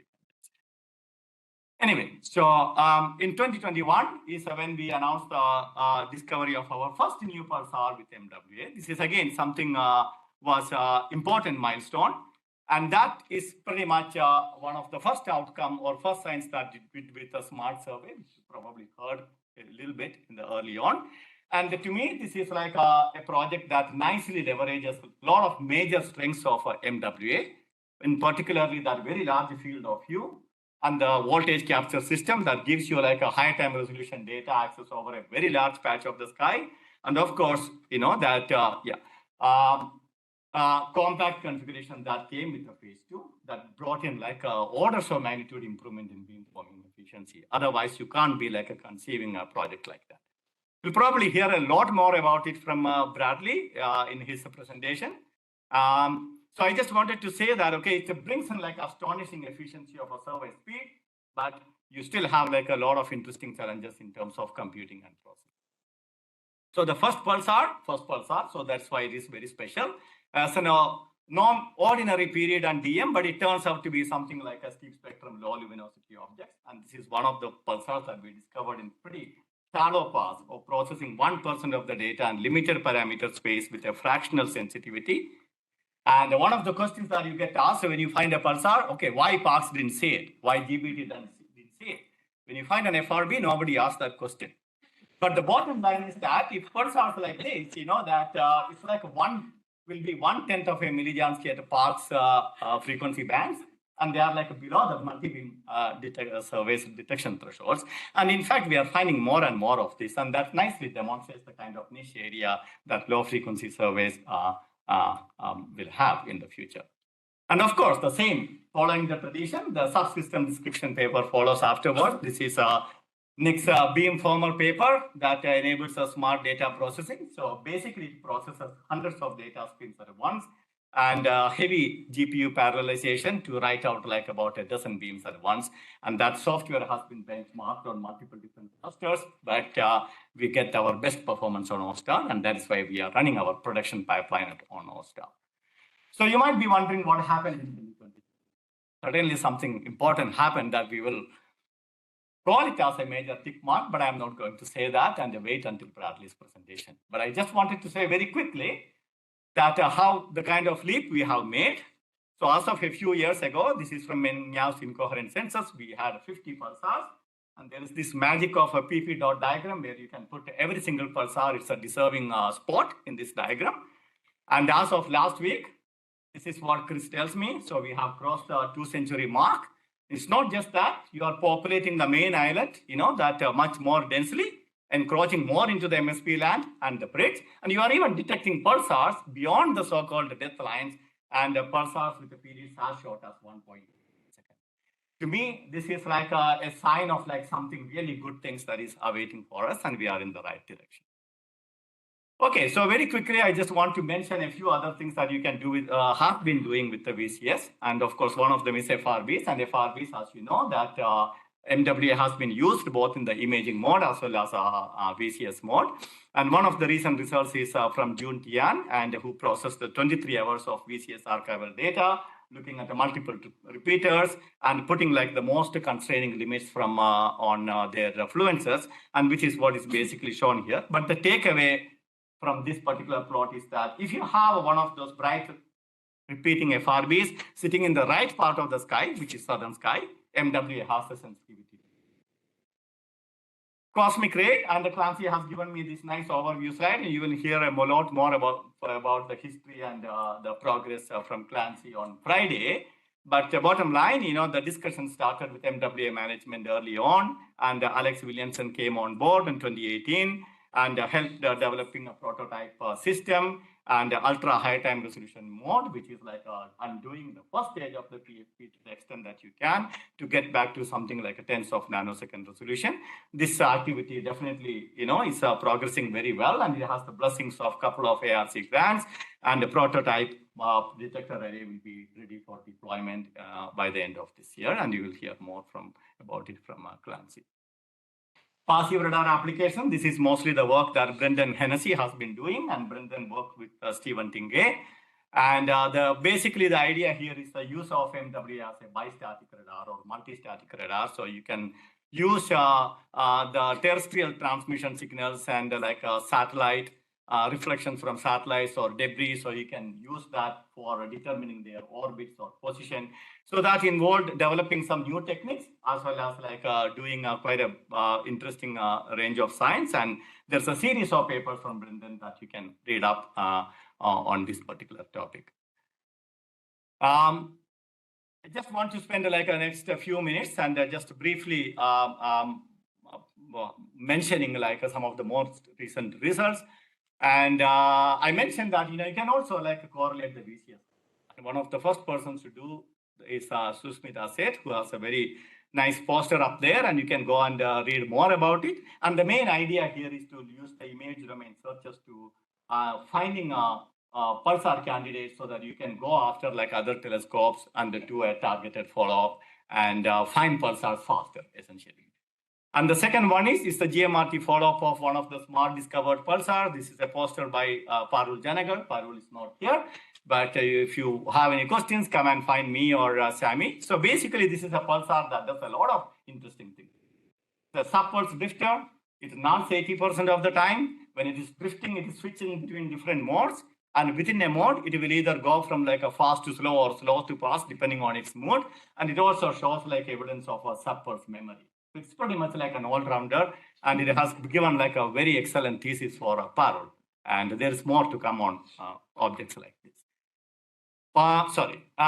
You heard about this, and the smart papers 1 and 2 are already out there in the literature. And between the combination of the two, we pretty much cover a lot of groundwork, and including the survey design and science goals and processing pipelines and the current pulsar sensors and follow-up strategies. So if you haven't had a chance to read it, please go and enjoy it yourself. And of course, you know that the MWA GMRT and joint observations, and Chris mentioned this work. This is another paper by Parul Janagar, and looking at a lot of pulse distribution, fluence characteristics, and profile evolution on this interesting pulsar. The other thing which I want to quickly mention, this is another paper that got published last week. And this is quite an interesting object because it has a two nested carousel. This is not a MWA publication, but it was used in MWA public data to basically to nail down and to profile evolution of the pulsar, to also to understand the circularity of the sparks carousel. And the way it was done here, this is like one of those money plots from SAMI, and you will find more of them in the paper. So basically what is shown here is the sky plot, and the two different colors are like two different frequencies. So you look at the frequency dependence of the single pulses as well as average profiles to make some important commentary about the carousel geometry. And in this case, it turns out it is not circular. And another nice thing about this is that this is started off originally as like a Icarus Summer project by Lisa Smith. And Jeff Wright, who is one of our collaborator from Manchester, and tells me and Sammy that okay, another student is going to do PhD on this particular one in the next few years. So a lot of interesting things. But more exciting news, congratulations to Nick and Parul, and who both submitted their PhD thesis. And Nick submitted a couple of months ago, and the examiner's reports have arrived and looking good. That's all I will say for now. And Parul submitted last weekend. And that brings the total number of PhD completed, and the 2 more lined up in the next few months. So we are pretty much getting close to a round number. So last minute or so, I just want to say a couple of very important points. And the VCS era has been a very productive decade of science. But clearly that is not something which we can sustain, because it is not 28 terabytes per hour. It's more like 64 terabytes per hour. Once you go to 256, you'll get another factor of 2. And it's not something that one can sustain. So I was really excited when Randall said words like, we are getting to the pinnacle very soon. And for me, that is something that is going to open the door for the whole range of science that we haven't had access to up until now. And particularly for things like monitoring science, and for which, that MWA will be a fantastic instrument. And Pulsar timing array Pulsar, that PTS have recently made their major announcement, as you have seen. And some of the important main results, and which have been around there only for the past 2-3 weeks, and it's already like 80 plus 90 plus citations. So that tells you how important it is. And I'm showing you one example here, 2145 is the kind of pulsar that MWA can see. Instruments like a chime and the GMRT are happily monitoring them. There is no reason why we can't do some very interesting science on those objects. And of course, there's a lot of ISM science you can do, and the whole range of targeted follow-ups and searches and FRME monitoring. Even if you don't want to hear more about the new science, I just want to make a very important point that to extract the science that is coming from the smart lake investment, we really need that. Because one of the things that we have learned in the last couple of years is that for timing smart discoveries, we have to be self-reliant. Oftentimes when you go to parks or other instruments, pulsars are not bright enough for doing systematic timing, or other telescopes like GMRT may not necessarily see all of them. And as we move into the second phase of our processing, where we are going into the more exotic phase of binary pulsar searching, the constraints are going to be more demanding in terms of cadence and sensitivity. That's pretty much like a necessity to get back what we have invested in projects like SMART. So I just want to finish up. And for me, the MWA has been not just a fantastic opportunity for a lot of great science, it has been an excellent platform for a lot of skill development and opportunities for student training and so on. And it has been quite a productive decade of science and technical accomplishments. Pulsar detections and discoveries and the PhDs are all trickling out, and we are getting to do like more than what we have been doing in the past. And it's quite a bright and promising future ahead.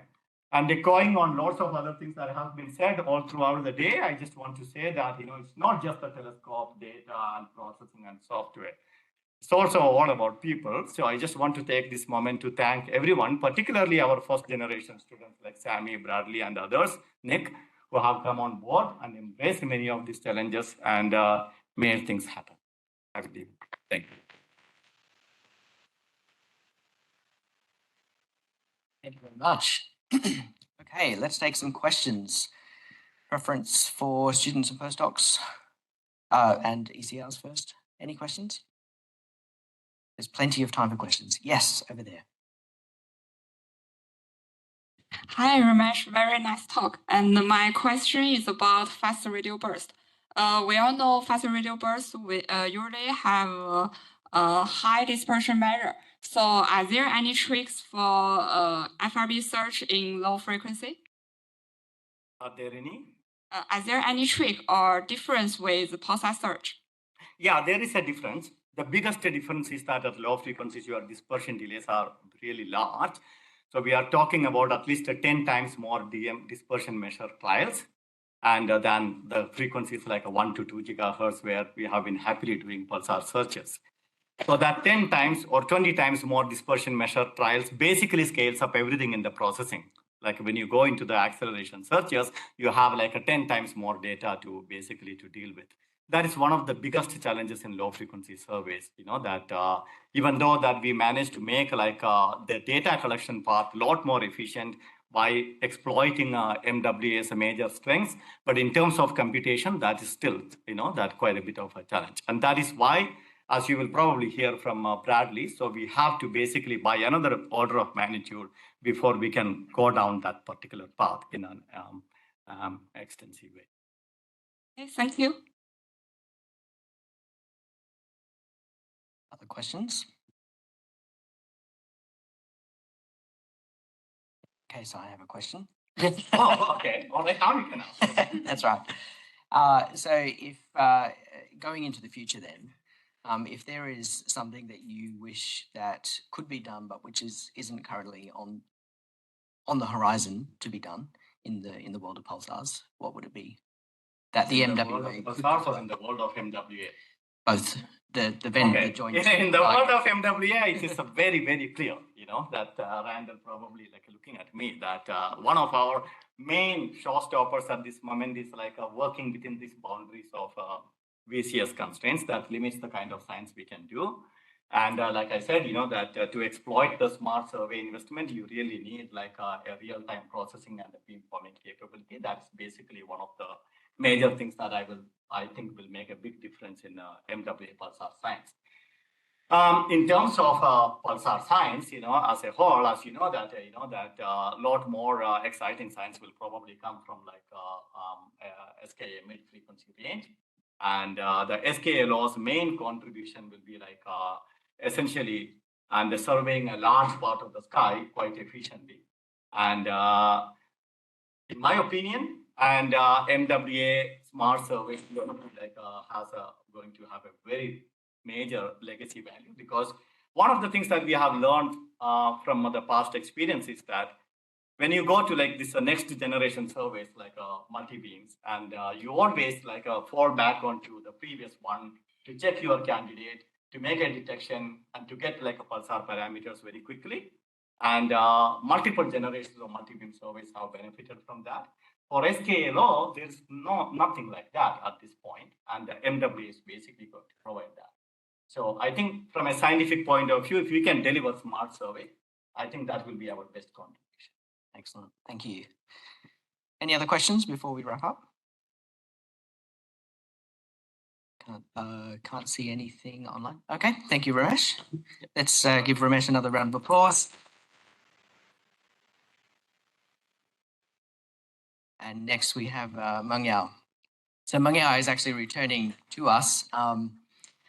She did her PhD here alongside me and Brad, and then went off into the wide world, and now is back to tell us about some of her work. Thanks. Thank you very much, Sammy. And it's my great honor being here talking about probing the ASM toward the GAM Nebula using pulsar measurements. So as Ramesh mentioned in his talk, and as Sammy just introduced, so I'm Mengyao Xue. I got my PhD here in the Cairo Pulsar and Fast Transient group, and now I'm working as a postdoc in NAOC, China. So pulsars are highly magnetized rotating neutron stars, and therefore their emission are highly polarized. The linear polarization degree for pulsars is around 20% in average, while for the highest linear polarization target pulsars, they can even reach 100% linearly polarized. The linear polarization degree for pulsars tend to decrease when the observing frequency goes higher, while for the circular polarization degrees, the average circular polarization degree is around 10%. So before the pulsar signal reaches us, they undergoes multiple different kinds of propagation effects caused by the interstellar mediums, including dispersion, Faraday rotation, and multipath scattering. The ionized interstellar mediums can cause dispersion as the radio waves at different frequencies have different group velocities in the ionized interstellar mediums, and therefore low frequency signals will arrive later than the higher frequency ones. The time delay depends on the observing frequencies and the electron column density between the pulsars and us, which is defined as a dispersion measure, dm. The magnetic field over the ionized interstellar mediums can cause Faraday rotation. So the rotation angles is proportion of the linear polarization position angle is proportional to the wavelength, and the coefficient is so-called Faraday rotation measure, Rm. So combining the Rm and dm, we can have an ideas to about the magnetic field strengths parallel to our line of sight. Also, the turbulence over the inhomogeneous interstellar mediums can cause scattering broadening. So it broadened the pulse profiles with an exponential tiles. So all these propagation effects are strongly frequency dependent. So the dispersion time delay is proportional to the observing frequency to the power of -2, while the Faraday rotation is also proportional to the frequency to the power of -2. The scattering time scale is proportional to the observing frequency to the power of -4. So low frequency pulsar observation is affected quite a lot by the interstellar propagation, interstellar medium propagation effects. So MWA as a low frequency radio telescope is able to get precise DM, RM, and scattering broadening measurements of the pulsars, and therefore we can use them to probe the interstellar medium properties. So one of the pulsars that can be used to do such a work is the Vela pulsar, pulsar J0835. So the Vela pulsar is a very young pulsar with a year of around 10,000 years old, and it is very bright sources, and actually it is the pulsar with the highest flux density in the sky. It also located in a very complex interstellar medium environment line of sight. So along the line of sight, there are, of course, the Vela supernova remnants and also the Gum Nebula. So here the left panel plot shows the X-ray image of the Vela supernova remnants, and the right-hand side figure shows the H-alpha map of the Gum Nebula. So the Vela pulsar is tagged with the cross, and also on the Gum Nebula map, I also tagged the pulsar J0742 there as well, because later on we will also using this pulsar to see grab some interstellar medium properties. Using MWA, we get the parametric pulse profiles of the Vela pulsar at different frequencies, all the way from 170 to 225, which is shown on the left row, left column, and on the right column, it shows the parametric profiles grabbed from Parkes archival data at higher frequencies. So we can see that the parametric profiles for the Vela pulsar at Parkes band shows a quite high linear polarization degrees, which roughly over 80% to 90%, while on the MWA band at lower frequency, the linear polarization degrees is gradually decrease with when frequency decrease.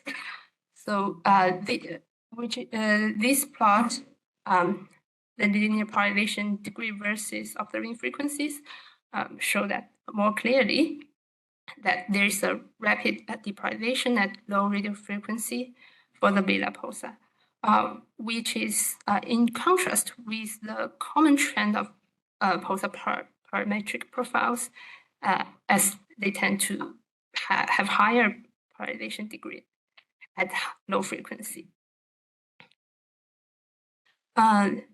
So other from the Vela pulsar, when we did our empirical verification of the MWA parametric behavior in 2019,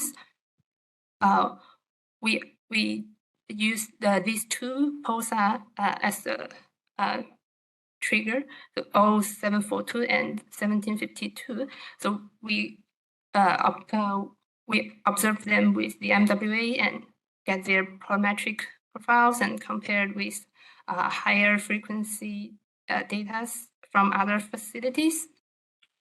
So from these two pulsars, we can see that on the right-hand side for pulsar 1752, it follows the normal trend that the low frequency has higher linear polarization degrees, while for 0742, it also shows the depolarization at low frequency. So if we plot the linear polarization degrees as the function of observing frequency for these two pulsars, then it will look like this. So the left-hand side one, 0742, clearly shows the rapid depolarization. And these pulsar, similarly with the Vela pulsar, both lies toward the line of sight of the GUM nebula. So if we put 0742 and the Vela pulsar side by side here, and take a look at their depolarization, and try to. So one of the possible way to explain the depolarization is the stochastic Faraday rotation caused by the magneto-ionic turbulence in ISM, caused by in the ISM of the GUM nebula. So the linear polarization degree can follow these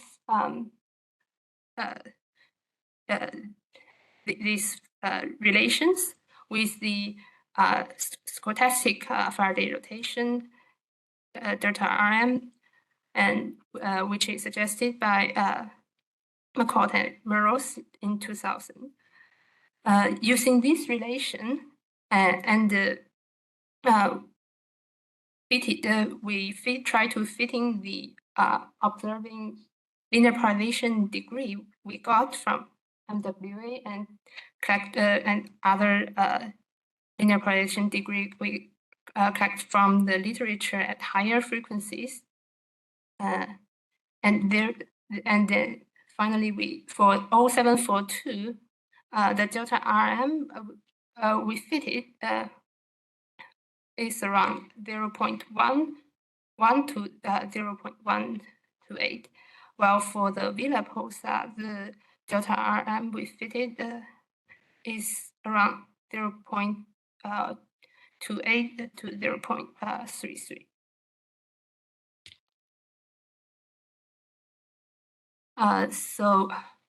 Other from the depolarization, so Vela pulsar also shows some other interesting behaviors. So its Rm and Dm have a huge variation without observing time. As in Hamilton et al.'s 1985's paper, they mentioned that in 15 years from 1970 to 1985, the Rm of the Vela pulsar rises from 34 to 46, which is a huge variation that has never been seen in any other pulsars. The Dm of the Vela pulsar dropped from 69.1 to 68.2. Hamilton and pointing out that the Rm and Dms are both linearly changes with the observing epochs, and they are negatively correlate with each other. In order to explain this, the scenario that Hamilton et al. Writes is like this. So they suggest that the interstellar medium between the Vela pulsar and us can be separated into two components, one diffuse component and another one is a more locally wedge component. So the diffuse component and the wedge component have the direction of the magnetic field in parallel to our line of sight for the wedge component and the diffuse component are opposite with each other's. So when the Vela pulsar moves in the space and when we observe it in different epochs, the emission pass different places of the wedge, and so if when it goes to the wedge which is more thick, so the DM would be higher, and when it goes to the wedge where the wedge is more thin, so the DM is the total DM is less. However, because the magnetic field direction is opposite between the wedge and the diffuse component are opposite, so the RM will gradually increase. However, since Hamilton's work, there are a few decades have been passed, and so we collected more of the RM and DM of the observation data from literature and also from MWA archival data, and find that the RM and DM of the Vela pulsar actually changes not as simply as the previous work shows. So the DM is gradually decrease, just the dropping speed is different at different observing epoch, while the RM first increase, but then after some years become decrease, and then till 2006 it start to increase again. So we cannot explain it with a simple homogeneous wedge magnetic field. So we need to use inhomogeneous magnetic field in the wedge component, no matter whether they are in the same or opposite direction. Also, the scattering broadening of the Vela pulsar have a different scattering time scale when we observed it in different MWA epoch. So in 2016 and 2017, the scattering time scale is something like 42 or 43 milliseconds, while in 2019, the scattering time scale is something like 30 milliseconds. So changed quite a lot, around 13 milliseconds in 2 or 3 years.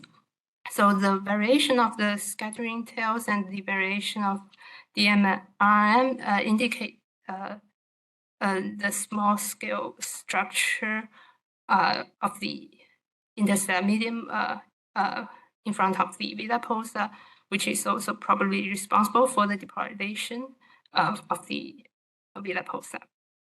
So although I'm mostly concentrated on pulsar, however, the behavior of Vela pulsar to some extent share some similarity with some phenomena in FRBs. For example, like in the left-hand side plot, Feng et al. Mentioned that from a bunch of FRBs, they also show depolarization at low frequency, possibly due to this statistic RM.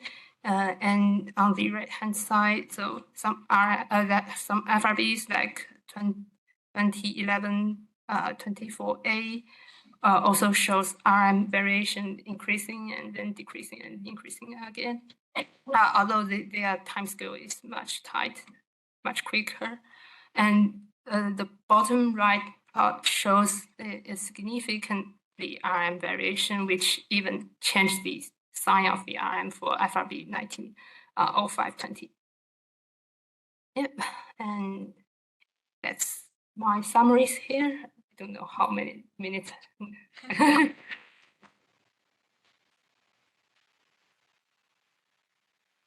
Mengyao, that's really interesting. Questions from the room and from online? Yes, John.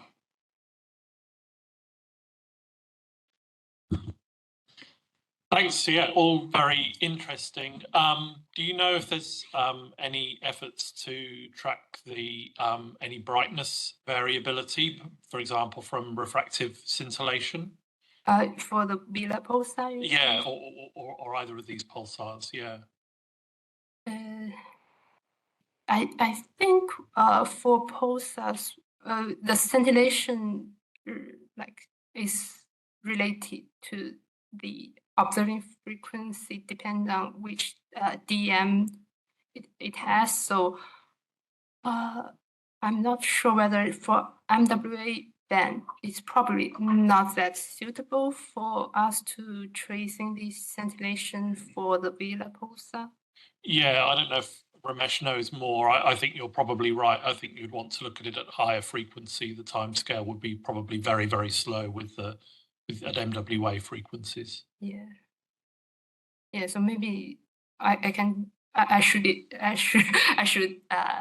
further doing some calculation and see which observing frequency is more suitable for the Vela pulsar and see if that frequency if there is a suitable instrument to doing that thing. Yeah, I mean, I guess the advantage with the Vela pulsar is it's very bright, right? So even might still be visible even at pretty high frequencies. Yeah.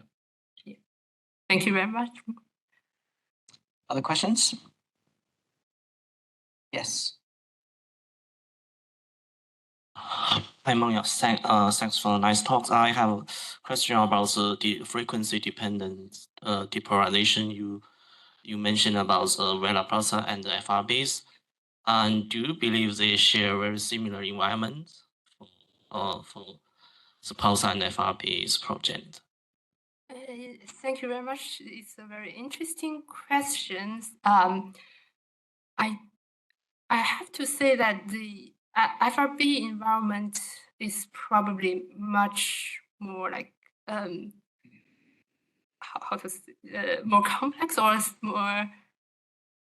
more strong than the pulsar environment, as we can find out that the RM for the FRB is significantly large, while for pulsars we usually do not see that kind of large RM.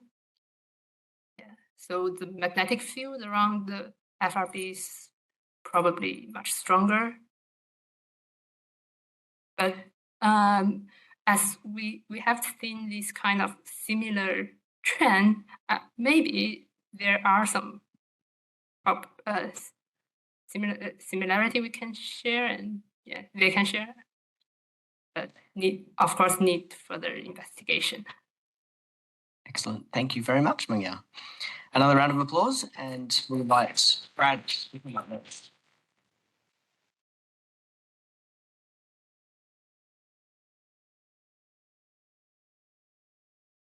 While he's getting set up, I guess I'll introduce Brad as, again, one of these PhDs that happened here, and then he went into the wide world and came back again. And now you're ready, so you take it away. Thanks, Sammy. Yeah, so I will be speaking for the Smart Pulsar team. And I'm doing a little bit of past, most of present, and a little bit of future discussion about the project. How it all began, just some sort of history of Smart. So really, the idea was coming to fruition around 2017-ish. And by that stage on VCS and pulsar processing, we'd kind of moved to the stage where we could regularly process MWA voltage data to get high time resolution products. It was more tractable. We had local group knowledge at that stage. We had some tools that made actually doing the processing a lot easier. And of course, we also had the software beamformer that we could coherently add our voltages together. So bring the maximum sensitivity of the telescope to bear.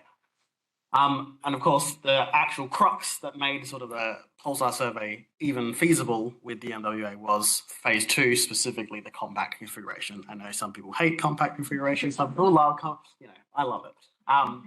But it made the possibility of actually forming all these tight array beams across the whole sky actually even vaguely possible. If you were to do this with the extended array, it's even more frightening than the numbers I will show you later.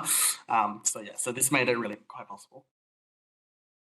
So with the wide field of view of the MWA, as I kind of mentioned, the fat tight array beam that you get with your shorter baselines, and the fact that we now also have this beamformer, but not only the beamformer, but a multi-pixel beamformer, so we could form multiple beams at the same time, all on the way or developed.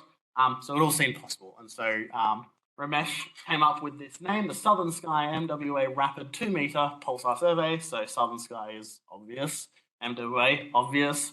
Rapid is because we only need about 100 hours of telescope time, and that's about 70 observations. And then we've done the whole sky south of declination plus 30. Compare that to normal pulsar surveys, and many, many thousands of hours of telescope time. So it is quite rapid. 2 meter is roughly 150 megahertz-ish, not quite, but close enough. And it's a pulsar survey. So we only needed 100 observations or less. It's actually better sensitivity than previous surveys at a similar frequency that was done with Parkes at 70 centimeters. The benefit of that is if we do this with VCS, we have a voltage capture data set for the entire sky. So that's it. Thank you. We have a voltage record of the sky. And so this will, as has been mentioned, it will provide a reference for SKA low. This will work. Nope. Let's see.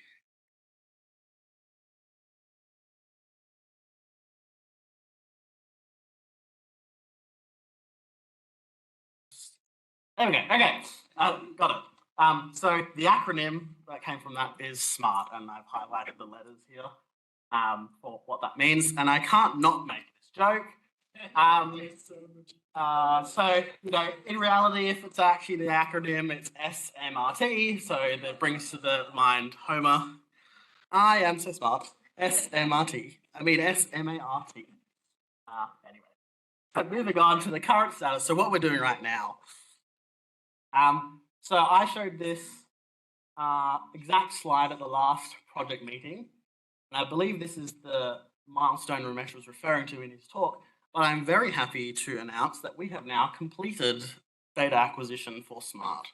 So 100% of the sky that is visible by the MWA is now recorded in voltages at 150 megahertz. That constitutes 3.6 petabytes of data, plus 10 terabytes of calibration data. And so, of course, the voltage data is as flexible as you want it to be, so you can do whatever you want with that. It constitutes 51 legacy, so pre-MWAX, and then 19 MWAX observations, and they have happened across that sort of timescale. And you can see in that image on the right there, we've split the sky up into 5 different regions, colored regions. The color scale is arbitrary, we just chose them for whatever. The red dots there are all of the known pulsars that we've now detected with our sort of first pass or quality control for the SMART data, and then the stars are actual discoveries that we've made. So what have we actually done in terms of processing? So really the only processing we've done is this first pass or shallow survey, which is really kind of the proof of concept of can we actually do a survey with these voltage data? The answer is yes. So the idea was we would only look at the first 10 minutes of every observation because that's a reasonable amount of data. It's only a handful of terabytes rather than 60 terabytes. There was no RFI mitigation. not actually too bad because MWA data is pretty clean. Plus, if we're coherently beamforming, we won't notionally phase out most of the RFI anyway. We used a relatively coarse de-dispersion plan. So for pulsar searches, we don't know what the DM of the pulsar is, so we have to try all of them, basically. So for each point on the sky, you actually have to make 2,000, in this case, 2,500 time series at a different DM, and then search those with a basic periodicity search, basically just a Fourier transform. Not quite, but close enough. So in the process of first pass, we managed to process 80% of the legacy data that we had on in disk at the time. That's really only about 8% of the total data volume. Of that, we really only processed less than 10% of the candidates that came out of that. So it's actually quite a small percentage of the total parameter space that we've actually searched.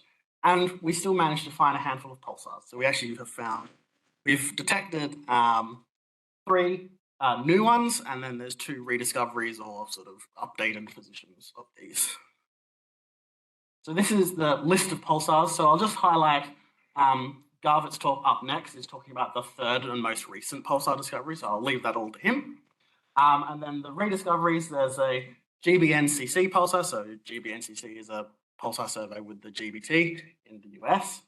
And there's Parul Janagal's poster on the GMR2 follow-up of that. And then there was also a detection of a mislabeled pulsar that had just been incorrectly catalogued and just left for many decades, basically, and no one noticed.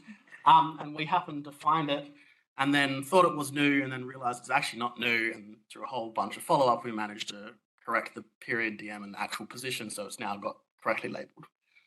And this is what they look like. I'm not going to explain the plots. I'm just showing you that we've actually have really detected pulsars. There's spikes in those top left little squares of each one. That's the pulsar. So there you go, just to show you. Other pulsars we've detected. So this is a similar plot to what Ramesh showed. Obviously, whenever we are looking through our smart data for new pulsars, we also look at the known pulsars, because why not?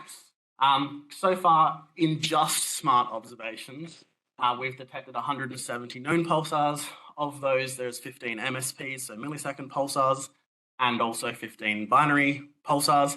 The millisecond and binary pulsars numbers aren't mutually exclusive because some of them are binaries, but not all of them are binaries. Many of these, in fact, most of these are the first detections below 300 megahertz, which is really quite exciting. Planning the next stage. So that's what I'm doing currently right now. I'm taking up lots of my time and is quite daunting. And some of the numbers that come out of this are frightening.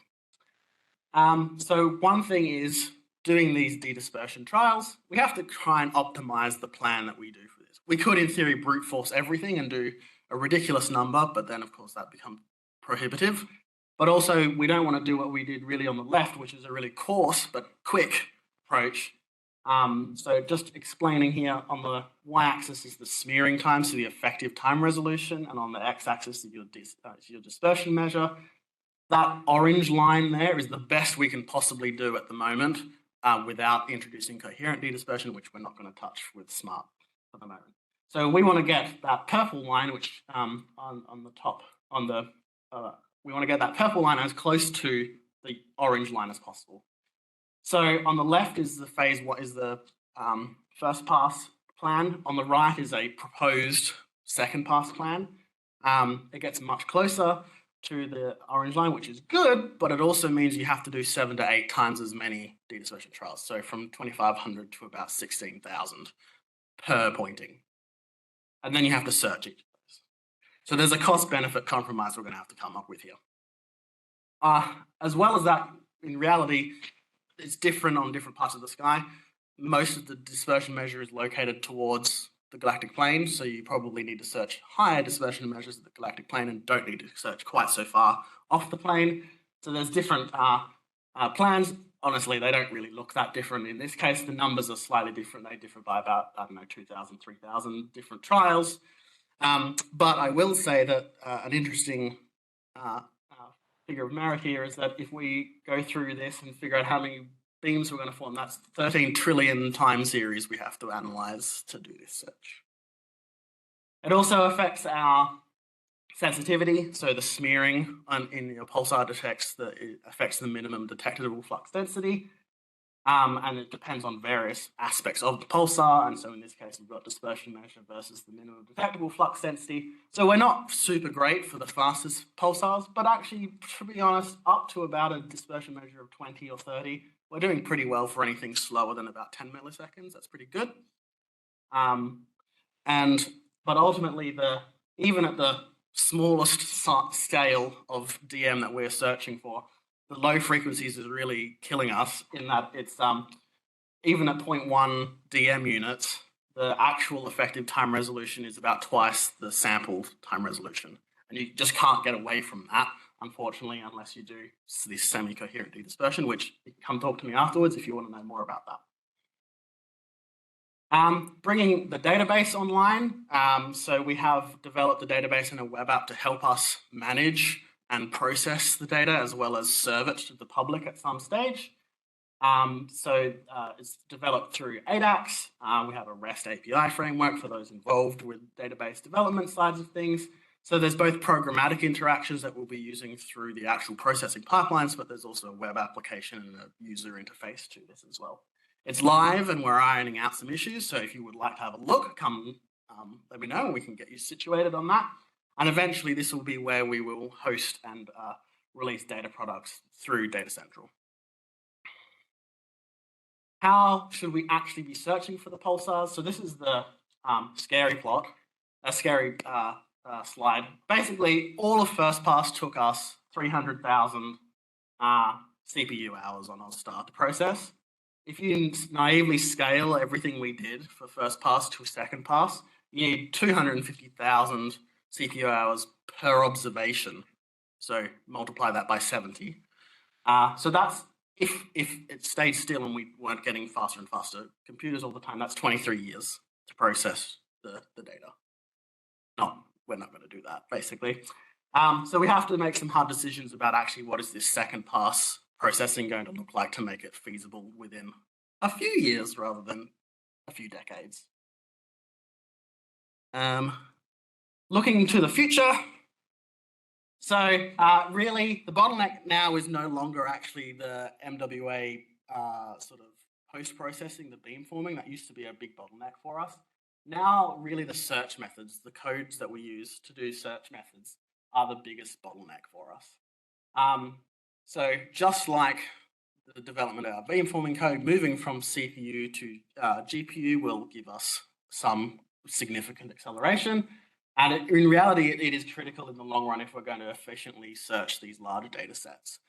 This is also obviously a problem for SKA Low, and I don't know what their solutions are for that yet, but currently there is no software that can handle this kind of problem for low frequencies. And this is fundamentally due to the fact that we have this low frequency, so enormous dispersion delays, which requires essentially a huge amount of memory to be processing these things all at once, and it's just there aren't programs that can make best use of resources yet. So that's something to look forward to. And there's a little meme about GPU being better. But actually, it's more than just shoving something on a GPU. You actually have to be intelligent about how you design the algorithm and the efficient CPU use. So also reprocessing. I'll just quickly go over this. Obviously, we've talked about archival data all day. Archiving the smart data, which is being done. So we've got 80% of it is archived through the ARDC, and then the final 20% is, don't know where we'll archive it, but probably it'll be in the MWA archive for a long time. And you can get it there at that website there. But historically, pulsar surveys have been processed over and over and over again, and every time they do that, they find something new with some new technique or some new phenomenon that they're looking for. So we should do the same, basically. And also, we're in a better position as well to help the next generation of telescopes who cannot keep this level of data, but we can serve as a reference for that. So in summary, the data collection is complete. Yay! Actually, kind of the easy part, really, is now done. So we have to make some critical decisions about what are we going to do next, actually make those hard decisions of this is what we want versus what we can actually afford to do. And we've also already found a whole bunch of pulsars, and actually if you scale this up to how much data we've processed versus how much we're going to process, it's looking well over 100 pulsars easily will come from the Smart Survey, which is fantastic. Yeah, and I'll leave it there. Happy to take questions. Thank you. Brilliant. Thanks, Brad. Questions? Randall, straight off the bat. Students or anything else?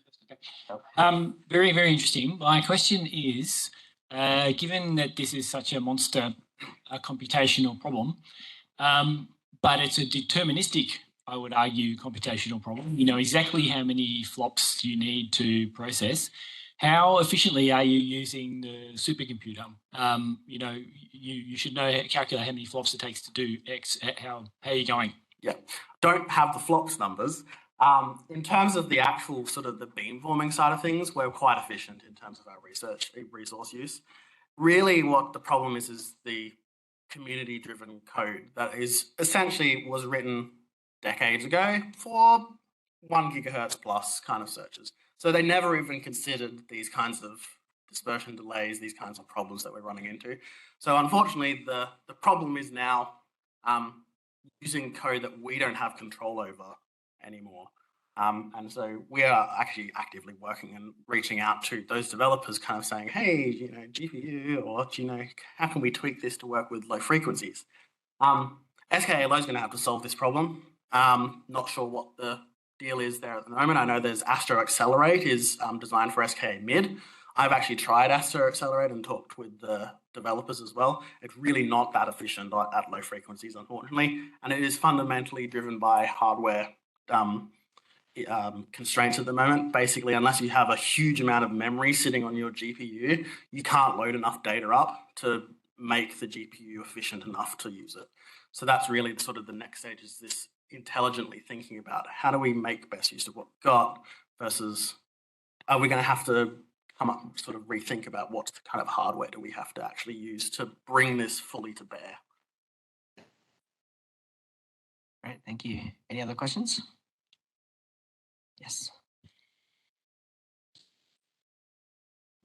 Could you please introduce more about the semi-coherent dispersion? Sure. Yeah. So semi-coherent dedispersion. How much do I want to go into this? So coherent dedispersion essentially is operating on the voltage data before you do any kind of detection, and you essentially apply the inverse transfer function of the interstellar medium to remove entirely the effects of dispersion. That's really expensive to do, so it's actually entirely, you would never be able to do it on a whole sky search.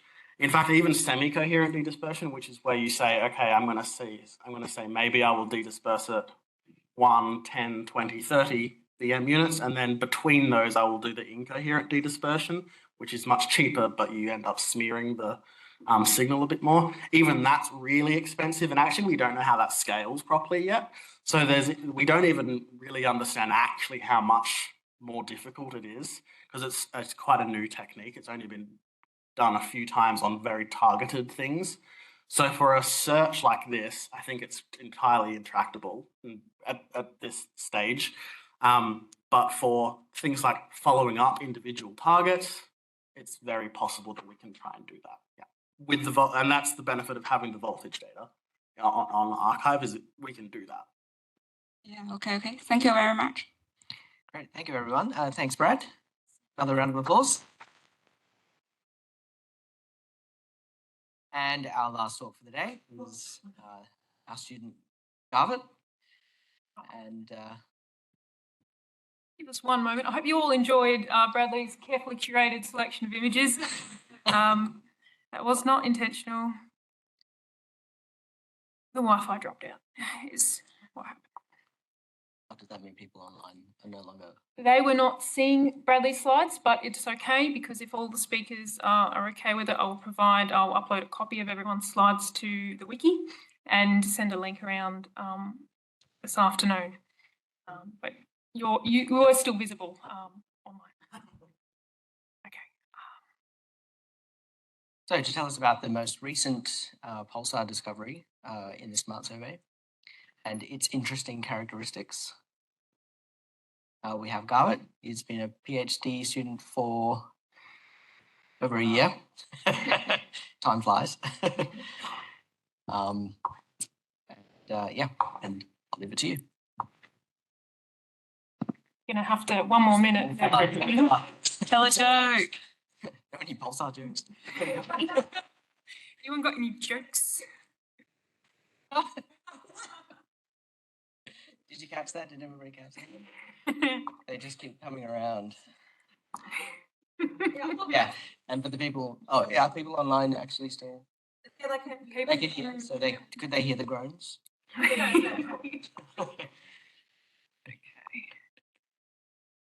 Okay.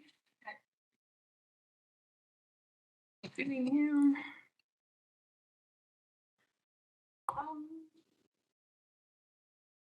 Fantastic. Everyone, fantastic. Take it away. I am the last talk, so if you are falling asleep, just wake up for a little bit and you can go back. Okay, so it is the fifth pulsar. I mean, technically fifth discovery / rediscovery, but it's okay. It's the middle button.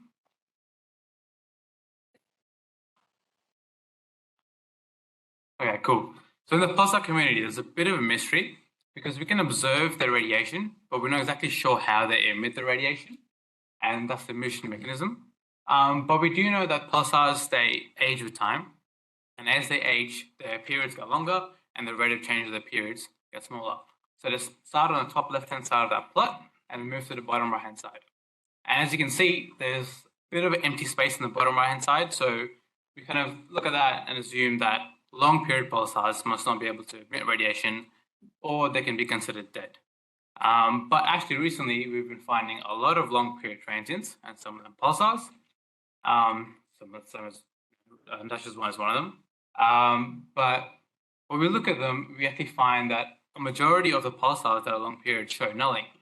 So nulling is this property where a pulsar usually emits radiation continuously, but sometimes it can turn on and off. And this is a bit random. And you can kind of think of this as a bulb flickering before it's about to die. And exactly what people think about pulsars is that these pulsars, they're about to die, but they're sort of flickering until they eventually just shut off. And what we ideally want to do is that make a correlation between this nulling and long-period pulsars. But so far, we don't really have a good enough number to make a good correlation. And that's why SMART comes in, because SMART actually has an 80-minute observation time. And so ideally, that would be very good for looking at long period and nulling pulsars, because looking up in the sky for longer, so you have more chances of finding them. And that's exactly what we did here. So this isn't really a long period. I mean, ideally, more than 10 seconds is like the best long period ones.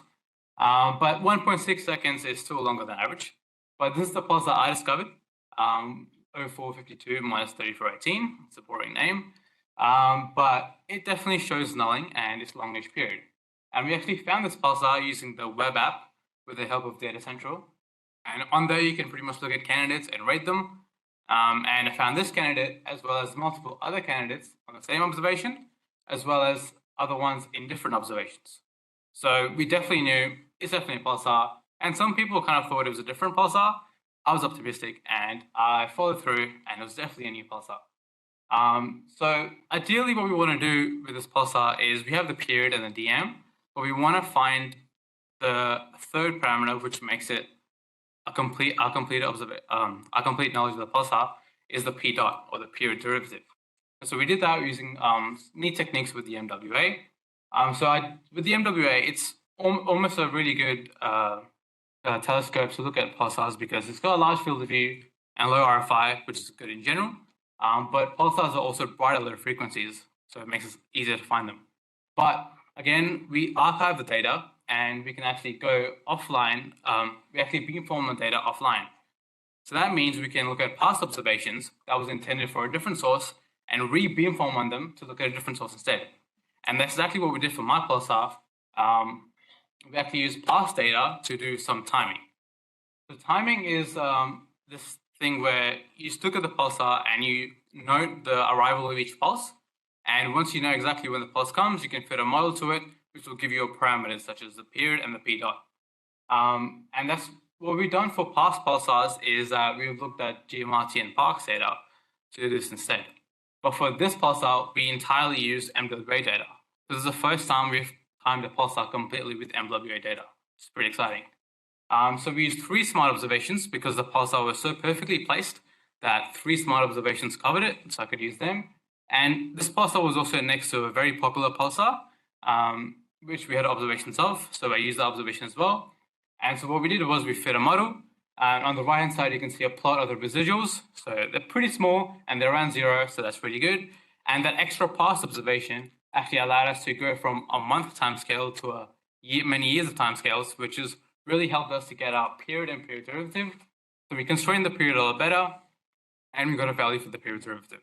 So this makes our basic knowledge of the pulsar complete. And now we actually want to know where on the sky it is exactly.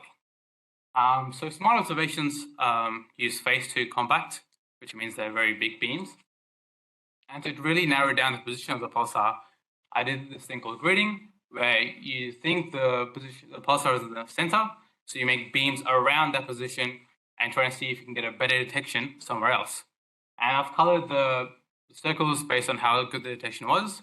So on the smart observation, I kind of found it in that area here, which I narrowed down to this region. And I also had the phase 1 observation from the past. So I tried to do a similar thing on that, but the pulsar wasn't really that bright in there.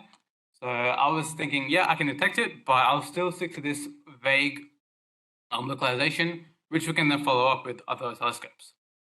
So we used the GMRT. So the GMRT is also a radio telescope.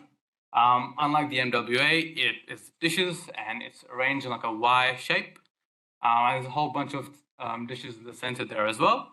And one of the things that the GMRT can do, like the compact and extended configuration of the MWA, it can use multiple subarrays where you can use different subsets of the telescopes that will be able to change your baseline and your resolution on the sky and your field of view. So that helped us kind of narrow down the position of the pulsar.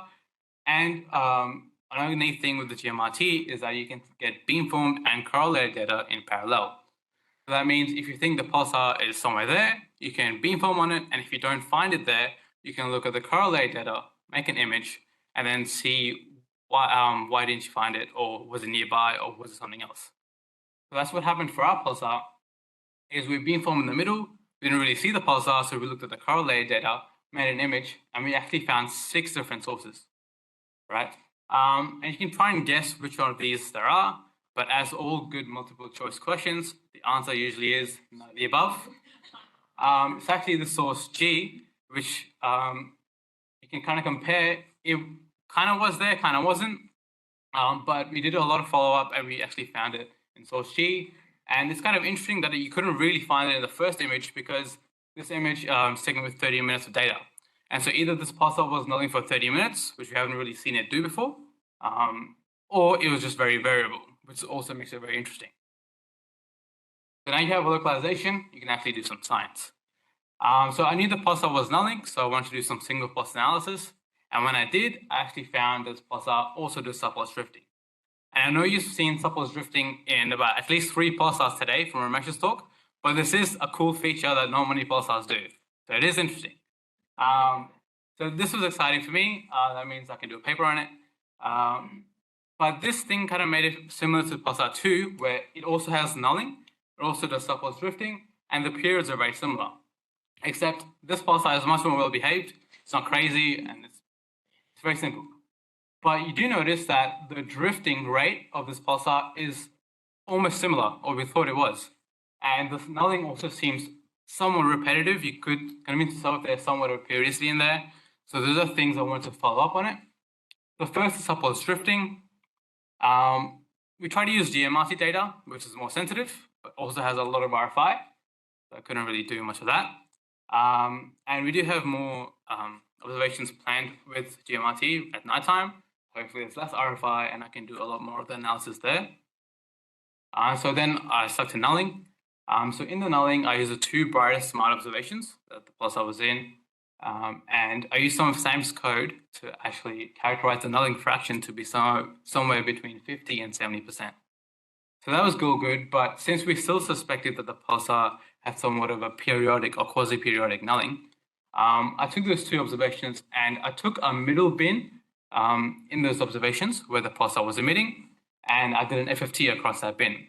And of course, an FFT would be able to reveal any periodicity. And so I did that, and I fit some Gaussians to it. And so these are 2 images made from using 2 different observations. And one of them is using a longer time, other one's using shorter time. But in both of them, you can see that the fitted Gaussian has a similar mean. which is kind of ideal, and the peak is pretty good. So you can convince yourself there is somewhat of a periodicity or quasi-periodicity in the nulling. And when you convert that 0.03 mean from the Fourier space into something real, you can get that the nulling periodicity or quasi-periodicity is somewhere between every 50 pulses. And periodicity in nulling isn't really unheard of, but it's not very common either. And we don't know why it does it, but that's more to follow up on. So I'll leave you with a quick summary. So I found the 5th pulsar with the smart survey. It's not exactly the first pulsar, but still pretty good. I did some single pulse analysis that revealed subpulse drifting, which makes it the 2nd pulsar that we found that does that. So it kind of lets you know what kind of pulsars we can find or we can explore. And we timed it entirely with MWA observations.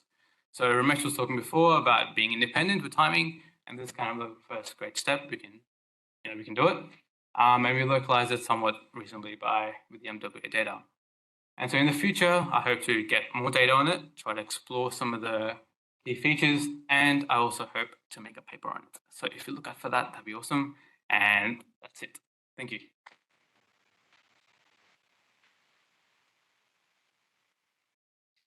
Thanks, Garvit. Questions for Garvit?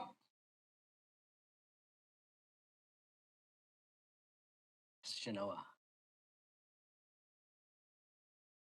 This is not my field, but is 2 out of 5 of the new pulsars you discovered having pulse drifting significant in any way or indicative of something about the survey style that might suggest that we're now finding more of these things?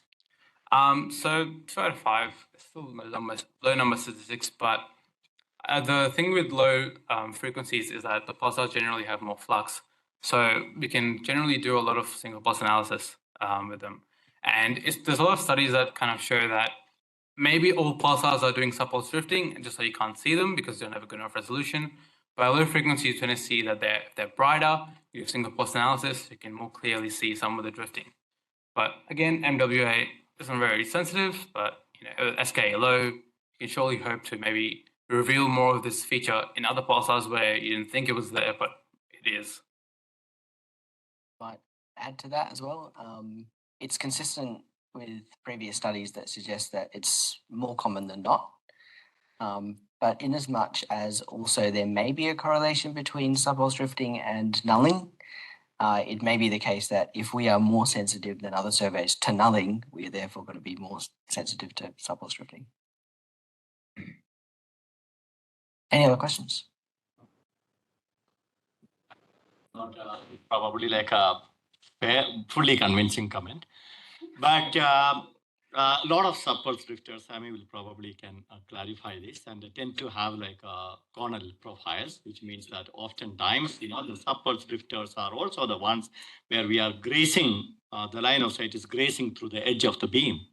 And so naively, you would expect that at the low frequencies, you have like a better chances of detecting that sort of a population.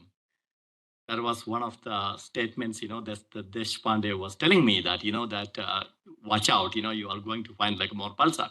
But Sammy can probably like say more about whether this is a convincing comment or sensible comment. I suspect that whether there's any extra benefit you can get from that kind of argument depends on whether or not the observed spectral indices are because of that, or if that's a separate effect. Does that make sense? Like if you just take the population as a whole and look at their spectral indices and say, yeah, that's why we expect to see more things at lower frequencies, then that already accounts for that kind of effect. Possibly. So we just took over your question time. All right, thank you, Garvit. Round of applause.